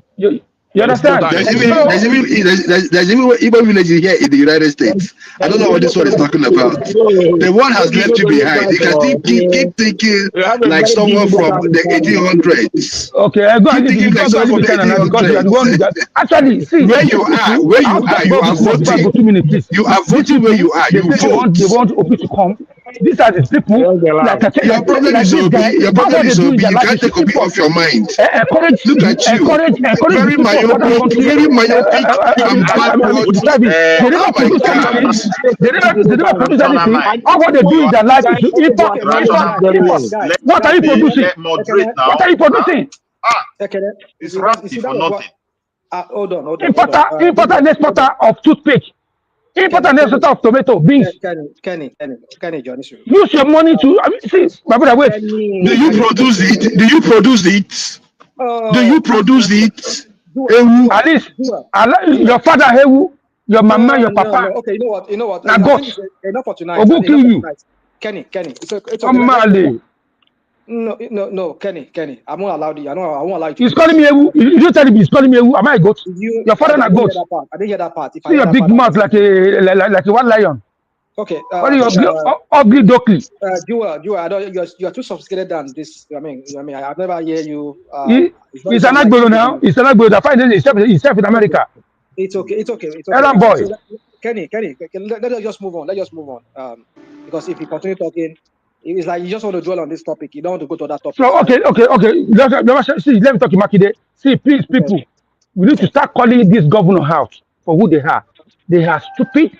They are useless. They are the ones that not allow Nigerians to grow. They are the ones that are making people to suffer. Because what you people do to mention Tinubu. But the governor, they are collecting money. They don't make impact in people's life. Right? This guy wants to build. See,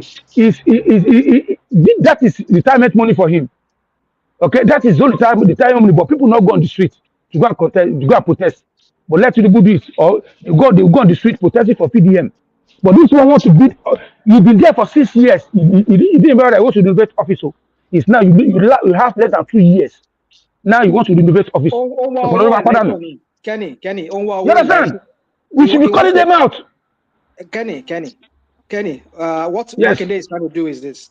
He wants to contest presidency. He wants to buy delegates for the election. So he's looking for the money. That's what he's saving. So he's saving money we shouldn't allow that. See, I'm from Ibadan. I'm just saying that is what it's about. There's so many streets. There's many streets in Ibadan it's not drivable. It's not even walkable. Yes, sir. It's not fixing all those things. You want to renovate office. Why are we not speaking out? We always call out Tinubu. Some people cannot even pregnate their wives. Tinubu they will call. Why can we focus on this government? Tinubu showed an example. Nobody Tinubu goes to renovate the vice president with 39 billion. Nobody Tinubu showed an example. What do you expect? Some people are failing their businesses. Hold on, please. Tinubu showed an example. Ekene, please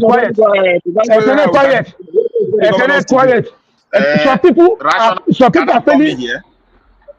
Okay, just calm down. When it be like this, late hours like this, they always go this way. And if I started to take side now, it could be like take side. That's why I allow them to go on each other like that. So please walk with me. Rational mind. Some people are failing in their businesses. They blame Tinubu. They say it's Tinubu that don't allow them to fail. Some people, their container don't sink inside water. They say it's Tinubu. You better put your hand. I don't know say from Ibadan. No wonder. I was thinking like this person when they think like person where no get brain. I don't know say that from Ibadan. I know get. You are idiot. With the brothers, both of us we don't get brain. Your mouth stinks. You don't get brain. That's why rational mind. He has speaking for 20 minutes. Make another reasonable person talk about it. You come here. My name is this guy. My name is Jeff Naturally. Idiot. Your mouth stinks. I have 10 minutes to go. I know. That's my. See, I eat for anybody who wants to talk now. I eat. Thank you. Kenny, you are something else. It's okay. So, Ekene, I think Prince Daddy was here before you, Ekene, if I remember very well. But Prince Daddy, can you allow Kenneth speak? Because I know he said he wants to go in 10 minutes time. Prince Daddy, are you there? Pimp Daddy. I hope you're not pimping any girl there. All right, go on, Ekene. Go on. Anyway, this is my guy, Kenny. I don't really want to talk about this Charlie boy issue or whatever.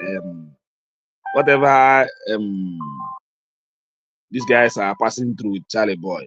Well, I know is inferiority complex that is causing you guys to be behaving in that manner. Because if not, what's an Igbo man to you? What's an Igbo man doing to you? Well, but that's by the way. Doing to any person, you're just doing it to yourself. How does that affect Charlie boy? How does that affect his family? Doesn't affect anybody. Now you go there cry. Now you the beat Peking. Now you they cry. You the beat Peking. You they cry on top of that beating. What manner of human being are you guys? You have done what you want to do. So why not relax? Why are you still complaining? What's your problem? And you are calling other people tribalistic. Let me tell you, the two Yoruba guys that I know that lives in my village, go, They live in a very big mansion. They live there. They're not paying 1 naira. They're not paying farthing. So if I should go home now and start treating them the way you guys are misbehaving here, I'll be myopic like you guys. I'll be suffering the same inferiority complex with you guys. But I will not do that. They are very good to us. We continue to give them our space for free. The guy is a very big mechanic, and we patronize him very well. We can continue to pamper him as our brother and let him live his life. We're not going to disturb him. You guys can continue to misbehave like uneducated people. Myopic.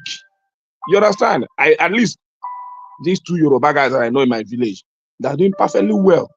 Here I am, I'm paying my dues, paying my rent, even to a Yoruba woman and all that. But this guy, he doesn't know what is called task. He's not paying anything. He lives in a big mansion, free of charge, because the guy that owns that house is not in Oba. He lives in Lagos. He just come back during Christmas. So all is just stay there, look after my house, just feel the way, be a big man, feel the way you want to feel. Nobody's disturbing you. But when you come here, because you don't travel, you're stuck in only Yoruba space. You think it's only Igbo man that lives in the Yoruba land. Enjoying in our village. Nobody's talking about it. But because few of you don't travel, you don't go about, you don't go any place. You only in this or Ibadan and Euro and the Ekiti. Once you are stuck in that place, you will think everything, the world revolves around you in that area. You can imagine from Ibadan to Peckham. From Ibadan to Peckham. Yeah, no changes. Peckham. Look, I don't live in Peckham, okay? I don't live in Peckham. Your mama, your papa, your family. Now go. That they want to reverse them. That's what they do. You just manage and come. You see, Kenny, you are my brother. I love you so much. Whenever you come to Nigeria, call me. I'll take you down to Imo State and Anambra State. I take you around. Forget what is happening here. I'll treat you like a brother. I'll lodge you in a hotel. I can even give you 2 ashawo, however you want to feel. You understand? Stop patronizing him. Stop that thing that you are talking about, George. Stop it. It is not patronizing. It is normal thing, Simba. It is normal. If you come, if I see you in Nigeria, Simba, it is normal. It is normal. It's nothing. Jeff Nasri, your mama, your papa, na she pass the fuck your mama now. Thank you. Thank you. Thank you. But anytime I see you, I will give you drink. But you need to grow up. You need to grow up. I got money from you. You behave now. You need to change environment. You are brainless. You need to change environment. You need to change environment. Yes. I'm proud to be in Peckham. I live in Peckham. Thank you. Let me finish. Ekene, hold on. Kenny, please.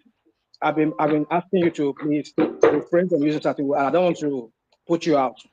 Please. No. Just tell you not to mention my name. If you call me Hewu, I'll come back to you. By name, but not to say insultive word or abusive word. But so Hewu is a good name. Do you tell him off? When they call me Hewu? He only said that once, but you kept. Yes, once is enough now. Once is enough. I can give you 20 out of it. But you've used several insultive language on him. So you are taking side. I mean, you never support me this night, and I'll come after you too. Hold on. It's because you've done it more than once. If you do it 1-1, I know that is draw. But you kept using mama this, keep passing, do this. Let's not do that. I don't want to kick anybody out. But if I see that again, I'm gonna have to put people on the timeout. I beg you, please. Let's not use that. You can talk to him as a person, but don't use man. Go on. The point I'm making is that no matter what, we are still brothers here. You understand?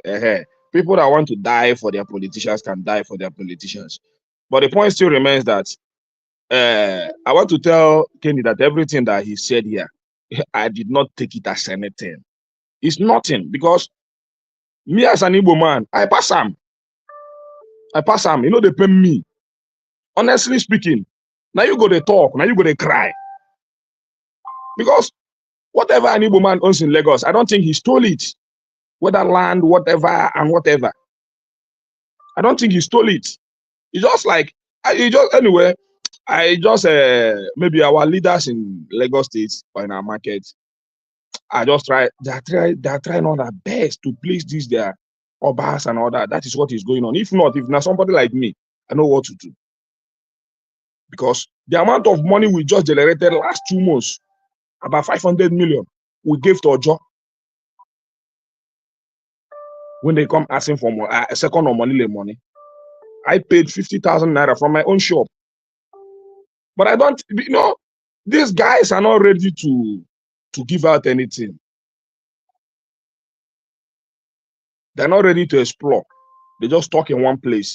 They think if they go to Igbo land to go and pay for house, their money will finish. They don't want to give their money to, when they see an Igbo man, they don't want to give their money to an Igbo man because they pay them for body. But we know they do like that. We patronize all the Yoruba women, both the ones that are selling fish and the ones that are selling coconut, whatever they are selling, we patronize them. They're in our market. We are their best customers, not even a Yoruba man. Not even a Yoruba man can buy from their wives. The way an Igbo man will buy from their wives that are hawking whatever fish or whatever pure water or whatever Coca-Cola or whatever. A Yoruba husband cannot even patronize their wife the way an Igbo man will patronize their wife. So why should I be angry with Kenny when I know that I patronize their indigene more than them that call themselves Yorubas? Come to where we stay here. You see us, they will tell you, say, now we they patronize and pass you. So why should I be angry? When even you give your wife's goods to go and sell, but you cannot even patronize them because you don't want to spend your money. But now we Igbos, now we they patronize them well. You understand? I know. So I don't want to. I just don't want to say things. I never want to come in that area because nothing concerns me with changing Charlie Boy's name or whatever. It never come out any sleep from my eyes. But the way this Kenny guy come there as if he has taken the life of an Igbo man by doing that. That's why I'm sounding this way. The way he comes here to talk like an Igbo man's life has been taken. What thing concern me? You change Charlie Boy name. Has that built all the road? Has that built all the road in Lagos State? I can leave matter. Just leave matter. Let's go to. That's why they cry all over the place. You just kept me here for 2 hours. Leave matter for hold on now. I mean, my brother, just Midwest. I know you've been here for a long time. Is that because these are back up. Okay. No, you put me for back. Even the Abo where your women themselves. Let me finish. Even the Abo, let me say this one. Even the Abo where your women they sell. Now we they buy them. Now we they patronize them. Well. Okay, this one is okay. You only want thing. You wait. I want to do Abo. Your woman do Asawo. This way not make sense. I want to do Abo. Your woman do Asawo. All the Asawo done. Now woman they do am.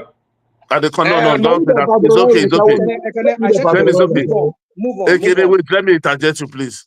You see, you said you are the one that buy the patronize the woman. Lagos have 20 local government and 30 something SCDA, almost 50 something. You only in Ojo, Alaba, in one lane of your market. So you are not telling the Yoruba you are only the one buying all the 50 something SCDA local government in Lagos. No, Nigeria man, look what you're talking. I say now we they patronize and pass. But now only one line is there now. Who is patronizing you? Who is patronizing you? People coming from Anambra to come and buy your book. Nigeria, these people know they buy from their woman. I mean they tell you they know they bring money buy. That is what I'm telling you now. How do you know? I know now. Okay, wait. In the talk of the environment where in there now, you talk about the environment where they stay. You do only one street, only waiting to happen for your street. Now you see. So how do you not know what happened in the whole local government, the whole street in Lagos? And Lagos, you should come up big and say, I know what is happening. Leave even the house why they stay. Na Yoruba woman get them. The Yoruba man tell me, say, you know, go rent in house. Only one, and then people dey Lagos, 30 million people dey Lagos. Only you dey talk. 29 million. Yoruba woman tell me, say, you know, go rent in house to Yoruba man. In talk am. If you like, my go give her your number, make you call If you go east step, they go talk, Brahma go take you the rent house to Eboyima. So what be the difference? You know, go rent in house. That is not any thing to make anything. It's okay. That will not be anything. It's only you want. Najama, let us all calm down. So now talk you want to see. Hold on. Let's just go to another topic. Can you talk that matter where Simba talk about Alex Oti? Go to that one straight. Let's not go. We would always flog this matter of Yoruba. I just want to, you know, I have not been tribalistic before, but I just want to be tribalistic. I know. Leave I just want to be today, so everybody go pain, everybody go cry, go this night. Now what I want to do? You are very tribalistic. You are number one tribal. You are very. Let me tell you. You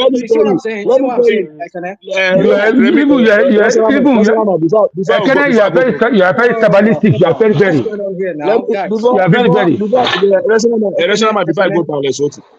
Before I go to Lesotho, let me just say one thing. Just go straight to Lesotho, because if you talk now, they go on to ask you another question. They want to interrupt you. Just go straight to people that cannot even pay, even their landlord, they cannot. They are talking about Charlie boy. Where I was staying before, now you don't get them.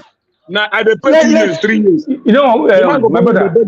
All the Yoruba people waited there, they earn 3 years, 4 years. They don't pay that. They don't pay that money. No, you can fix it.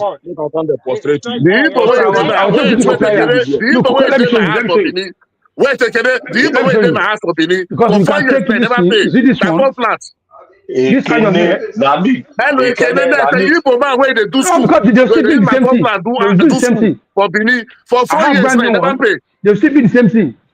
What is to drive you away from Lagos? Come and see the where they thief our fish for Ilorin here. Come and see the where they thief our fish for Ilorin. They will not order it. They will go for 50. Ekene, Nani go drive you away from Lagos. You and that rational mind. Nani go drive you away from Lagos. I promise you. Nani go drive you away from Lagos, Ekene. Rational mind, take control of this platform now. You are rational mind. Now, rational mind, take control now. Meet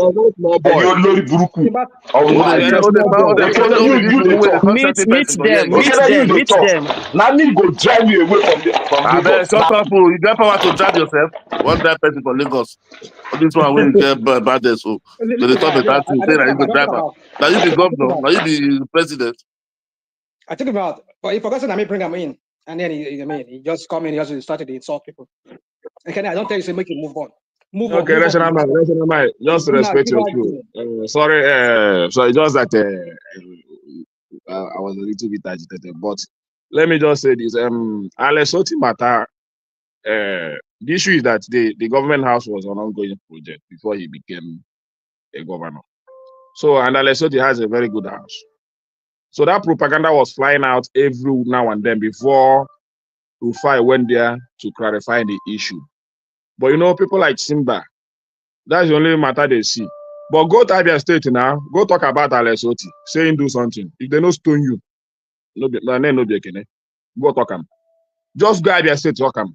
Because when you know, when a government is in the heart of the people, and you rational mind, can you see, is that a discussion? Is that the way? Is that the? Tell me what to say. I cannot tell him what to say now. Let him say what he wants to say. I cannot tell him what to say. Let him say. Okay. Continue saying. As far as I know, the whole Southeast, 5 Southeast states, Alex Oti stand out to be one of our best, our brightest politician, both now and in the future. So whatever you guys are bringing out today Enugu. I said not this 1% of Enugu. I bet not the top line. If you know the top line, this one you know the partial. Honestly, the partial for this one.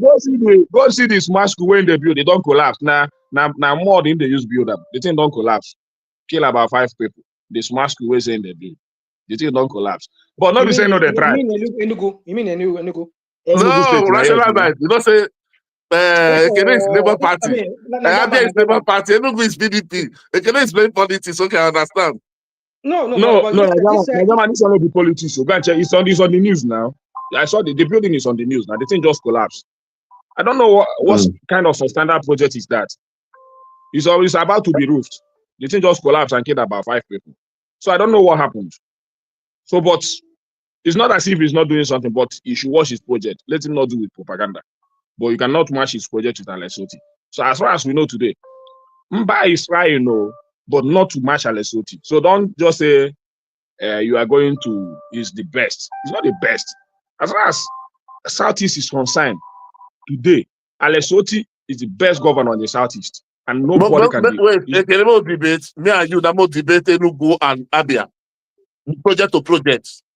There will not be time for that. But if not project to project. You are usually, they bring Julius Berger block. Everybody for Abia, they celebrate and they say, Alessoti is not doing nothing. Maybe the most corrupt governor in Nigeria. I get far to give you. Go to their website, go check their budget. What you see when they talk and they listen, that thing is true. One of them doesn't lie. It's using personal state money to renovate a whole house of his own. Okay, if you leave that house, my question, if you leave, who will take that house?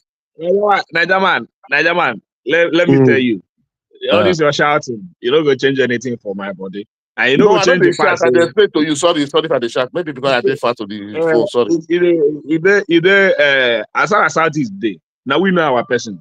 You understand? You cannot tell us. You are not in Southeast now. You are not in Southeast. Me and you not there. But me and the Southwest people don't know Southwest, Abi. See the way you're talking. No, not about it. When they get one gaslight you. However you want to put it. I'm talking about our politics.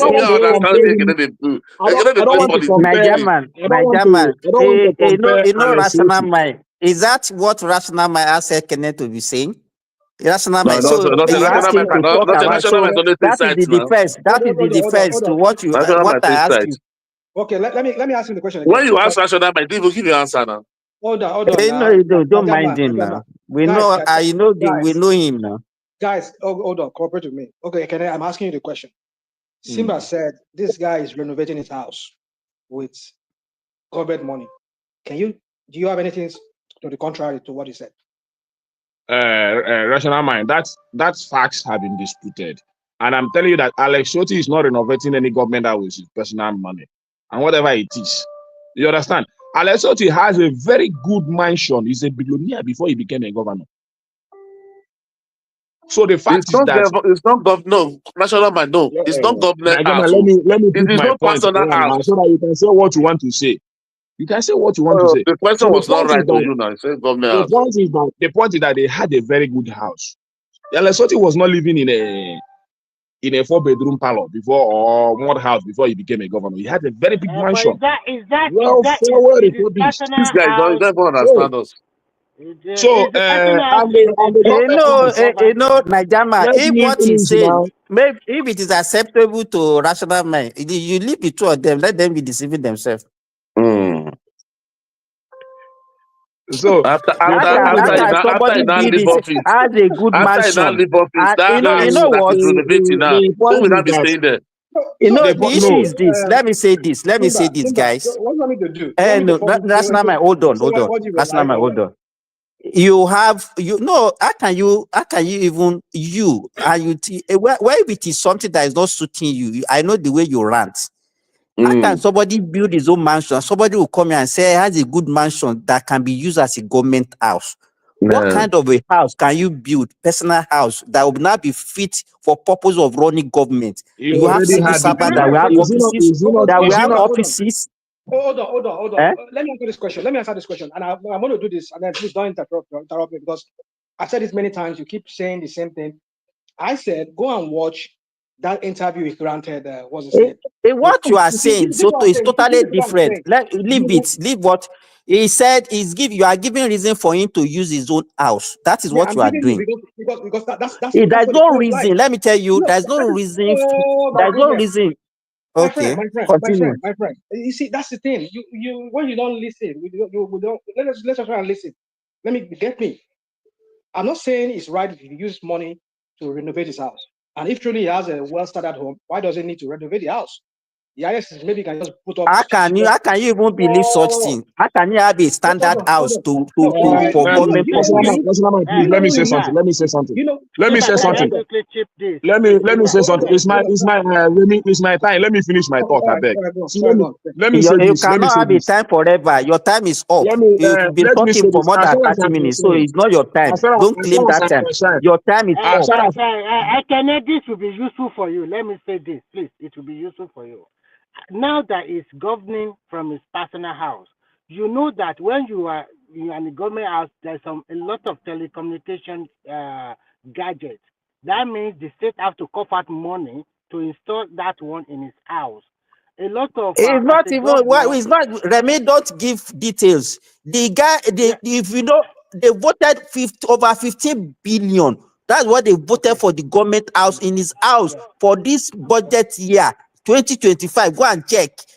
Over 15 billion naira. Okay, let me finish. To run government house in his own house. And so people will be here start to defend rubbish. That money they budgeted. That money they budgeted is going direct to the rebuilding of the government house, which is ongoing. You understand? He's not building anything in his house, so he can continue. There's no government house ongoing, Anobra.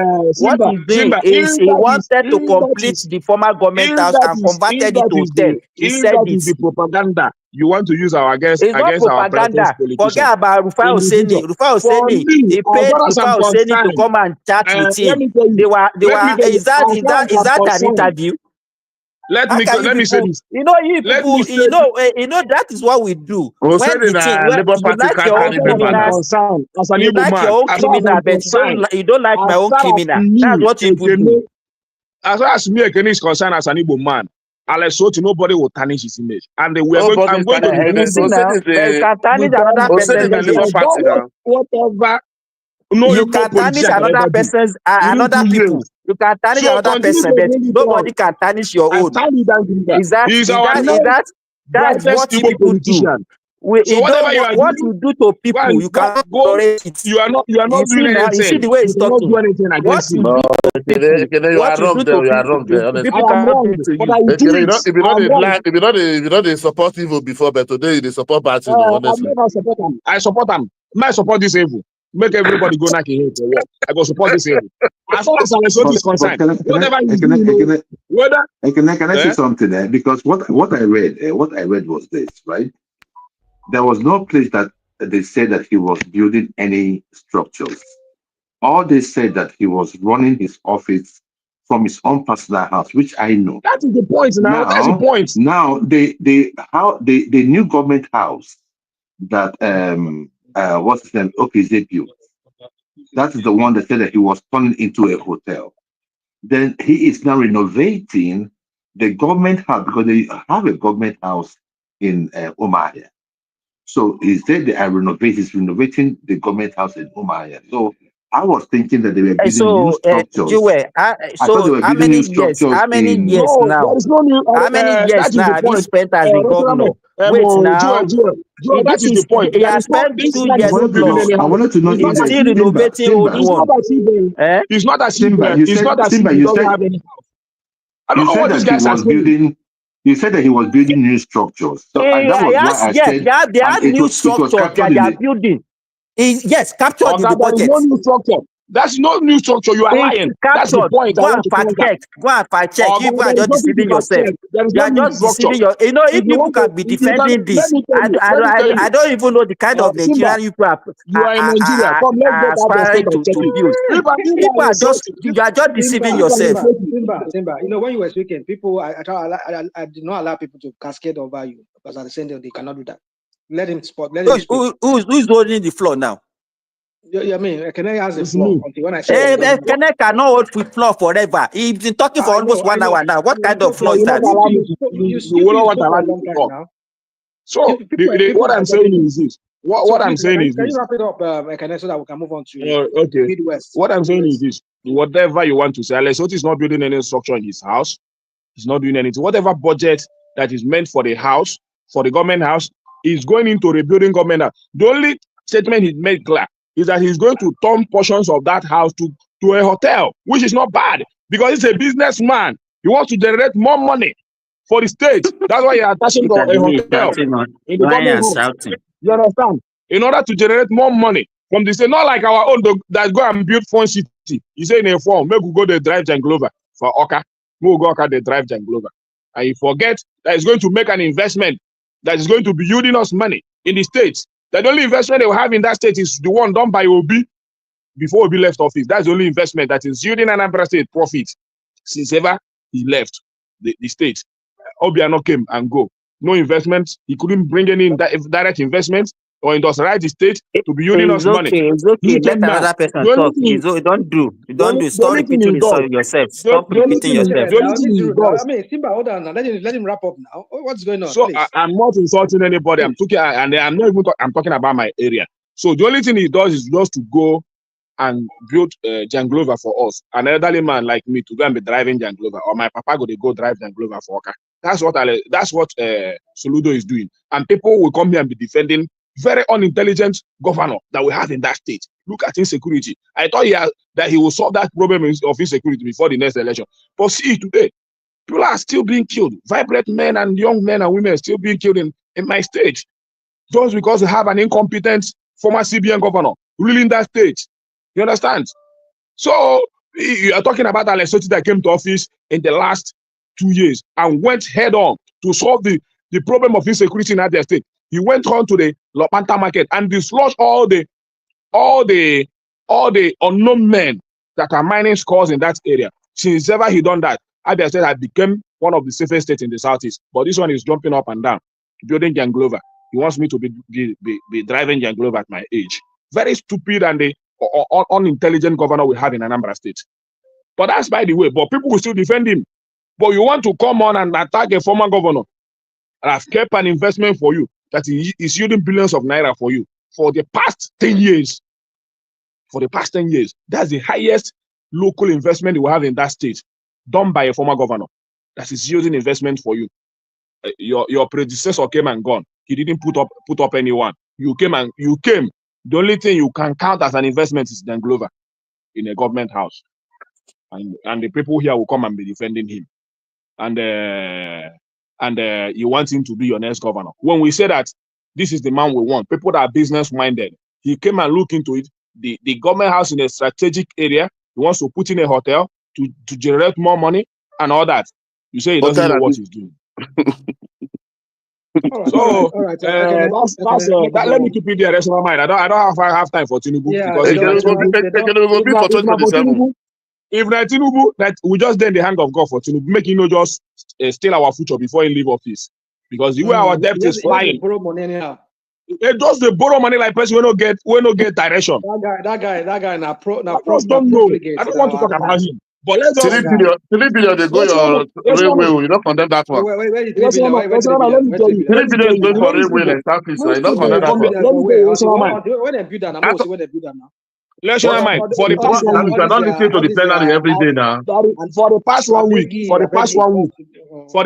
week, we don't have electricity. One say the budget and check item to item. For the past 1 week, I hear you. For the past 1 week, make him be that. For the past 1 week, you never get electricity for this area. But when they come, I don't know whether they only their house they see electricity. For the past 1 week, 25 days, you know they watch news. You know they watch news. They say we don't have light for 25 days in Lagos. They told you already. They are not fit. Living in Islam. Nigeria, let me finish this. The point is this: the way this man they go. We just there in the hand of God. If our debt which remains small, it will be 200 trillion. Rational mind. You said you should give him 1 minute, and then you can keep every other person waiting. He still keep talking. What is all this now, Simba? Why are you doing this now? No. You are being partial. Let other people talk. He cannot be talking forever now. Why are you doing this? Allow the moderator to do his work. Allow the moderator to do his work. Tomorrow night you go be your turn. No, Okay. Let me give you just 1 minute. One last 1 minute. Let's wrap up. So that Simba will not talk. Your 1 minute will the end. But Simba don't talk before now. What's in the paper? But Simba don't talk before. We did the paper for body. So, but it's just that I'm saying the fact to him, so but know the rest. But the point remains that Tinubu want to borrow our future. I'm very concerned. You understand? Both external and local borrowing. And I can confirm to you that this man is even printing money. Go and argue that. Do you know how much Alessoti borrowed? Do you know how much Alessoti borrowed? Alessoti never borrow. Even if Alessoti borrow, go and see the projects. Alessoti borrowed almost $400 million. Go and check. Let me tell you. Alessoti almost $400 million was approved for him. Alessoti even never the last interview don't understand that most of these borrowing are done by the state governor. Alessoti, go and check. As part of his budget for this year, they approved $360 something million external loan for him. You know, they are looking at 21 billion that is only federal government. What did you say, Rational Mind? This one, you went to go and sit down with Abia State. Everything about Abia State, that's what you are just following. What's going because on? We are following the news now. Because of you people hypocrisy. Let me tell you, if you look at his budget, in fact, when he roll out the budget, he's going to finance it with debt of more than 70%. Debt. He wanted to borrow more than 70% of the budget. We discussed it here now. So why are you talking? But the point you remember with the last interview he made. If a governor that you are promoting is borrowing more than 70% of his budget. So where are you going to get the money to finance the budget? There was no borrowing. Yet there was no borrowing in Abia State. Go and check it. With his last interview, there was no borrowing. I'm telling you, I will send it to you. Go and send it to me. External loan in dollars, over 300 million was approved for him. Over 300 million. Okay, what of the debt? There was no borrowing yet because even as of last, he cleared. The only thing, the problem with you is that you don't know and you don't want to know. The only thing you know is to shout. When we are giving you facts, you just be ranting. You are not giving any facts, okay? You are not giving any facts. You just want to tarnish the image of my best. You can just say that. I will not come here and be talking. You see that man? Talking the way you are talking. I'm telling you what he's doing and what is going on. You see that man, Simba? Not the way you talk. You're not going to make me support him anytime when you come out for presidency. I'm not saying whether you support it or not support it. It's none of my business. I'm just trying to highlight you people's hypocrisy. Your hypocrisy. That's what I'm trying to highlight for you. You don't take the bait. This Simba don't bait you. You don't make you lose all your thoughts. So I go stop you here. So that's what they do. That's what Simba does. He likes to bait people. All right, Midwest, brother, no vex. It's your turn now, Midwest. He said, I have to wrap up very soon. I have to go to bed very soon because it's almost midnight here. Midwest, are you still there? Midwest people, are you still there? I don't say you don't vex for me. Say, I keep on waiting for so long. Midwest, are you there? And when they support Tekene, they give them almost 2 hours to talk. Maybe he went and do another stuff. Okay, both of you continue. You and Tekene, maybe I continue then. Maybe I continue and I talk. If you come back then. Midwest, you come back. Okay, what I just want to say to Ekene is this. For that guy using his personal house to do government job, it's not good. Because there's a lot of things that he has to do if he use the government house. All the state apparatus have to move to his hometown. And I don't think it's a very good thing. I think if he has continued to use the government house that I've been using before, or maybe renovating it and just staying somewhere for some few months, but it's over 2 years now, he's using his home. That means you are also cheating the government. You are cheating the people of Abia State, one way or the other. And I think it's unfair to them. So where's he going to stay? Where's he going to stay? When he asks not... So Rational Mind. Let me say this to Rational Mind. Earlier when you are talking about. Okay. The question is this: before him, there was a governor. So where is the governor of that one? So where is he staying? Okay. So I don't know. The governor started the house. It was the former governor who started the house. I was trying to rebuild it before the tenure finished. That's what happened. It's not him. So it was the governor before he left. Even the money for that rebuilding of that budget was first budgeted by the first governor, which is Ibazu, who pocketed that money. Okay, can you justify this? why does OT now turn that place to an hotel? For what reason? It's not. It's not, all of them is not hotel. You just put some area hotel. He said, "See, forget all this. What you guys are lying too much. Forget it. There was a hotel being built in that place. Doesn't mean that all the whole place is a hotel. What is Okay. Another question to you, Kenny. How far is OT hometown to Abakaliki, the state capital? The state Umahia, not Abakaliki. Umahia. How far is OT's hometown to Umahia? How far it is? In fact, it's even ridiculous. Somebody move a government move a government house. You move the seat of government away from the capital. Can you imagine that kind of ridiculous thing? How can you move the seat of government away from the capital? Where is his house? His house is it's outside the Umuahia. It's another town entirely. That is unfair. So anybody that wants to see the governor have to travel to his hometown. Hey, that's what they do every day. Hold on. It doesn't mean anything. It doesn't mean anything. When Tinubu got there, the first few months when he got there, was he staying in Aso Rock? No. The presidency. You can even see what you are saying now. You can see yourself. You can see yourself how ridiculous you are. He moved to Aso Rock. I know you are not a serious fellow right from time. Because what you do, it's not as if you like that country. Yes, you are not serious. Because if you are serious, you will not be talking this thing that you are saying. You will not be talking the way you are talking. Is it false that when Tinubu after he got sworn in, he didn't move into Aso Rock instantly? What you are even saying, they are not even related. They are related. Somebody who has been in government for 2 years. Wait now. Wait. We've had like 4 or 5 governors before OT. We've never heard that any one of them was seen in his own personal house. But I'm this saying one you, came. Hold on. I'm saying don't do this thing. I don't like you to do this thing. What are you saying?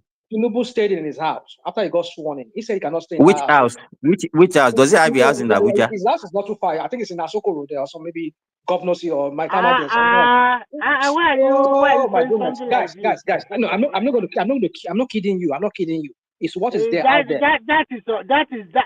The only thing you can tell me is that the time. Rational man, can I come in because I was busy a little bit? They've been waiting for you now. You're not been talking. Okay. So you have the floor. So Midwest, I want to ask you a question. Do you remember when Tinubu was not staying after he got sworn in? He was not staying inside Aso Rock. They were renovating Aso Rock. He said they need to renovate it to his own taste. Do you remember that time? I'm not aware of that. Okay, all right. Is there? There's only one that knows that now. It's only Rational Man that know that. I'm not. No, what Rational Man is saying is the truth. There was a time that he was not staying in Aso Rock. That was it was before he was sworn in. It was before he was sworn in.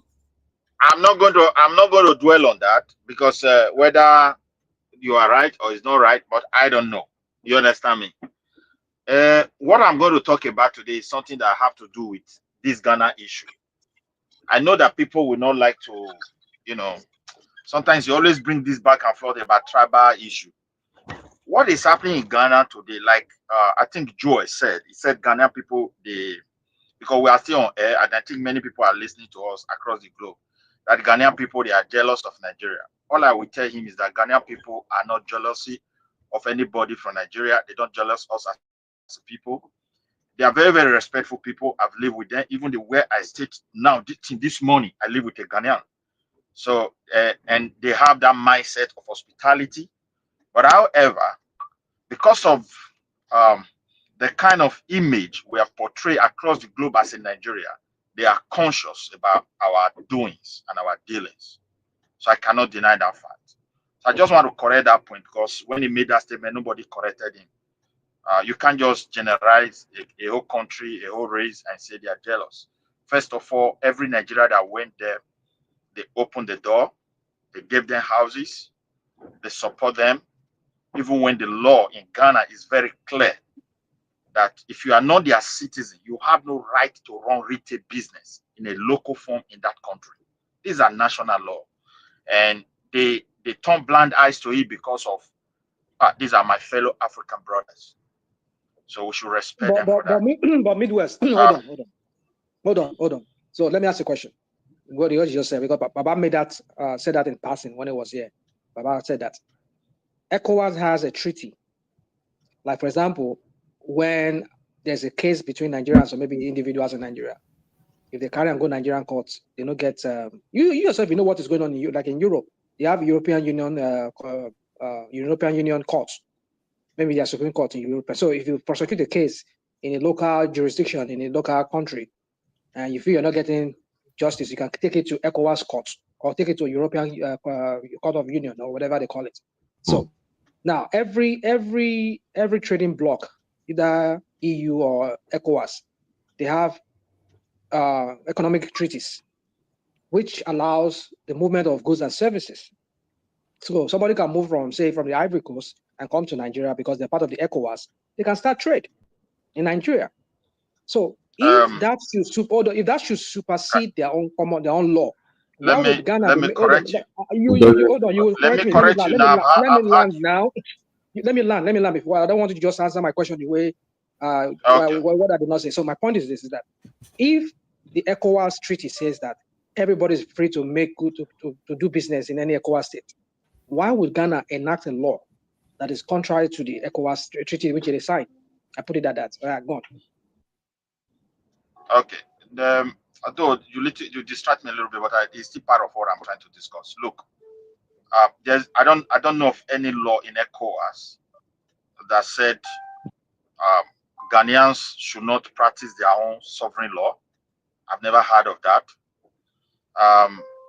At the same time, the ECOWAS just agreed 90 days of free movement. It's not automatic resident permit. And out of black race law, every country turned blind eyes to it. You got it now. So this is what I know. I don't know anything outside. Please, let me ask you for something, please, because I never talked about. I want to finish. Wait, now let me finish that question here. There's a fundamental question here. I make a reference to Europe. The European business is a Monday day platform business where you can trace goods to direct to the manufacturer or to the exporter. And there is a number attached to any business assigned in Europe. If that business is in Portugal and the custom officer wants to control that business in Poland, it will not take him more than 1 minute or 2 minutes to know whether that business is genuine. The reason is, in case if anything goes wrong, you will know exactly to hold accountable.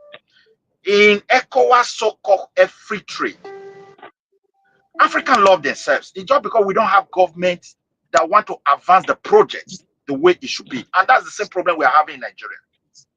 We are stuck. We don't want to do things different.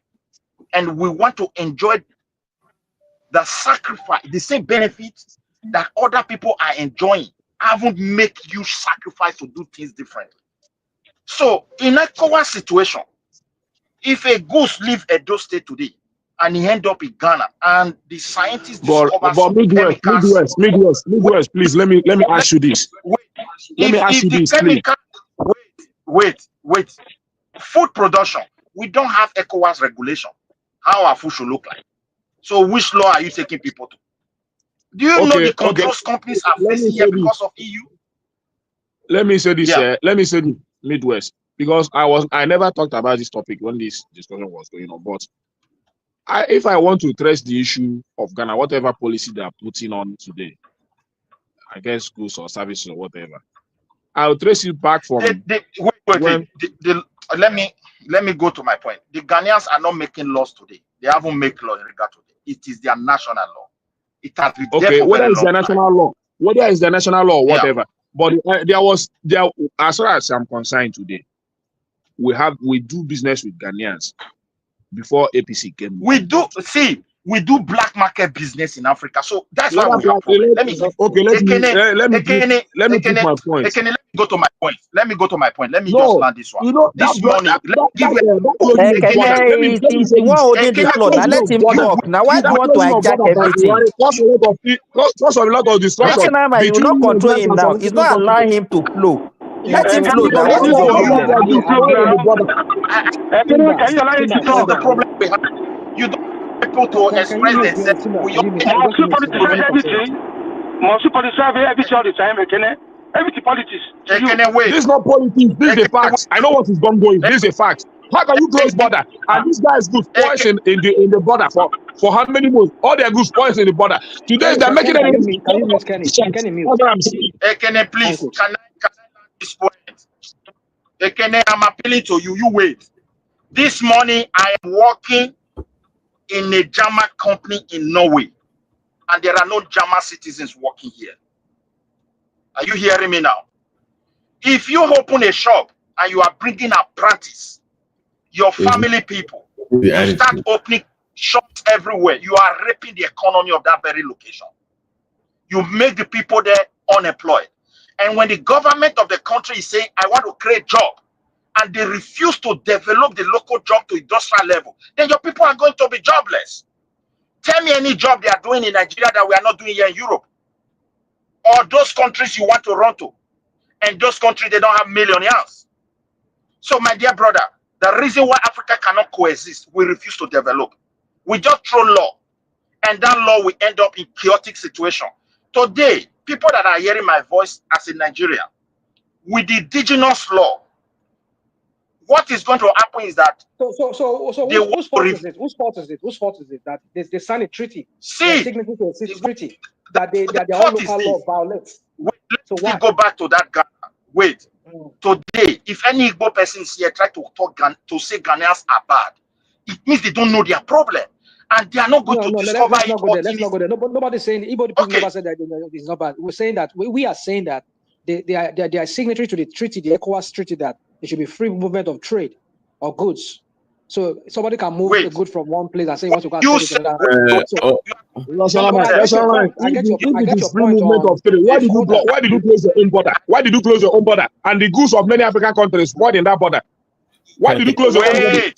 Can we be more fact? This is where our politicians are doing us bad. But when you want to blame it on the citizens, how many goods are spoiled in that border? Even most of these Ghanaian goods, they were crying. Open the border. The free movement of goods does not give you right to just go to a place and start establishing business. Goods are not human. If you are sending goods, you are sending it from a company that exists somewhere. So that agreement does not give you right to just go to their land. That is quite defined. It depends how you understand business. You can use that Nigeria psyche of, you just all your tribes in one particular place. Before you know it, you are dominating everywhere, and you feel it is normal. No, it's not normal, my brother. That's why we have problem.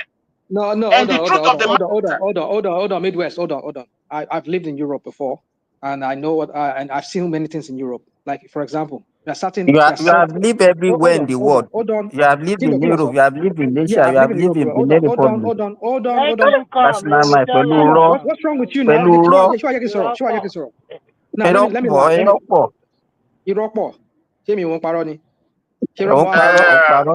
I'll ask you a question. Now, hold on. If you go to like Berlin, you go to like Frankfurt, you go to like Vienna, even if you go to Bratislava, you will see certain people from certain countries, like the Turkish. They are known to have stores where they sell stuff. They have confectionaries.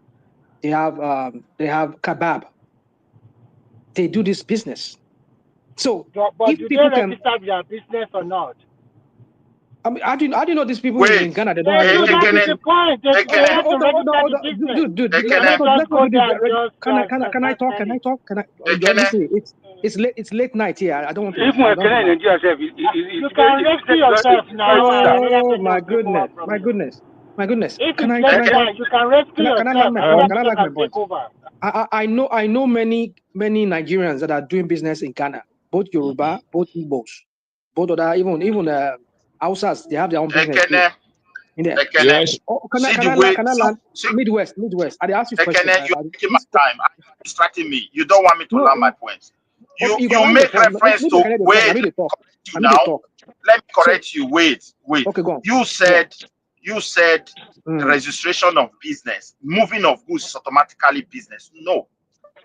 A goods from farm, the farm is registered. So it's already a company. It's coming from somewhere. If they want to trace it in case of anything, maybe they discover bacteria. It's only in Nigeria you just root something and start eating. No, you have to go to warehouse here. There are professionals, people read related to all these crops, something in universities. They are professionals. They are there scientists. You must have a lab. So now, you said you have lived in Europe. I don't know whether you are not business. You use Turkey. The Turkeys are not part of European Union. These are immigrants like me. My business is not registered. Come back and show you now. I will obtain the statutes. They have right to open business. Now there's also a problem, just like what we are debating here. Among European countries, Turkey is not part of Europe. I know that they're not a registered member. I mean, they're not a confirmed member, but they're part of the European Union. They've been asking for seats. No, no. You don't even know what is part of European Union. No. They are. Oh, you guys. They are called Euro-Asia. They are not part of the EU. No. They wanted to join the EU. Oh, come on, you guys are. No. They will never become EU. They will not. Well, you can say that. That's up to you. We can find out. But my point is this. And moreover, they are not entirely in Europe. They are called Euro-Asia, between Europe and Asia. That's where the country is located. Okay. We know certain people, even Italians, that move around from different countries within EU. There. No, what we are trying to tell you, what we are trying to say is very simple.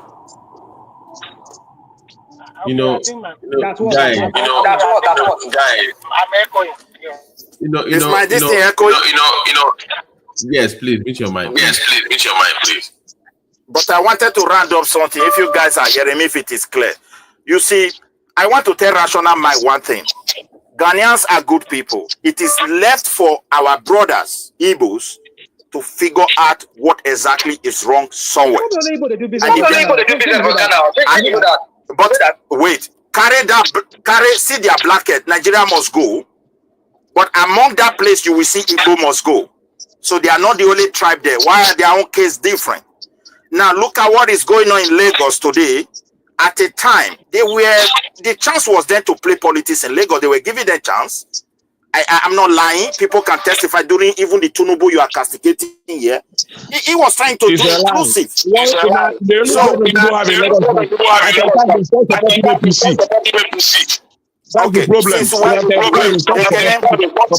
Okay, I will want people to correct me on that. I can still make research, and I will tell you some Igbo guys were having chance to play politics in Lagos before we end up in this kind of.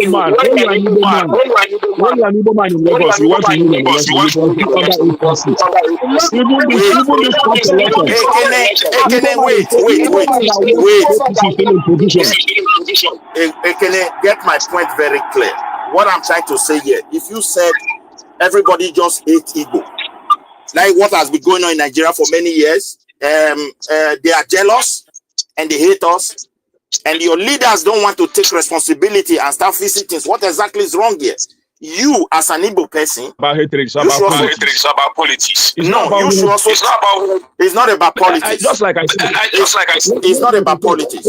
It's not about politics because Igbos are not in politics in Ghana. If you said it's about politics, they are not playing politics in Ghana. Can we get to regulate this now? What about this now? Can you like this out everybody hush. Come on now. Please, let me manage this myself.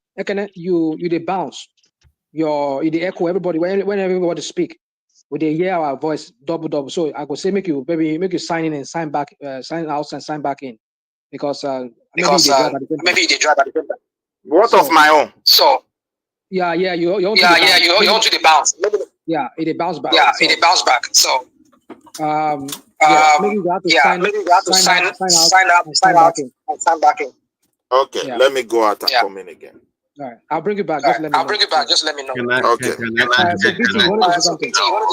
Yeah.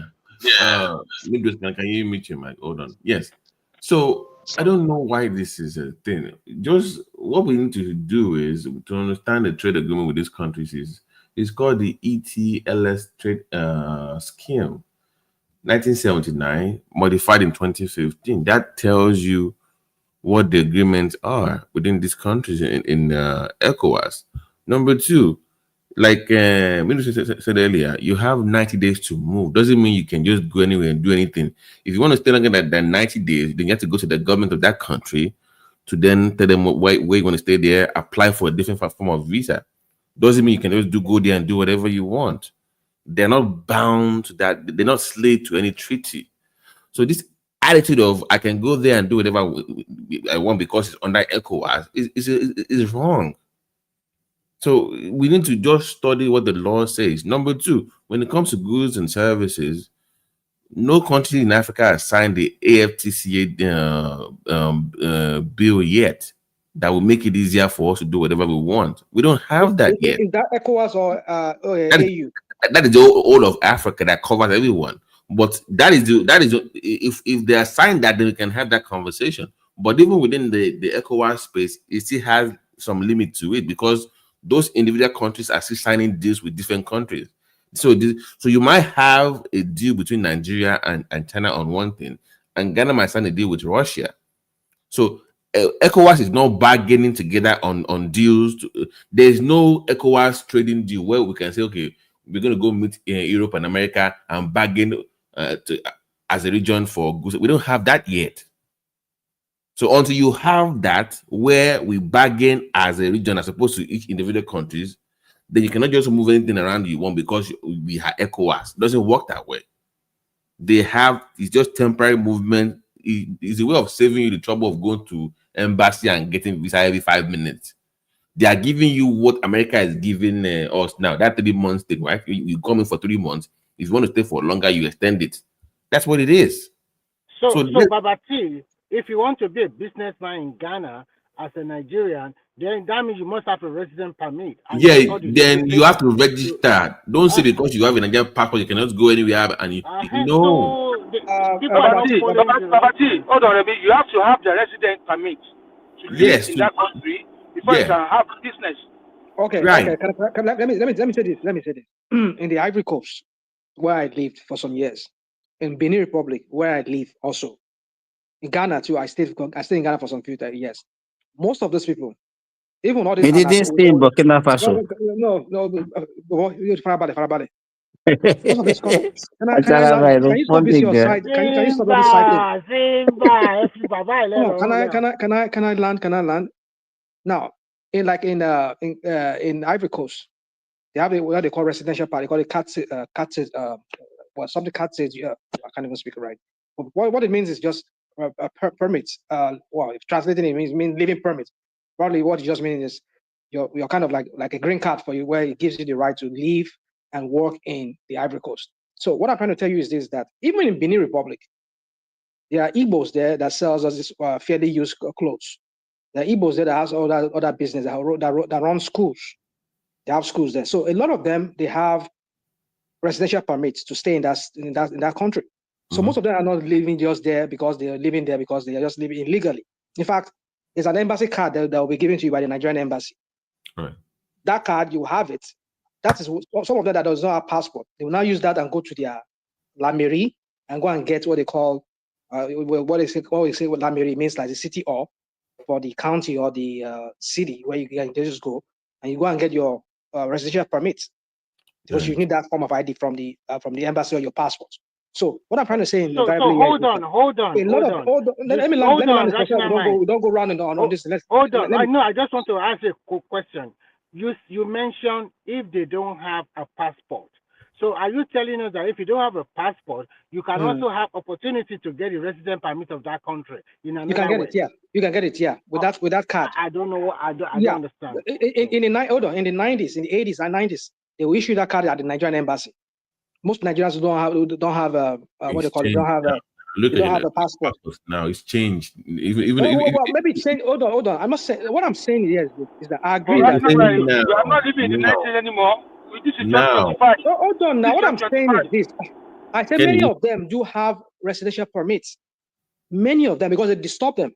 like in the Ivory Coast and in the Benin Republic, you will see this, the police, they will go there, immigration, they will go there to their market there. They will start packing Nigerians, especially those Igbos. So they have, I agree with you. community. I agree with you absolutely. But the point you're making is that we cannot have this attitude that because I'm a Nigerian, I can just move across. No, we cannot do that. Yeah, that's what. Okay, because I'm Nigerian, that's a wrong approach. Yeah, it is. You cannot have that kind of mindset. But I'm saying to you, a lot of those guys that are big shots there that are doing big business, because they need that to be able to facilitate some of their paperwork, like they're importing stuff. The customer wants to know if you are legally staying in that country. They need all of that. Yeah, but look at the way a lot of them have papers. But the issue here is that a lot of our people are going to their small town and villages to do just retail. Just get the container. That is not the way it's supposed to be. That is not right. And most of these guys are doing terrible things. It's all over, even in South Africa. Yeah, actually, we now say because they need to keep them out. They need to keep them out. All these Ogbomoso people too. If you go to the Ivory Coast, if you go to some of those interiors, them even in Ghana, all these Ogbomoso don't wallahs like be one bataga. A lot of them are there. No. Their own case is different. Their own case is different. They do not have let me paper. tell you something, because and I know they are doing business. You are talking about. They are doing business. Those ones, they are there for thousands. I beg you, they are integrated. Listen, they are Nigerians. They are some of them are. You cannot tell me the story of what I know. Part of where because a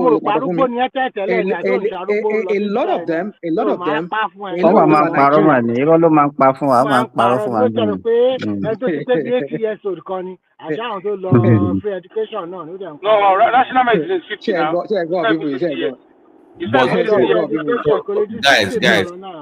on now.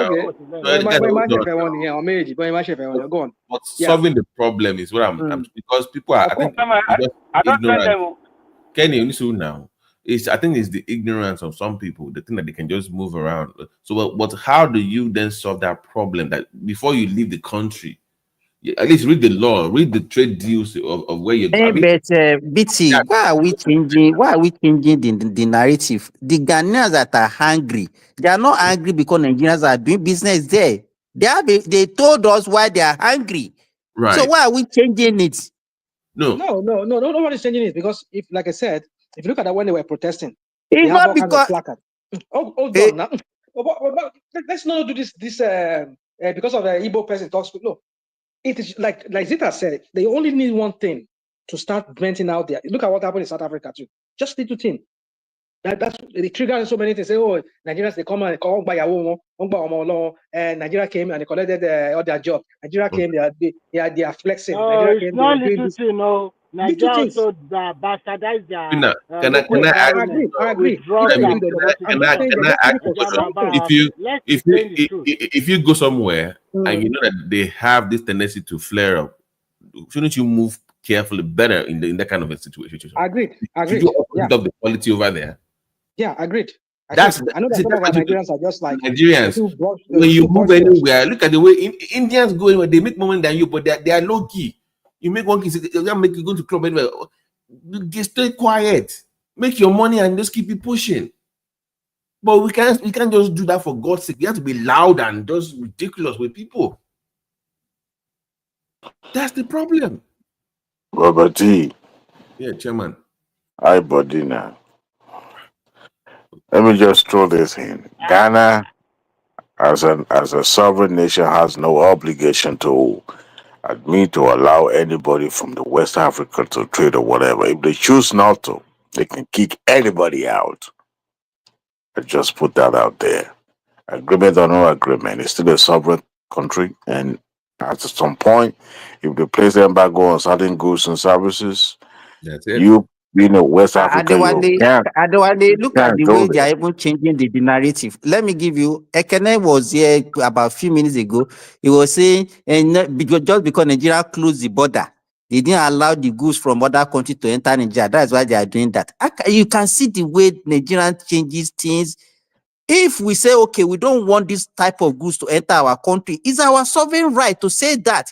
So that does not bring any enmity or whatever. How can somebody now change it? That is what is. You know, why would you It's sign a not, treaty there's no of treaty. free There's movement no of treaty that said you can move any goods and yeah, services. There's no treaty like there that. is. That is why That there's a trade none, war. None. Rational none. mind. They can do that. I know they Treaty can or do no that. Don't treaty. come here and be One giving of us the shit. Why? There's nothing Why like would you that. sign a treaty? rational mind. Rational mind. Go One ahead. of the bane of integration in West Africa, in particular, is this treaty that doesn't hold any water.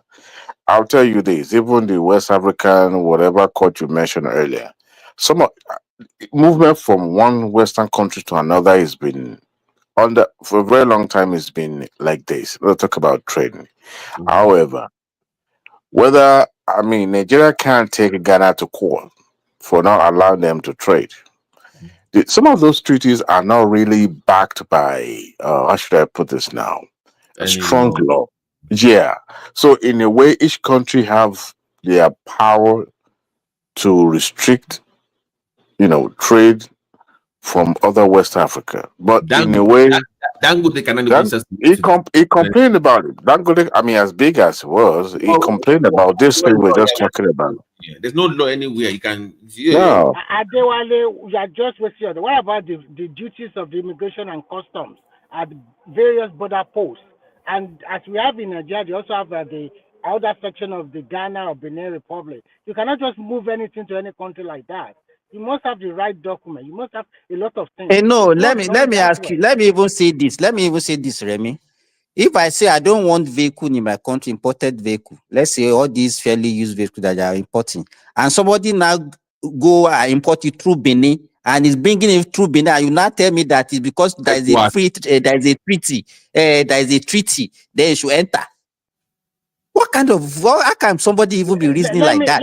Let me give you a good example. Here in Europe, you can drive from Estonia, you can drive from Denmark, you can drive from Norway to take your car here to Finland. But once you take that car here and you want to be using that car here, they put an every fine on you. It's a lot of money. So that is discouraging you that you must buy the car in Finland instead of taking it down to come and use it. But you have a right to bring it here, spend it for like a month and take it back. It's no wahala. But if you want to continue to use it here, then you pay times 2 or times 3 of registering that car here in Finland. So that is their rules and regulations. So that one is quite different now. That one is quite different. No, it's the same thing. No, it's not the same thing. It's not the same thing. It's quite different. In terms of business, there is for example, in all over EU, there's a lot of truck move in, move out. But once you move in, your company is already registered. They have already tracked it to their database that this particular blah blah blah meat or beef is coming from Italy.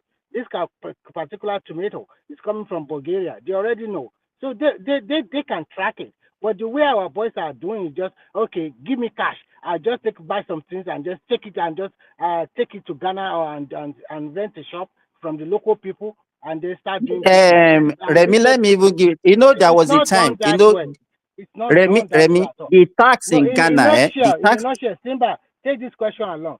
Do you think an average Ghanaian or average Togolese or average Beninese can go to Lagos and just rent a shop and start selling like the Igbos are doing all over the West Africa? Do you think it's possible in Nigeria? The issue is this.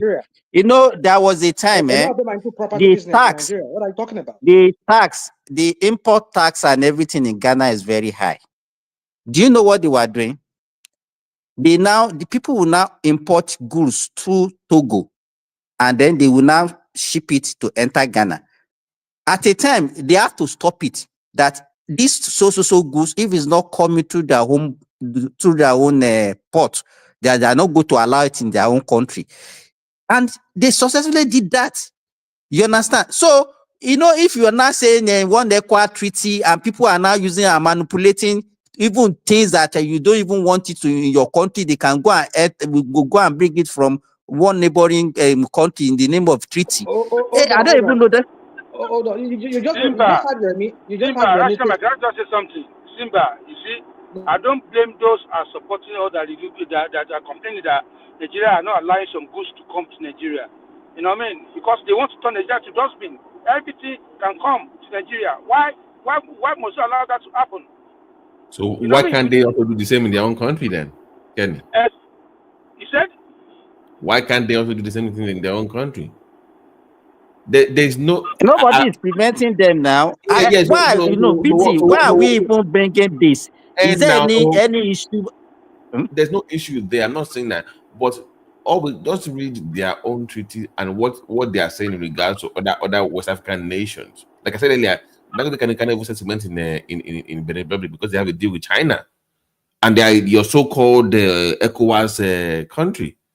So, but my point with this whole argument is that let's stop having this attitude like we can go anywhere and do whatever we like. It's a wrong approach to other African countries.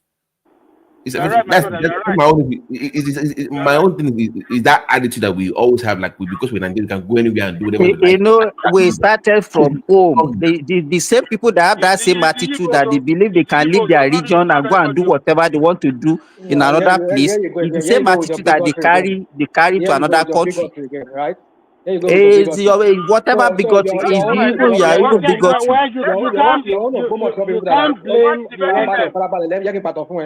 Your people that are in Benin Republic, that are in Burkina, that are in Togo, that are in Benin, in Ghana and Benin. How about that? They've been living there for some section of Yoruba in Benin Republic that they are Benin. Let me tell you. Let me ask you. It's not bigotry. It's not bigotry. Even what you are saying is against you. Wait. We have in fact because initially you are even talking in Ivory Coast, there is this Biafra whatever. In fact, the Yorubas that are in Ivory Coast, the Igbos, they are not even up to their 1/10. The Yorubas are well established in Ivory Coast. The people from Ejigbo or Iwo, if you go to Iwo and Ejigbo today, you can get a bus to Ivory Coast. But even there was a time the chief of army staff of Ivory Coast was in Nigeria and is a Yoruba guy.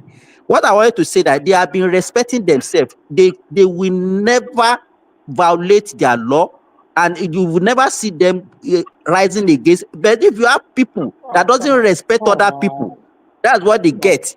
So don't give me that shit. Hey, no, it's one of them now. It's one of them. It's one of them. He can even come here now. I'll be cursing Yoruba. When you live so long in one place and you start claiming ownership of the place without any, any form of, in that video, come on, guys, you see, this is what you people do a lot. You take things out of context. What that guy said, that video that one man played to us, what did you hear the man say is claiming ownership? That video, let me tell you, that video is not complete. No it's not a complete video. Go and search for it. Adewale, have you watched that video? I watched the video. The issue here is very simple. After the guy bought that big land of acres of land, why does he have in his mind that he want to create an Igbo community? Hold on. You see, here you go. Why can't listen, let me finish. Okay. We know we have Chinatown. We have Listen. We have Chinatown all over the world. Okay. And they never call it Guangzhou Town or Shanghai Town. Now you want to create an Igbo community and you want to be an Igwe. So and the Ghanaians don't like it. It's their land. They don't want it that way. No. They don't want it.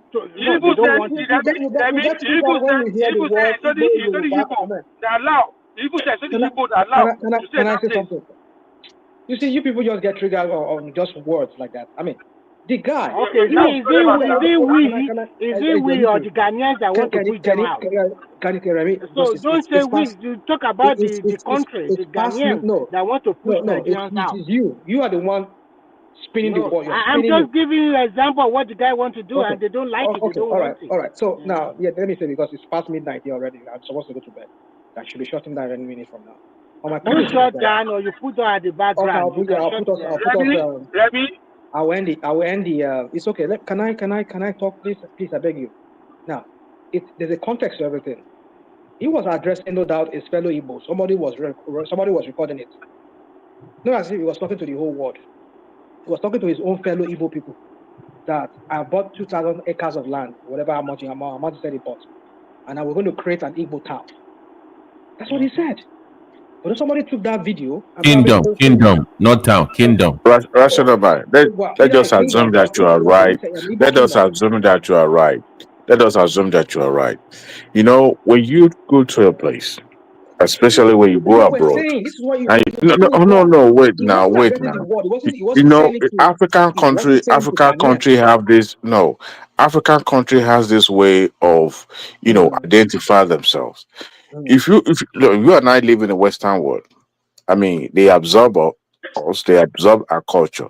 But you go to another African country, trying to replicate the same way you live here in the Western world in African country, they will revolt. Why? Because they have a strong tie to their tradition or to their ancestry linkage in a way. So when you're now trying to establish a kingdom, what do you expect those people to say? That you are allowed to do that. First and foremost, they don't even want them in the place because it shows that they've been beefing Nigeria for a very long time. Now it's like putting oil into the fire. So for the guy to come out and say he wants to establish a kingdom, But if such thing wasn't was saying to that. Here you go again. He wasn't saying that to the if generality if that if that were to happen, if that were to happen here, of Yeah, course we can people take things establish out of a context.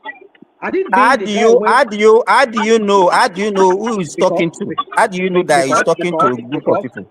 because he was talking to his fellow Igbos. They were How did having a you know? meeting How there. did you know? How did you know Go that? on, you go and watch that video. Yeah, The video that I watched. as long as it's online. What are you talking about? it was Talking to made. Ghanaians? Wait, It, rational mind. You see, it, you people no, like to it do was this. made Am public. I like am I shaking you? You It go and was look. made You go and public. look for It's the some point. excuse just to Okay, block things. RM. This is even though maybe it was a private video, some way somehow it got into the public space, right? Okay, yeah. Okay, so once it got to the public space, how you control the narrative matters. If something leaks from your side now, your PR then matters. How do you manage the situation? Yeah, so the guy was later called. They later called the guy. The guy explained what it meant. There's another counter Igbo. I said counter Igbo. Counter thing that he said when he was interviewed. So when it came to that debate, It's too late for you. No, RM. Let me tell you why. Guys, hold on, please. Hold on, RM. Please hold on now, please. There was a good. Hold on. I'm inviting you Oh to my my show God, Kenny, can on you hold TikTok, on? yeah? Oh, sorry. My God, you guys, I don't know. Please, there was a video. No. Okay, I can't even. I don't know what's going on with it. There was a video. Man, what's going on, man? There was a video of some people online that after that video it went. No, we hear you, but hold on. Hold on. Because We you can don't hear live you. a long time. You don't move on. But I'll come back to you, Midwest. there was a video online, a couple of videos going online that was fitting to that narrative of, oh, they bought your land finished. Not the king, but other people in that part of the thing. We have bought your land finished. In fact, our plan is to buy all land in West Africa. And these are people that were in Ghana. So those videos were coming from Ghana saying that, okay, see what they are posting. That even though it's written his words, but others in that Ghana were also saying something that they found offensive. So it wasn't just his video only. That just triggered them to what they were already feeling. It kind of took them over the top. Or they were already having that feeling already. So post that video, there were still others that were still making this kind of statements in Ghana. That kind of got them angry. That was the issue. So are you saying there's another video? There's another video. Yeah, there was this. It was on TikTok. I will find that video. I will put it. Maybe you can play it. We don't buy your land finished. In fact, we're going to go to West Africa. We're going to Ghana and it was being put up on Twitter by Ghanaians, showing that what they are saying in Ghana about them. So it wasn't just him speaking; it was others also saying. And this video you're saying is by somebody from that same ethnic group. Yes. Yes. I will find that video on TikTok. I will show you. So it kind of got them. So if you do that over time, at some point people will have enough. Like, why are you saying this about our land? So if you're not using the word kingdom, to an African, the word kingdom means something different to us. Not town. Kingdom means something different to an African. So if you say I want to be establish a kingdom, joking or not joking, people take it. Yeah. I get that can trigger something, but my point is that there's a context to it. Adibin is saying to the generality of the whole Ghanaian people now, that's an affront. That's an affront to them. So, but he's saying it among his own. No matter how he says it, whether in secret or in public, it doesn't change anything. It doesn't change anything. Don't change the narrative. Let's not do this crap of a thing we always like to always do. If he's saying it to the whole of generality of the whole world, we're going to create an Igbo kingdom here. Then I know that's an affront. That's an affront to how is it different? How is it different? If you say something like that in secret and then you say publicly, how is it different? How is the motive different? How is the motive different? Can you allow me talk? He's talking to his own clansmen, Igbo people like him. So they have their Igbo meeting. He says, we're going to create an Igbo kingdom here. That's what he said to his own people. Let me ask you a question. He didn't to insult the people of Ghana. But it is insulting if he's saying it to the generator of the Ghanaian. That would be an insult to them. But somebody now leaked that video. Whoever that person is. You say you did. Yeah, go on. You here to tell you what the Ghanaians are? Are you here to tell you what the Ghanaians are bad people or they are wrong to go to the streets and cry the way they are crying? Well, I would say they are wrong. That's a wrong thing to do. The guy didn't buy any land now. They didn't buy the land. Have you seen the video where the guy said they did not buy the land from the people? I mean, why did he say he bought it in the first place? Why did he say he bought it in the first place? Look, you have to listen to real information. And I know you know this thing, but you want to run with this narrative. You understand? The guy said, if somebody comes and says he's going to buy a land of this one, like, how? He said he has acquired. Why are you talking like this? He said he has acquired 250 plots. But when they asked him to clarify, and they asked the chief of the area, they said they did not buy the land. He said it. So why are you clarifying? Anybody can say how to buy the land in England here.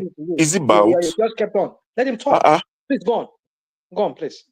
Yeah, so the guy said that they did not buy the land. So how did he do it? What did he did not. He was just saying it. Anybody just saying something. What was he saying? Different. Tell us. What was he saying? He was pitching an idea to his people. Preaching.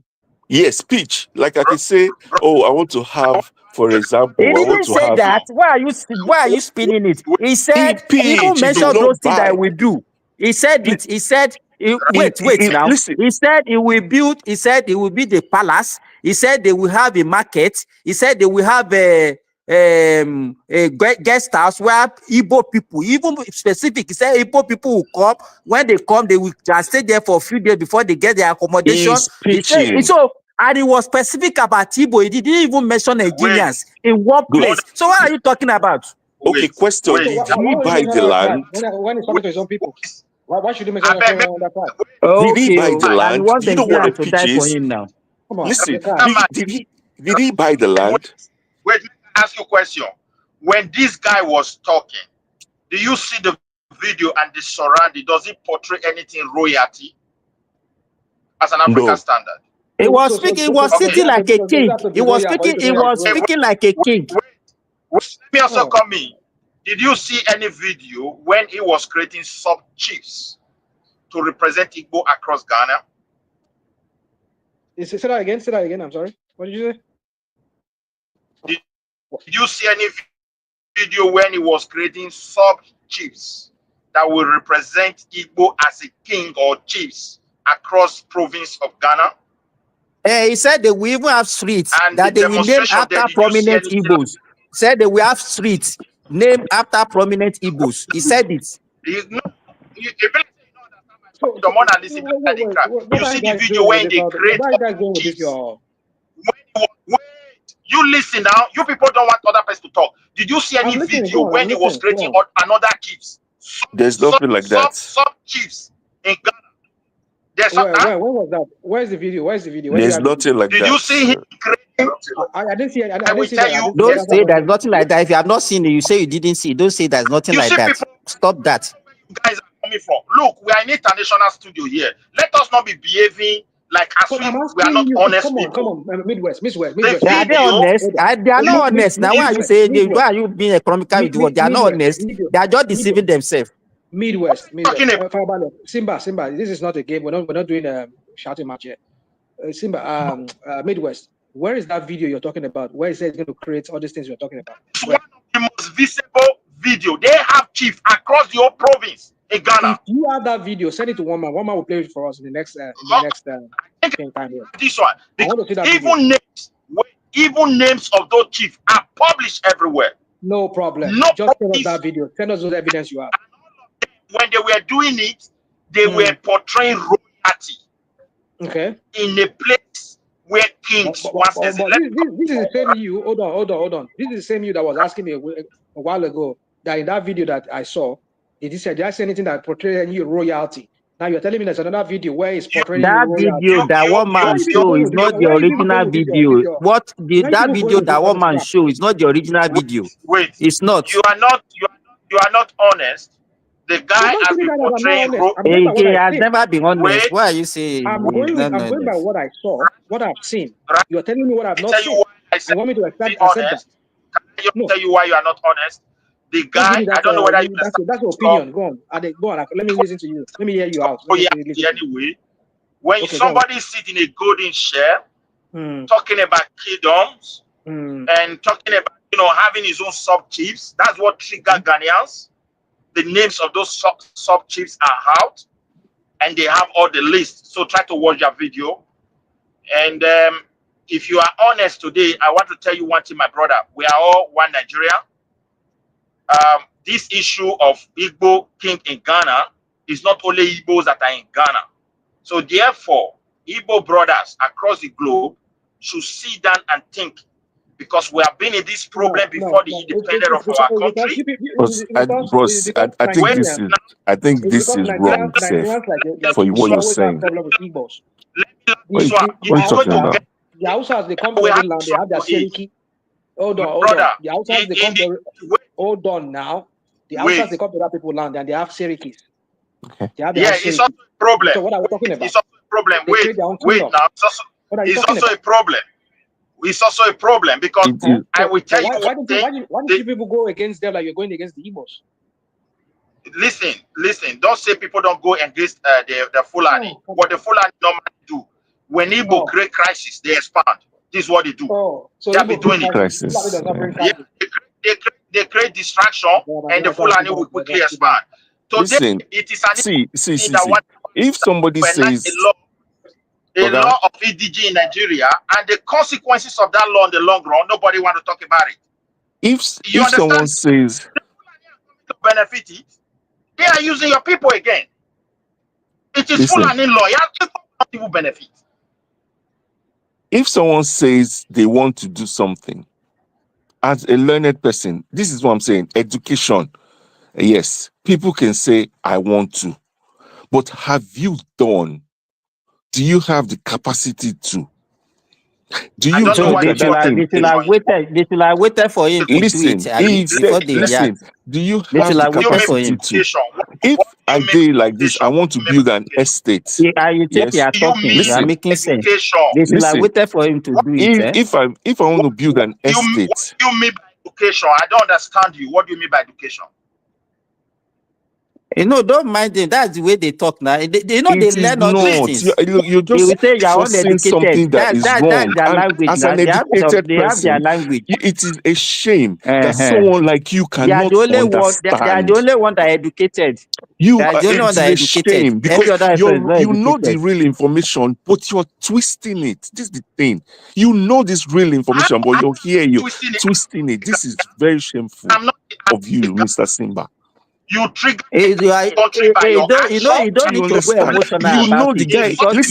Listen to the interview of that guy. You listen to him when he said they did not buy no land, they did not do nothing, they did not do nothing. Yes, you understand that people are angry. They're upset. The same video. But you're running now like, he bought a land, he bought this. He no buy land. He said it. He said he has acquired 250 plots. He said it. So why are you changing it? Anybody can say anything. You go there and confirm and verify. This is why you are an educated person.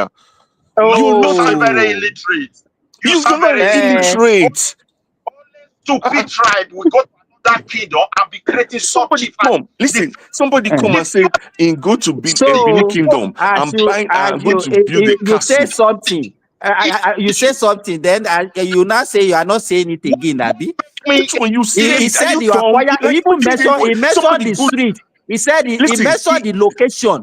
Wait, someone keep like quiet, me, please. I go to Lagos He and say, kept. He "I want kept to quiet. build He kept quiet. Keep quiet. a Igbo He said castle." Would you he believe it? acquired 250 plots He of land said, in listen, Aflau area. yes, He he mentioned the said, place. listen, he said, did he? Look at, I don't know what it, like, I didn't understand all your argument before, but So this particular who now argument. told you that I didn't acquire it? Let me ask you now. Did you not see the interview? No, wait now, wait. Okay. Who said he did not acquire it? Who said He who said did so? not, because when they went to their government council and confirmed, it was not true. So why is he lying? He is lying because he probably wanted to scam his people. Oh, you can see yourself. Where to scam them? You lie. Okay, You lie. so You lie. they are doing, so No. But now confirm. want to, Did he do interview? He said. Did you listen to his interview where he said that he did not buy any land from nobody? Yes or no? So he want to scam he want to scam his people, or want to scam Ghanaians? He wants to scam his people. People pitch business. The Ghanaians, wait, you try to deviate the It's even you that you are telling that somebody is uneducated. You are the uneducated here, because your biography has beclouded your reasoning. That is why you are talking the way you are talking. The way I rate you, listen, the way I rate you, I expect you to be on that level. Stop going down to this other level, please. No, listen. Stop deceiving people. Listen, this is not talking. Somebody said, "Oh, he wants to buy the Oba of someone just come and say he wants to buy the Oba of Edo State land. Won't build one something. Now, can you do it? First of all, before you go act, go confirm, go school, understand." Come about Benin. Now they sort about Benin.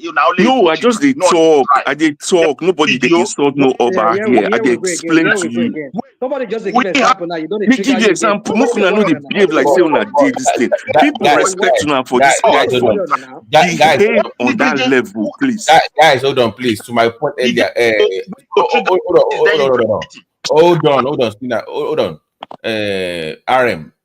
They just speak about if you know that, if you know that the Benin man is very sensitive to that kind of thing, why bring it up in the first place? It is. Listen, that's my point. How do you know it is not a UF? How do you know it is not an Hausa man that is saying those kind of things? What are you talking about? Hold on. I'm saying that.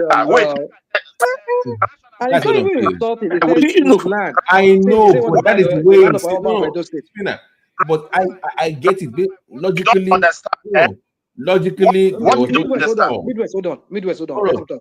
I'm saying logically there was no insult. I get it, but it is not from your own preview that you can determine that. Some people just see things differently. You must learn to see people from other people's lenses, the way they see things, even if it's illogical.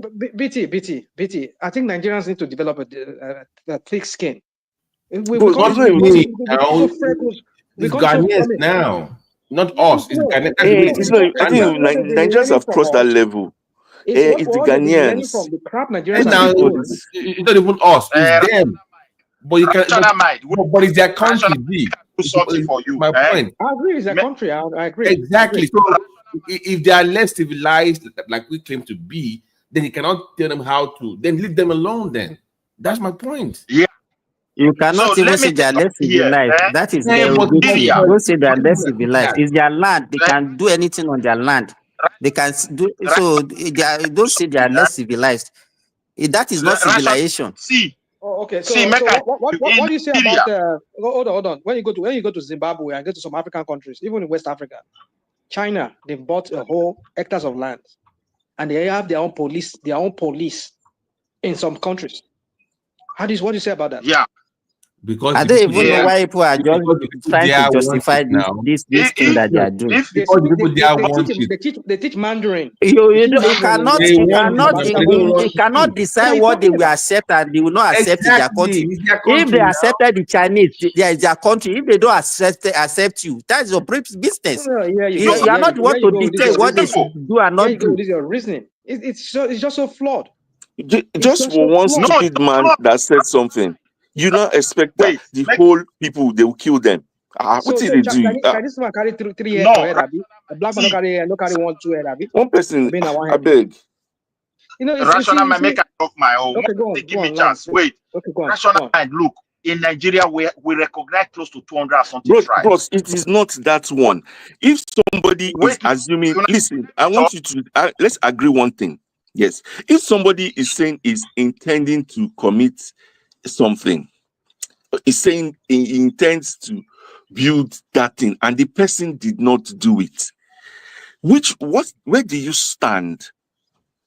He Let me give you intends to do it, but he's not done it. Can I answer your question now? Just go to YouTube. You will see one Benin boy they deported from Germany. I think a few days ago, maybe getting to a week now. The reason they deported him and his family is not because they were not having legal rights, but the time they want to operate his wife, he threatened the authority that if they don't take his wife to one of the best hospitals in Germany, and his wife happens to die, and the baby, he will go to German street, kill how many children he can kill, and at the same time he will take his life.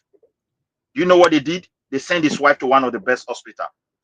They did the operation, and the day of operation, he did not even know what was happening. When he opened his window, police everywhere, but they were not in his house. They didn't come and knock in his house. They were just an alert, just because of that statement.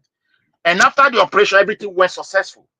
Because of that, they have to threaten. They evaluated him as a threat to live in their country. They deported all of them. They are in Benin now. Watch your YouTube. So, my dear brother, it is abundance of the mouth that of the heart that the mouth speaketh. Nigeria have 200 and something tribes. Bro, you're just trying to paint a tribe. Stop this thing here. Stop it. No, you're grown up. You're grown up, man. No. Stop painting this tribe something. Which don't go with this tribe. Everybody, when you're abroad, you're outside. He has never helped our country. Let people. Which help? You're just trying to paint a tribe. Ahmadu Bello said, we are accident this country. Let's discuss who we are. Let's look at where we are 2025. These people, okay, you go into that way. These people have said they want to leave. Why you not let them go? Wanna stop all that one? Who is holding Igbo? This is the question we should ask. Leave those things. You're complicating. You're complicating. This matter you're saying is for another time.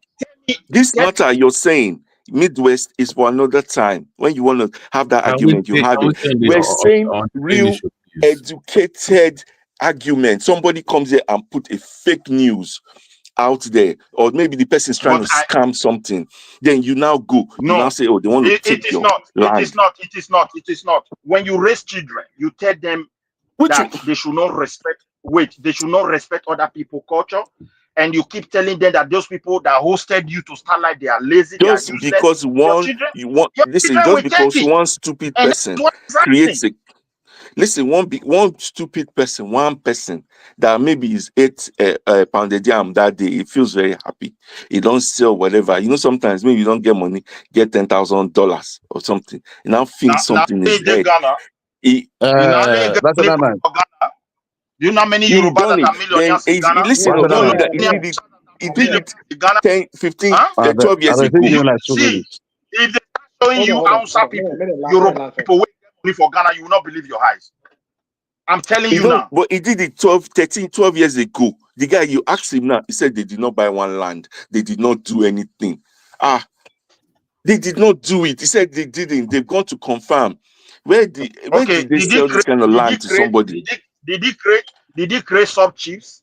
People that will represent everyone. Listen, sub chiefs as what?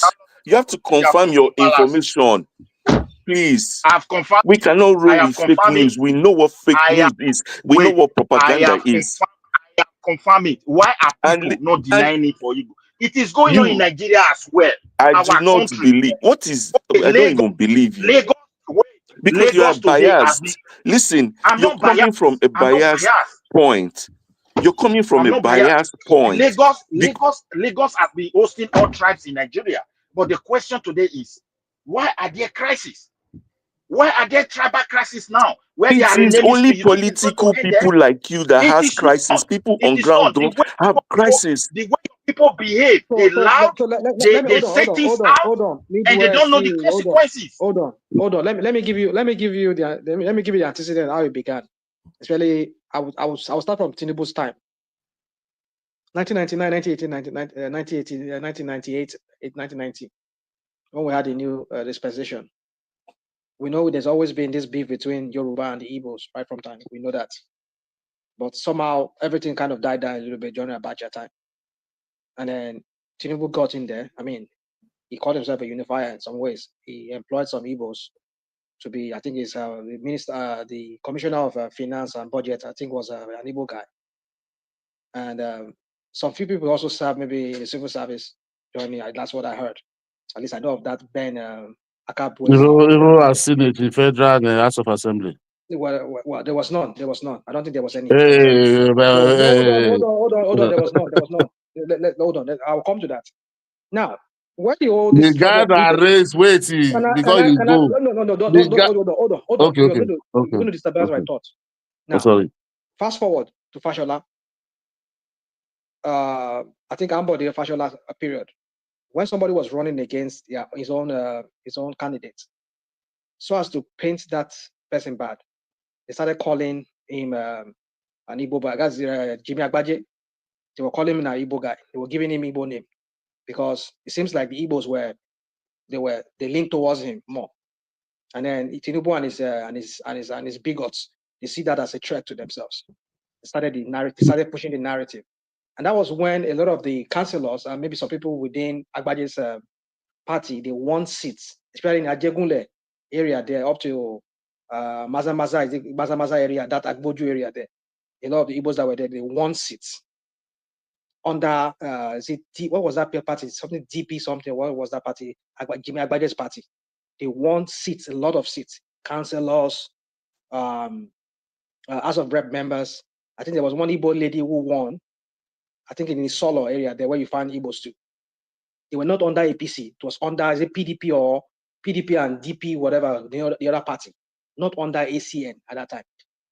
So that was where the whole trouble started. The Oba of Lagos saw that as a threat because he is pro-Tinubu. He see that Tinubu is gradually, some of his people were losing seats. That was when he says he will plunge them into like if he does not vote, they don't vote his own party people, they don't vote for Tinubu because they saw that as a threat. That was how the benefit began. He didn't do it, but he just said it right, but he didn't do it right. That's not even rational man is never saying the truth. Give me your own version of the story. Because No. The Oba, he called the Igbo, the Igbo like the Ohanese, the leaders of the Igbo to his palace. They were there. He was not saying this thing in their back. These people should be truthful. If he meant it wrong, the people should have said, they should have stopped from there. You don't support me. I will give you everything. What are you saying? This is politics. If I'm a governor in this state, you don't support my policy and you don't support me, how do you think I will give you a free hand in that state? I don't know why people are taking what is happening in America, what is happening in Europe. When it comes to Nigeria, it becomes something else. Only party they contest. What party no the right to contest? What are you talking about, my friend? I'm saying that. No, America where you did. Wait, rational mind, please. Sorry, rational mind. America where you did. Hold on. Wait, forget about Benin. Forget about Benin. No. Let me ask you one question now. No, I'm not going to forget. I'm not going to forget.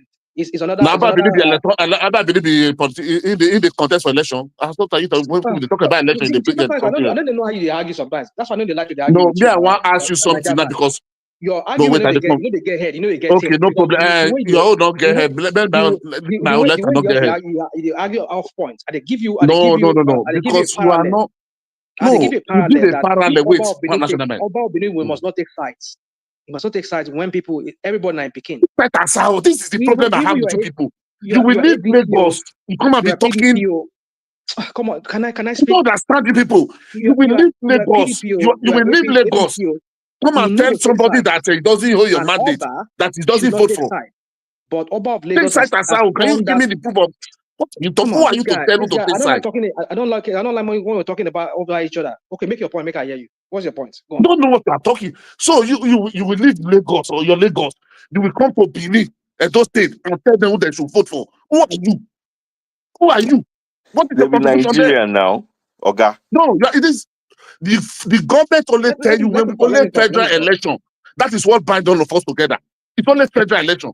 If I'm making a law in my state, it's from a don't like, it's not from a Lagos people, it's not for Ondo man, it's not for Anambra man. It's only federal election that bind all of us together. That is where all of us get interest. Bros, do we have? So, is there anything in the Please, it's okay. constitution? That one is okay. Let me finish what I want to say with rational mind. Wait. See now, when we are talking about respect is reciprocal, rational mind, I just want to ask you something, please. Sorry.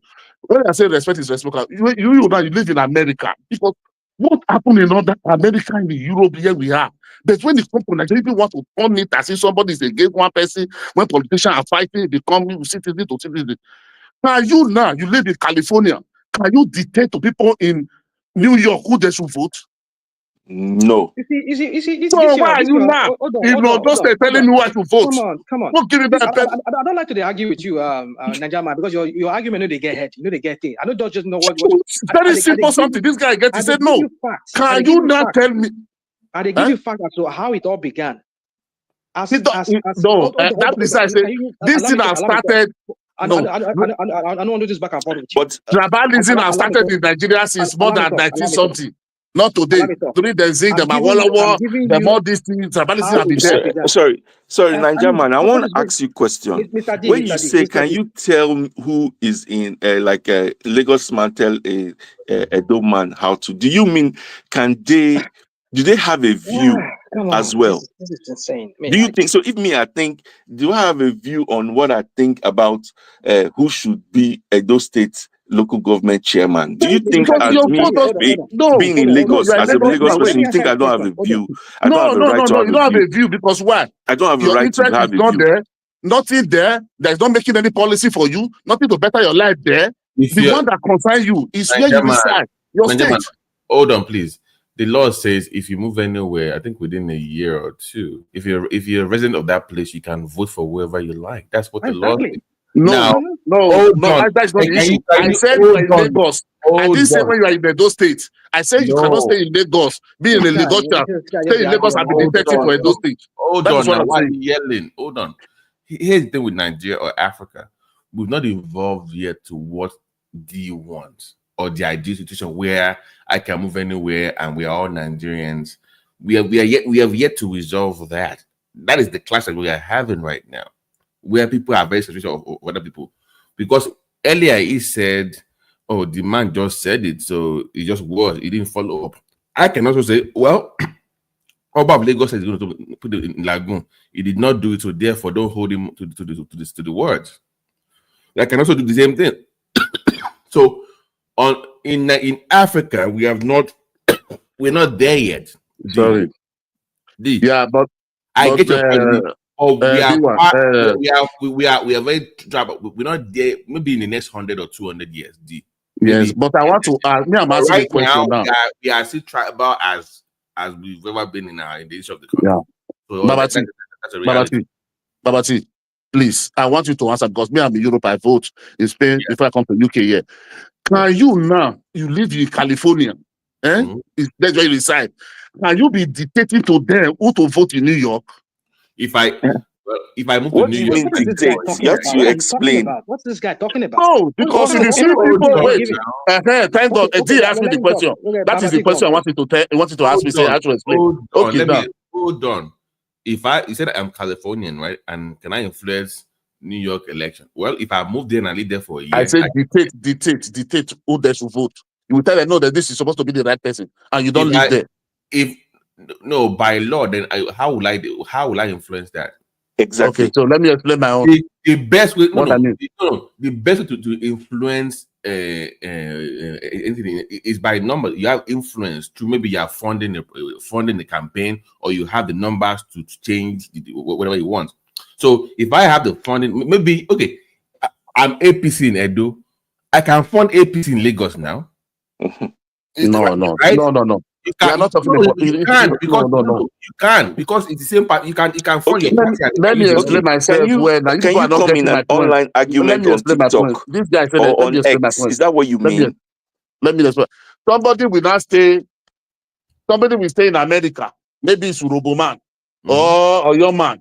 He will not be telling the right person that's supposed to vote in Edo. That is not the right person. I don't vote for. Who are you? He has an opinion. He has an opinion. Yes. Okay. If you have an opinion, but why are you not taking it personal? You are not expressing like opinion. It become your everyday breakfast. Become your everyday What? this. That's his own opinion. So I don't understand all those kind of things. Nigerian, In my council now, I can't go and vote. I can't go and tell them who to vote in the other council. Because you're not interested in it. Hold on, please. On this show, we discussed the governorship stuff that happened in Rivers, that happened in Delta, that happened in Edo. In Abia State, in fact, this morning. No, but because we are Nigerians, we can discuss it and have an opinion about it, or who we think the best person is. I can have an opinion about anything. I can even be passionate about that election. But by our law, if I'm going to vote, if I'm from Ogun now, if I move to Abia and I've been there for a year and legally I can vote, then I can influence who becomes, because I live there. I'm a resident of that place. That's the law. No, that's one. You said you are there. You are moved there. Nagaman, hold on. Let me ask Babati the question. That example you just gave now. Yeah. The example you just gave now. That's a good example. Now, imagine now you move from Ogun State to Abia State now, and let's say the law of Nigeria says after 1 year you can vote there. Yeah. Now you now, and maybe because you be PDP man when you left Ogun State, and you want to continue your PDP. But the Igwe of Onitsha, Igwe of Umuahia is the APC man. Right. And let's say you, being a Yoruba man, and maybe some other Yoruba people like you people lean towards PDP.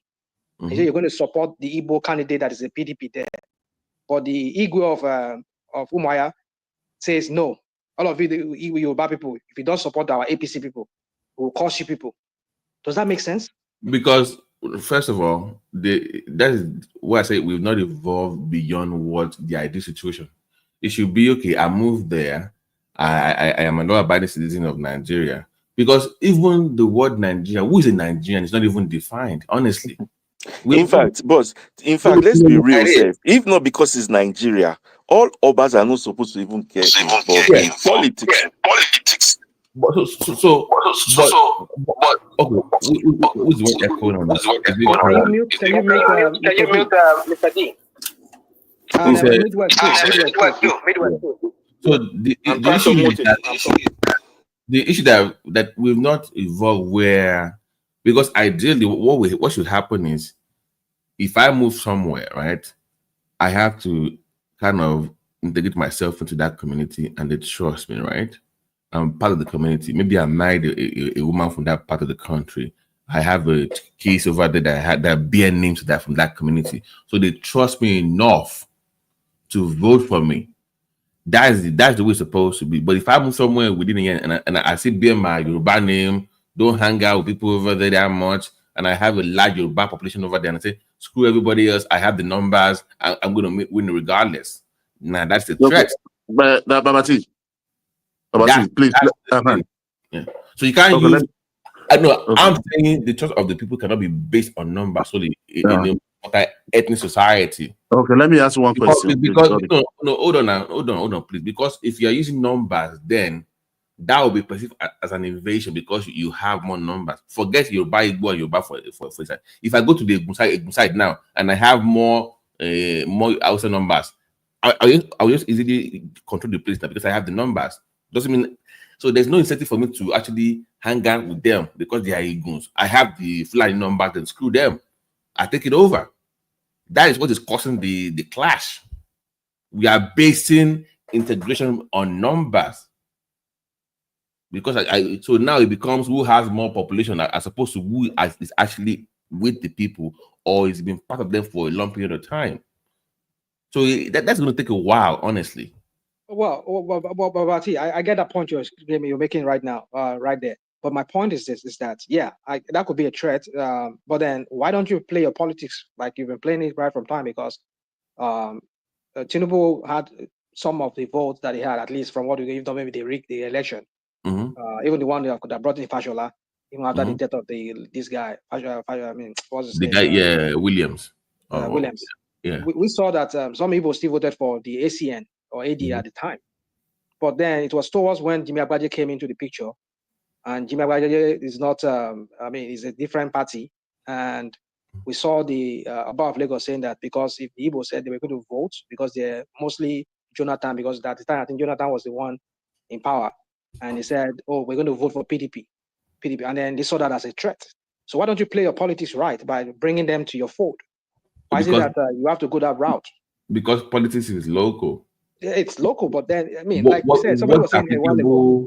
No, what is happening? If I go to some areas in Ayetoro, I don't even need to see the people, just see the ballet and they'll take care of my votes for me. So you must, there are peculiarities to in each region, in each areas. I'm saying that if you are the one running for office, you must understand the landscape, the people in that locality, and how they vote and how they think. Doesn't mean it is right, but that is the way they behave. So you must adjust to their own. That's the way they play their own politics over there. That's what I'm saying. But people are saying no. Okay, go on. I think you. Hello, please, that's not give me one. I want to go. I didn't work on it. See, you see the argument we are arguing. The same thing we are still going now. Now the politics is local. You must understand the people there. But you said somebody can come from other states and interfere. I want to ask a question. And have his opinion. No, please, 1 minute. Just 1 second. Please, just 1 second, please. Now, please. To define what you mean by to define what you mean by interfere or influence, so we know where you're coming from. That would be. If APC, PDP, Labour Party, let's say so and so party in a state conduct election, and maybe somebody is done in APC, is in the PDP, it will not go to court. We have seen several judgments of that.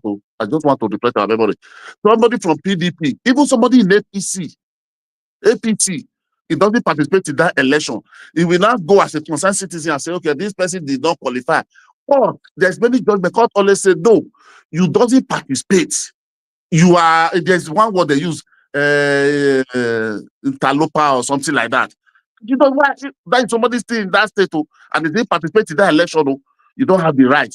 Then you are telling me that somebody come from Oyo, another can come and interfere because I tell them who the right to vote.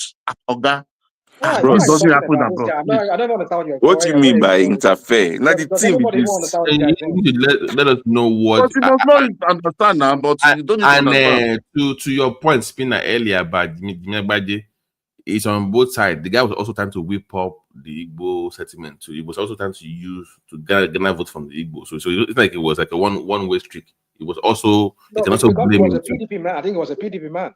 Yeah, but he was also trying to get their votes. So he was also playing to the gallery too, and also trying to whip up sentiment about this anti-Igbo rhetoric in Lagos at the time. So it wasn't like one way, like it was just like. You see, well, that's why I say I've been wanting to stay away from talking about it. Yeah, it was BT. I want to ask a question, please. Yes, sir. In Nigeria, do they teach critical thinking? Well, in universities, when it comes to the political space, they do as part of the general. Comprehension. No, here's the thing, Remy. Our politics has not. We should have asked him. Why is he asking? No, the reason why I asked because it's the question. Because me, I went to university here, and one of those courses you do in your first year is critical thinking. They do. Also, sometimes. No, I just wanted to ask in Nigerian universities. In Nigerian universities.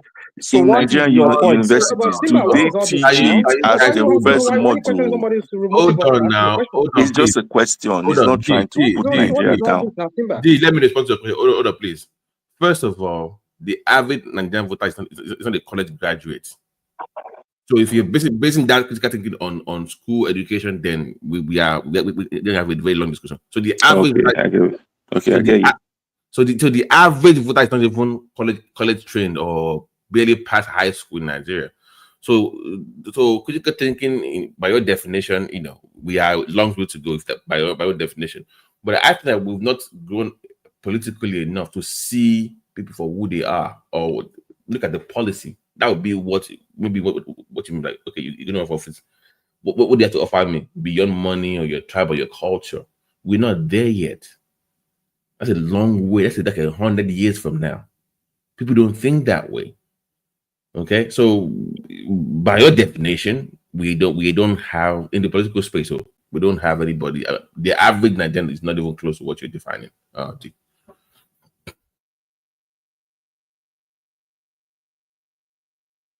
right. So yeah. So I mean, for me, I just think the Oba of Lagos went overboard with what he said. The only thing you can do is you can win people over. If you see them as a threat, try and just win them over. I mean, like, okay, you know, we've helped people. Can I say something without somebody interjecting me, please? We've helped people. We've given you space in Lagos State here. Why are you now people saying you want to go and vote for the other party? We've done this for you. Win them over rather than threatening people, making it now going tribal. Because we understand that whole scenario, that context of what led to him saying that, because they saw a threat that Goodluck Jonathan, being the head of PDP, and the Igbos mostly were leaning towards PDP, and they saw that Tinubu might lose Lagos if they do not act, and they had to use that threat. But why are you not condemning the one in the Southeast? You see, here you go with this guy. This guy, what is all this? Okay, which one is no, it's true. Now you condemn everybody. Tell me which one is Southeast. The pastor, the Reverend Father that said, if anybody did vote for Ibi, they should tie them and show them to Igbo Hausa. That say 1,000 one Igbo man is better than 1,000 Yoruba. Now why you get all this is your story? Now why you get this story? Are you for real? I don't know what you're getting. No, you will not see that one. Condemn it, please. Where did you hear that? Where did you hear that? Anybody? If it happened, condemn it. It's online. All those that are online. Are you for real? They're online. I didn't hear that. I'm not. You can only see what you want to see now. Come on. Just say I condemn it. I don't know where you are manufacturing your stuff from, because I've never seen anything like that. Rational mind will never believe that. Rational mind, let me ask you this. What would you want me to believe something I've not seen? What are you talking about, my friend? Okay, let me say this. Because you came here now. You give us a story that happens maybe around, maybe during Fashola regime or whatever. What I want to ask you is this. You know, as far back as 1939, the Ibibios in Nigeria, they are the first person to form Ibibio National Youth Forum or something like that, followed by the Igbos. When Yorubas wanted to form their own, it was Azikiwe-led Igbo's youth group that went against it, and they said it's against the spirit of one one unity of the country. And we knew what happened, what transpired that time.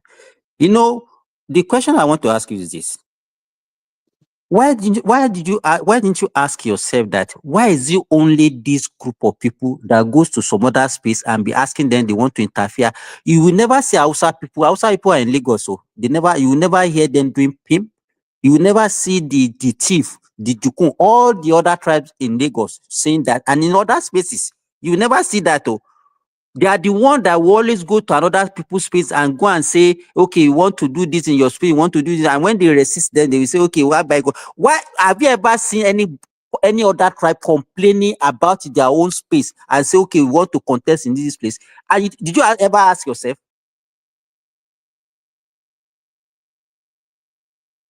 Okay, so you're asking a question that is so loaded that I don't even know where to begin. Okay, I don't know, but Can I answer this question? Okay, answer.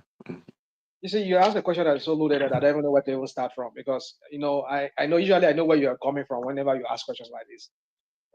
Let me not start trying to define your motive. It's so funny though. I don't even know where to even begin this question. It's taking to 1930 something and whatever. I mean, and then you're saying a BBO and then the Igbos. Now tell me, what's that Igbo party? What is the name of that Igbo party? Tell me what's the name of the Igbo party? Because you want to go. It's not they call it the Igbo National Youth Forum or something like that. I've forgotten the full name. was it a political party? It was a socio-political movement. So yeah, but you make it sound like it was a registered political party that contested in the election. I mean, after all, the action group came in. The action group of Awolowo came in after some point. So who went against it? And they won seats. So what are we talking about? You see, these people, all this. What are you talking about? What are you talking about now? What I'm saying, just wait. Don't break. I raised that one. Wait, I raised that issue because I don't want you to now look at it as if. Let me tell you, all of us, we are all political animals. So you understand? You cannot separate the Igbos, the way they are behaving today, from the way they are behaving in the 30s and the 40s. And you cannot separate the way Yorubas are behaving from what we are all, what we are right from the beginning. You understand what I'm saying? But constantly, wait now. Wait. Let me finish what I'm saying. Constantly, you will never see a Yoruba man that will go to the East and say, I want to go and contest in the East. These people are the ones that there's the Yoruba man in London contesting in London. No, they plenty. We forget about London. We're talking about our forget about. Nigeria is different from London. Mr. D, let me talk. We are talking about our history. And you can't divulge us from why are you talking about London? Why is London belong to you? You know that name, Kemi? You know about that name, Kemi? That is London now. This is Nigeria. My name is Kende. It's Kende. Okay. Not you. Is that Kemi? Not you, Kenny. Okay. Kenny. That's what I said. This is Kenny. I like Kenny. you. Mr. Kenny, Oman Trigger is just. Sorry, Daddy. I'm ready for these people today. all right. So what I'm saying, let me. So what I'm saying is this: you will never. So why is it constant? It's not something that you have been doing today, and that's what I'm telling you. So don't come and give us bullshit about all this. It was Tinubu that started it during Timi Agbaje. Zeke, wait. Let me finish. Zeke left his own region and came and contested in Lagos. To even become the premier of the old western region. You understand? If not because people wake up that time, it will have succeeded and become. And let me tell you what was happening. You know, all the federal agencies and institutions in the western region that time, just because Zeke formed an allegiance with the NPC, the Northern Northern People's Congress. They were the one. In fact, they don't employ Yorubas in those institutions, and all the leaders of those institutions were Igbos. Okay. You understand? So if you have that experience, how will you react when you see same people that have the same characteristics? You cannot force people to believe in whatever you want to believe now. Can you be forcing yourself on people unnecessarily? Okay. Now you've spoken well. And then when they now say they don't want you, then you start giving them there's nothing. There's nothing that Kenny, I know you want to come in now. You're going to scatter the whole thing. So let me answer. No, I'm not going to scatter. Don't worry. So he asked a question, and you have a point. I know the antecedent that Igbos have always been center of some kind of attack when it comes to things like this. I mean, I've had what's his name, the former Sadwana, Sadwana of Northern, the premier of Northern region. Sadwana even said it in one of the interview granted ITV at the time. He says something about the Igbos are this kind of people that are dominant. I've said it here many times on this platform. I know that the Igbos are boisterous. They like to dominate. Yeah, I will say that. And I will acknowledge that. And I agree that, yes, they have that propensity to want to take over, just like. Because they look like they like to. They look like, but they don't. They do. No. In the early politics was so raw, was so toxic. Let me use that as a word I will use. Was so toxic that the Igbos were really, really bent on really wanting to dominate other tribes. I would acknowledge that, yes. But over time, we're seeing that things has not played out the way it used to be, like it played out at the beginning, when I think that war changed the whole dynamics. But what happened in post 1999 after Tinubu finished his tenure was something that was not necessary. I understand that the Igbo has that propensity and that wound is still there, that distrust is still there among other ethnic groups, that when they see Igbos, they come to their space and they start acquiring lands, acquiring properties. See that as a threat. That this is a repeat of what we saw in the 1930s, in the 1920s, when they were buying properties in the north and they were gradually dominating, even in the west, they were gradually dominating the whole place. Yeah, we see that could be, that could be. But my point is this, that why must it be because of Tinubu and his political dynasty that suddenly now realize, Yoruba people now realize that, no, for me, I will not go with that narrative. I will not buy that narrative. If it's Tinubu, if it's for the generality of the Yoruba, it's you that link it to Tinubu. It's not about Tinubu. It's about Yoruba. It's not about Tinubu. Don't link it to Tinubu. That's what we are trying. That was why I took you back. No. I'm not agree with you, because in other parts of the Yoruba land, your states, Ondo State, Ogun State, Ekiti State, other states, Yoruba, Southwest states, I've not seen that threat. Only in Lagos, where Tinubu holds sway, where Tinubu has his dynasty. Who told you that? Oh my goodness! Can I land? Let him finish now. You people are very good at this. Your one-sided story that you always like to tell, and you spin it to make it some narrative. That is why I would never buy that, because to me, I think Tinubu only does things for his own political interest. And that does not represent the generality of the Yoruba people, because I don't see that threat in Ondo State. I don't see that threat in Ogun State. I don't see that threat in other parts of the Yoruba That's not my politics. Is about interest. You're getting land. Why must it be because of Tinubu's dynasty in Lagos is being threatened? Then you help people. But I thought you said it's late at night over there. Why not go to bed? You see, repetition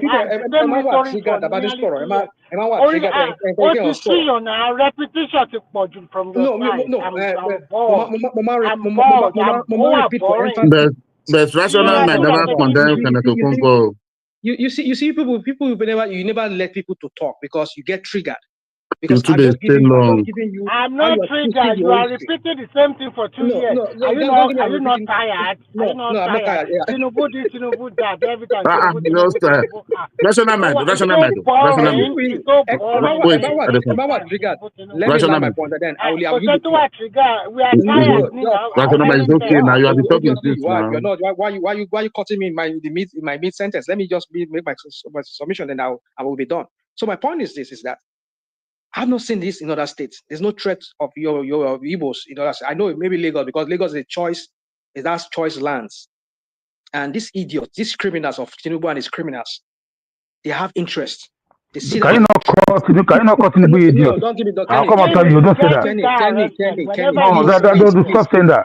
He's the old man, a man that's old enough to be your father. I call him an idiot. Leave rational minded now. It's not old enough to be my father. If you know my age, it's not old enough to be my father. Yeah. Well, at least he's older than you. He's older than you, by far. How old are you? People share my jacket sorrow. Money for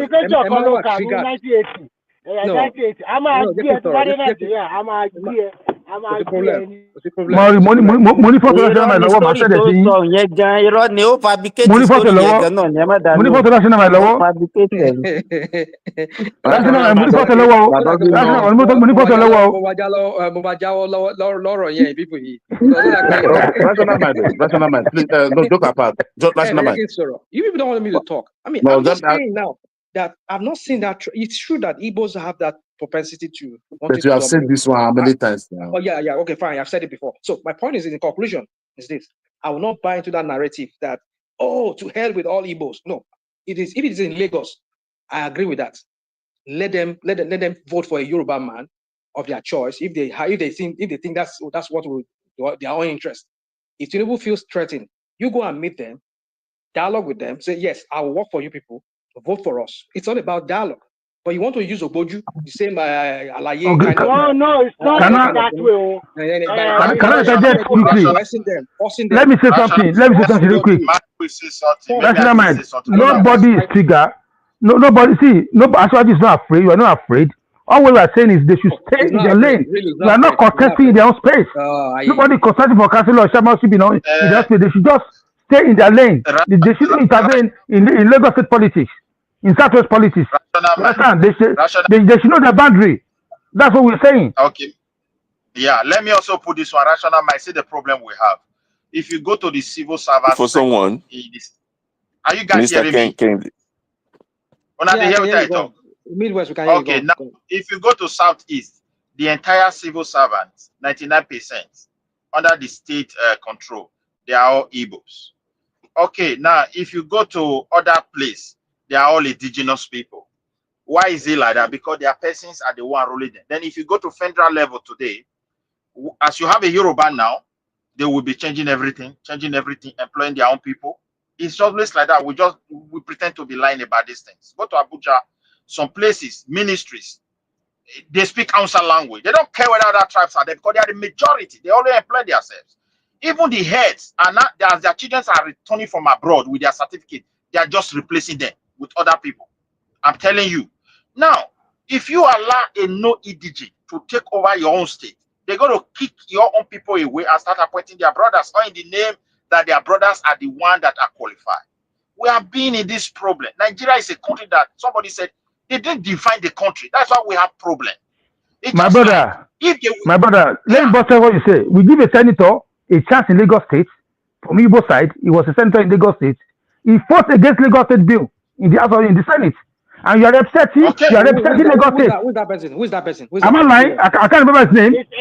No, it's a representative. Out of rep. Yes, out of rep. Where? He fought against Lagos State. From Etiosa local government, that Iboga Labour Party. He has come to APC now. What are you saying? National state. He has defected to APC now. State. National Assembly. So what do I say? You see, this is what you people do a lot. So he's supposed to be. Hold on, my brother. Hold on. Let me finish now, please. Okay, he's supposed to go there to protect interests of Lagos State. He's the one working against bill that's supposed to be that meant for Lagos State. Why are you doing this now, Kenny? Because he's not from there. That's why. And that's what I'm saying. Hold on. Nobody should allow that to happen again. And it will never happen again. You are mistaken there, Mr. Kenny, because he's not a member of APC. And so if his party does not align with that, what APC is aligned with, you can vote. No. Party has not to do the same. No. Aligning with Southeast interest. But you interest now. You see how you people mislead you. It's aligned with the Southeast instead of Southwest. And you are in there. You are in that place called Southwest. Hold on. Let me get it straight. The guy we are talking about now already Remy, you will talk. Make me understand, because in one breath you said Senate. Now somebody telling us it's not Senate, it's House of Rep. No, it's rep. It's House of Rep. Let me help him. It's House of Rep. It's a representative from Etiosa local government, and it's a Labour Party candidate. I think it's that what do you call it? That guy that was driving Okada. That guy that was driving Okada. So when he gets to the House of Rep in Abuja, he was protecting Southeast interest, not even Labour Party interest. Labour Party does not have any interest. They just follow. So at the end of the day, people are... House of Rep member state that he went to Abuja to go and protect... And you are representing Lagos State. He was from Labour Party. Instead of going to protect Lagos State interest, he was following interest of the Southeast. Also, most of them are guys. Let me give Spinner the more accurate.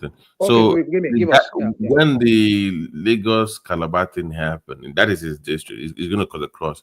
God bless you. He was against it. So to many people that was shocking. Like, this is a thing in your own district. Why would you oppose it? But he didn't give any reasonable, like, if you're going to oppose something in your area, you must come with actual evidence or why. It was just against it, but he never really explained why. So that was what showed, like, wait a minute, what's going on here? Like, I think that was the main trigger for people like you see the way they said it. People like me, because that's not right. Sorry, sir. If that guy, hold on, please now. Misinformation. This is misinformation. No, it is not. It is not. What that to say is, if the guy is actually against Lagos interest. No, that's not Lagos. That's not Lagos interest. That is not Lagos interest. No, here you go. You see, this is what we're doing. People, you don't have the stomach to stop. That's national interest. Some people are against it, and some people are not. Opposition politics. He has the right to. He has the right. He has the right. Hold on. He has the right to be against it because his own party does not favor to construct that road. agreed that it could be Lagos interest, but he said no. I'm not going to. Well, why do you have problem with that? Why do you see that? The problem is, if it's a Yoruba man, when is the infrastructural project become a party interest or not? Why? When did it become a party interest? It can be. It can be. Now hold on. My thing is this: if you're going to oppose it and it's your area, then you must explain to your people why you are opposing it. What I'm saying, but he never did. But well, did they ask him? Did they? They did. They asked him now. What did he say? He gave no reason. He gave no reason, right? Anything. He didn't. No. Usually, that kind of okay, my people. Town hall meeting. No, let's talk about this. So there was no town hall meeting about it. Him opposing that project. It's my point.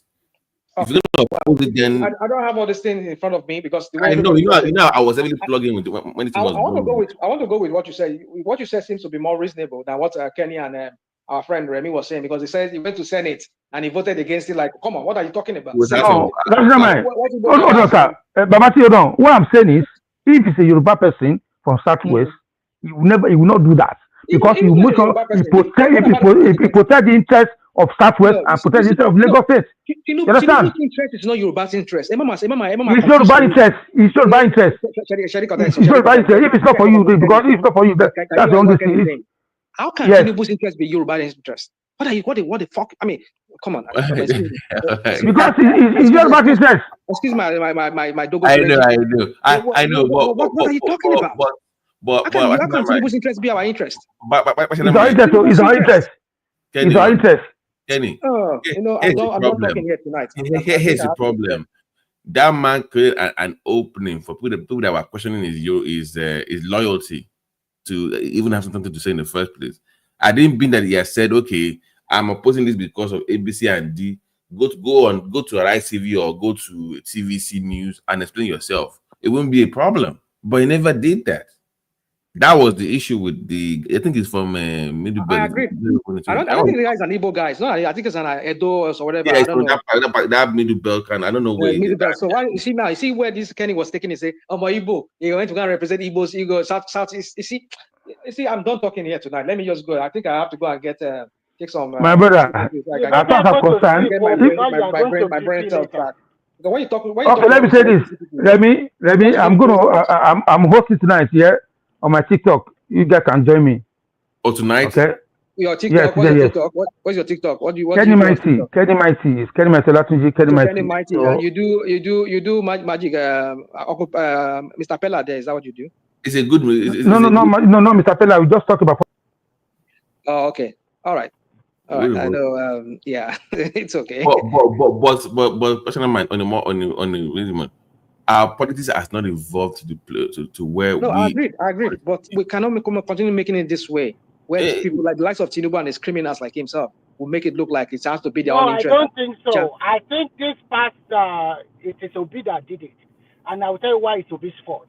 Whenever you see Obi campaign in 2023, you always go to where there's a lot of Igbos gathered together, and then we campaign them. All those people that he appointed to be his campaign coordinator, even in the northeast and northwest, they were all of Igbo.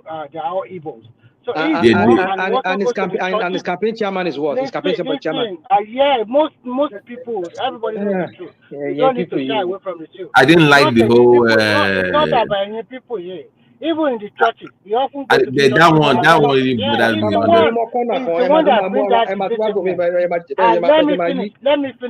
Let me finish up. I know Yoruba people are very liberal, and I know a lot of Yoruba people, they thought that Tinubu is old. They don't want to vote for him. They have a right for whoever they want to vote for. But when you look at the result of that election, are you telling me in all the 5 southeastern states, they don't have APC party people? So that's why it's getting like 1,000, 2,000. In fact, they were even ruling the state. They cannot even get 25% in any southeast state. That means they were disenfranchised for voting. They stopped them from voting for APC. Hold on. No, let me finish. You have been talking. You should be tired and you should go to bed. So, I've been listening for a while. You have been complaining late night. You want to go to bed, and still you are here 2 hours after that time. I don't know where you get the energy. and you said you are not a young person. Only Agbo now. So he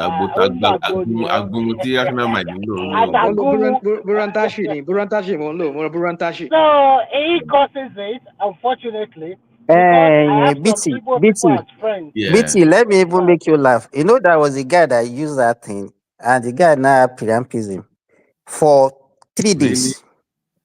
Yeah. Kilolo, Agbo, Abi, or Burantashi.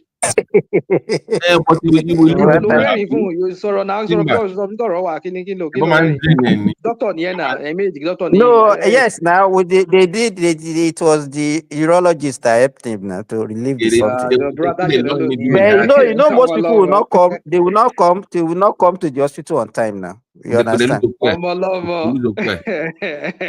Why did you want to impress? Why can't you do what your power can do? Why do you want to add to your energy? I had one person that's in residency, but this one was like a 21-year-old guy that used a OD on Viagra. No, Cialis. Oh, wow. And we had to drain out his dick now, because with this lung needed to remove the blood. I see what I used to do here. I see a lot of cases, but this one are not due to medication. Most of my patients here, because I deal with hematologists, so most of these sickle cell patients, they used to have priapism is one of the complications that it's very common in children with sickle cell disease. No, I'm talking about when I was in Nigeria. Oh, okay, Nigeria. Okay. They don't have. They have sickle cell. They have sickle cell there, but what is more common there is thalassemia. Yeah, the low macrocytic phenomenon. Yeah. Wow. For me, it's the few times I use it was share for me, lie, whatever share for me. So I just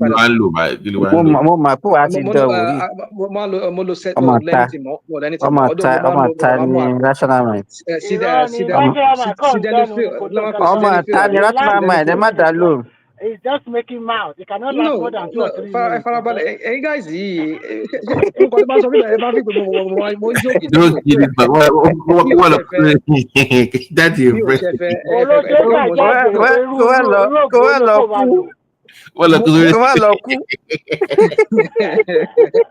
most things I meant it. Most things I said, I was saying 95% of what I say, I meant it. Yeah, I'm not kidding anybody here. If I say something, I tell you. So which medicine are you using? One of my party went to Nigeria recently. About sildenafil, but the name they call it was something. Let me see here.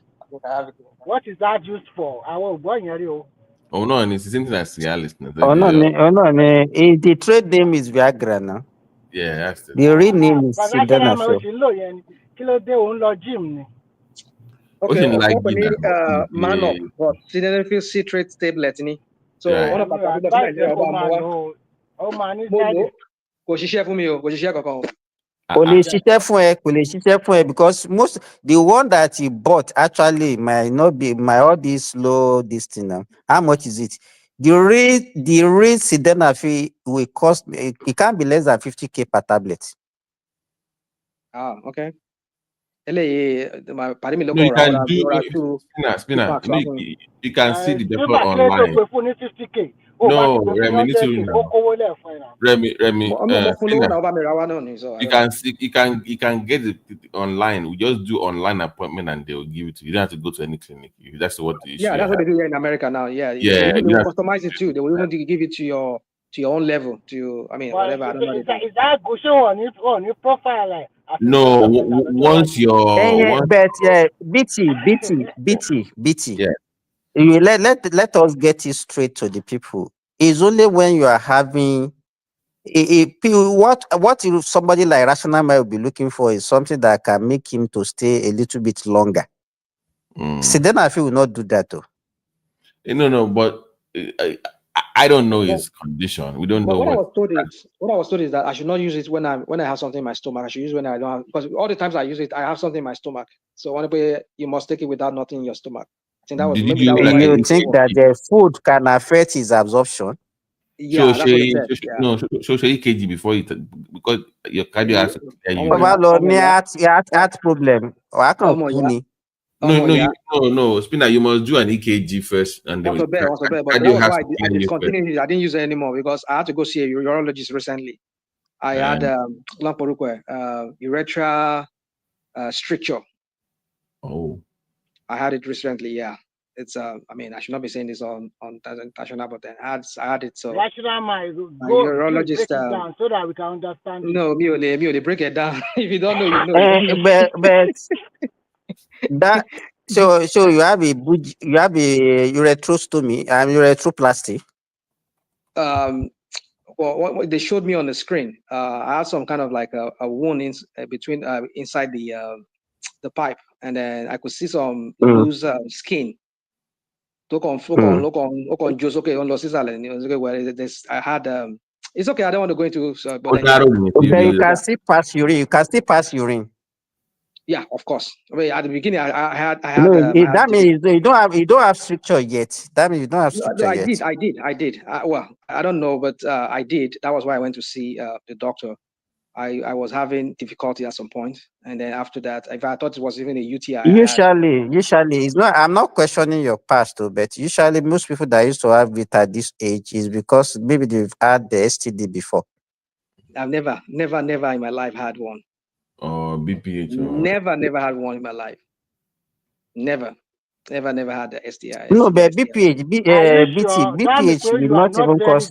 will not cause stricture. Now it only cause compression. Well, BPH will not cause stricture. Let me not say that. It's a long story. It's okay. I don't want to go into some.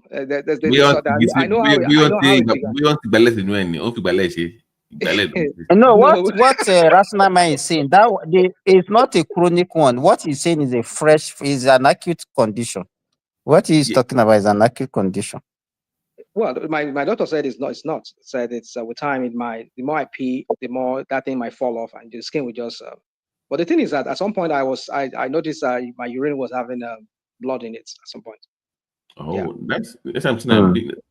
So that is like that's serious. So it's serious, but then I never used any. No treatment was given, but I went that's not why can't you take us to the backstage now? Yes. Oh, okay. Yeah. So now I'm saying blood. I was suggesting that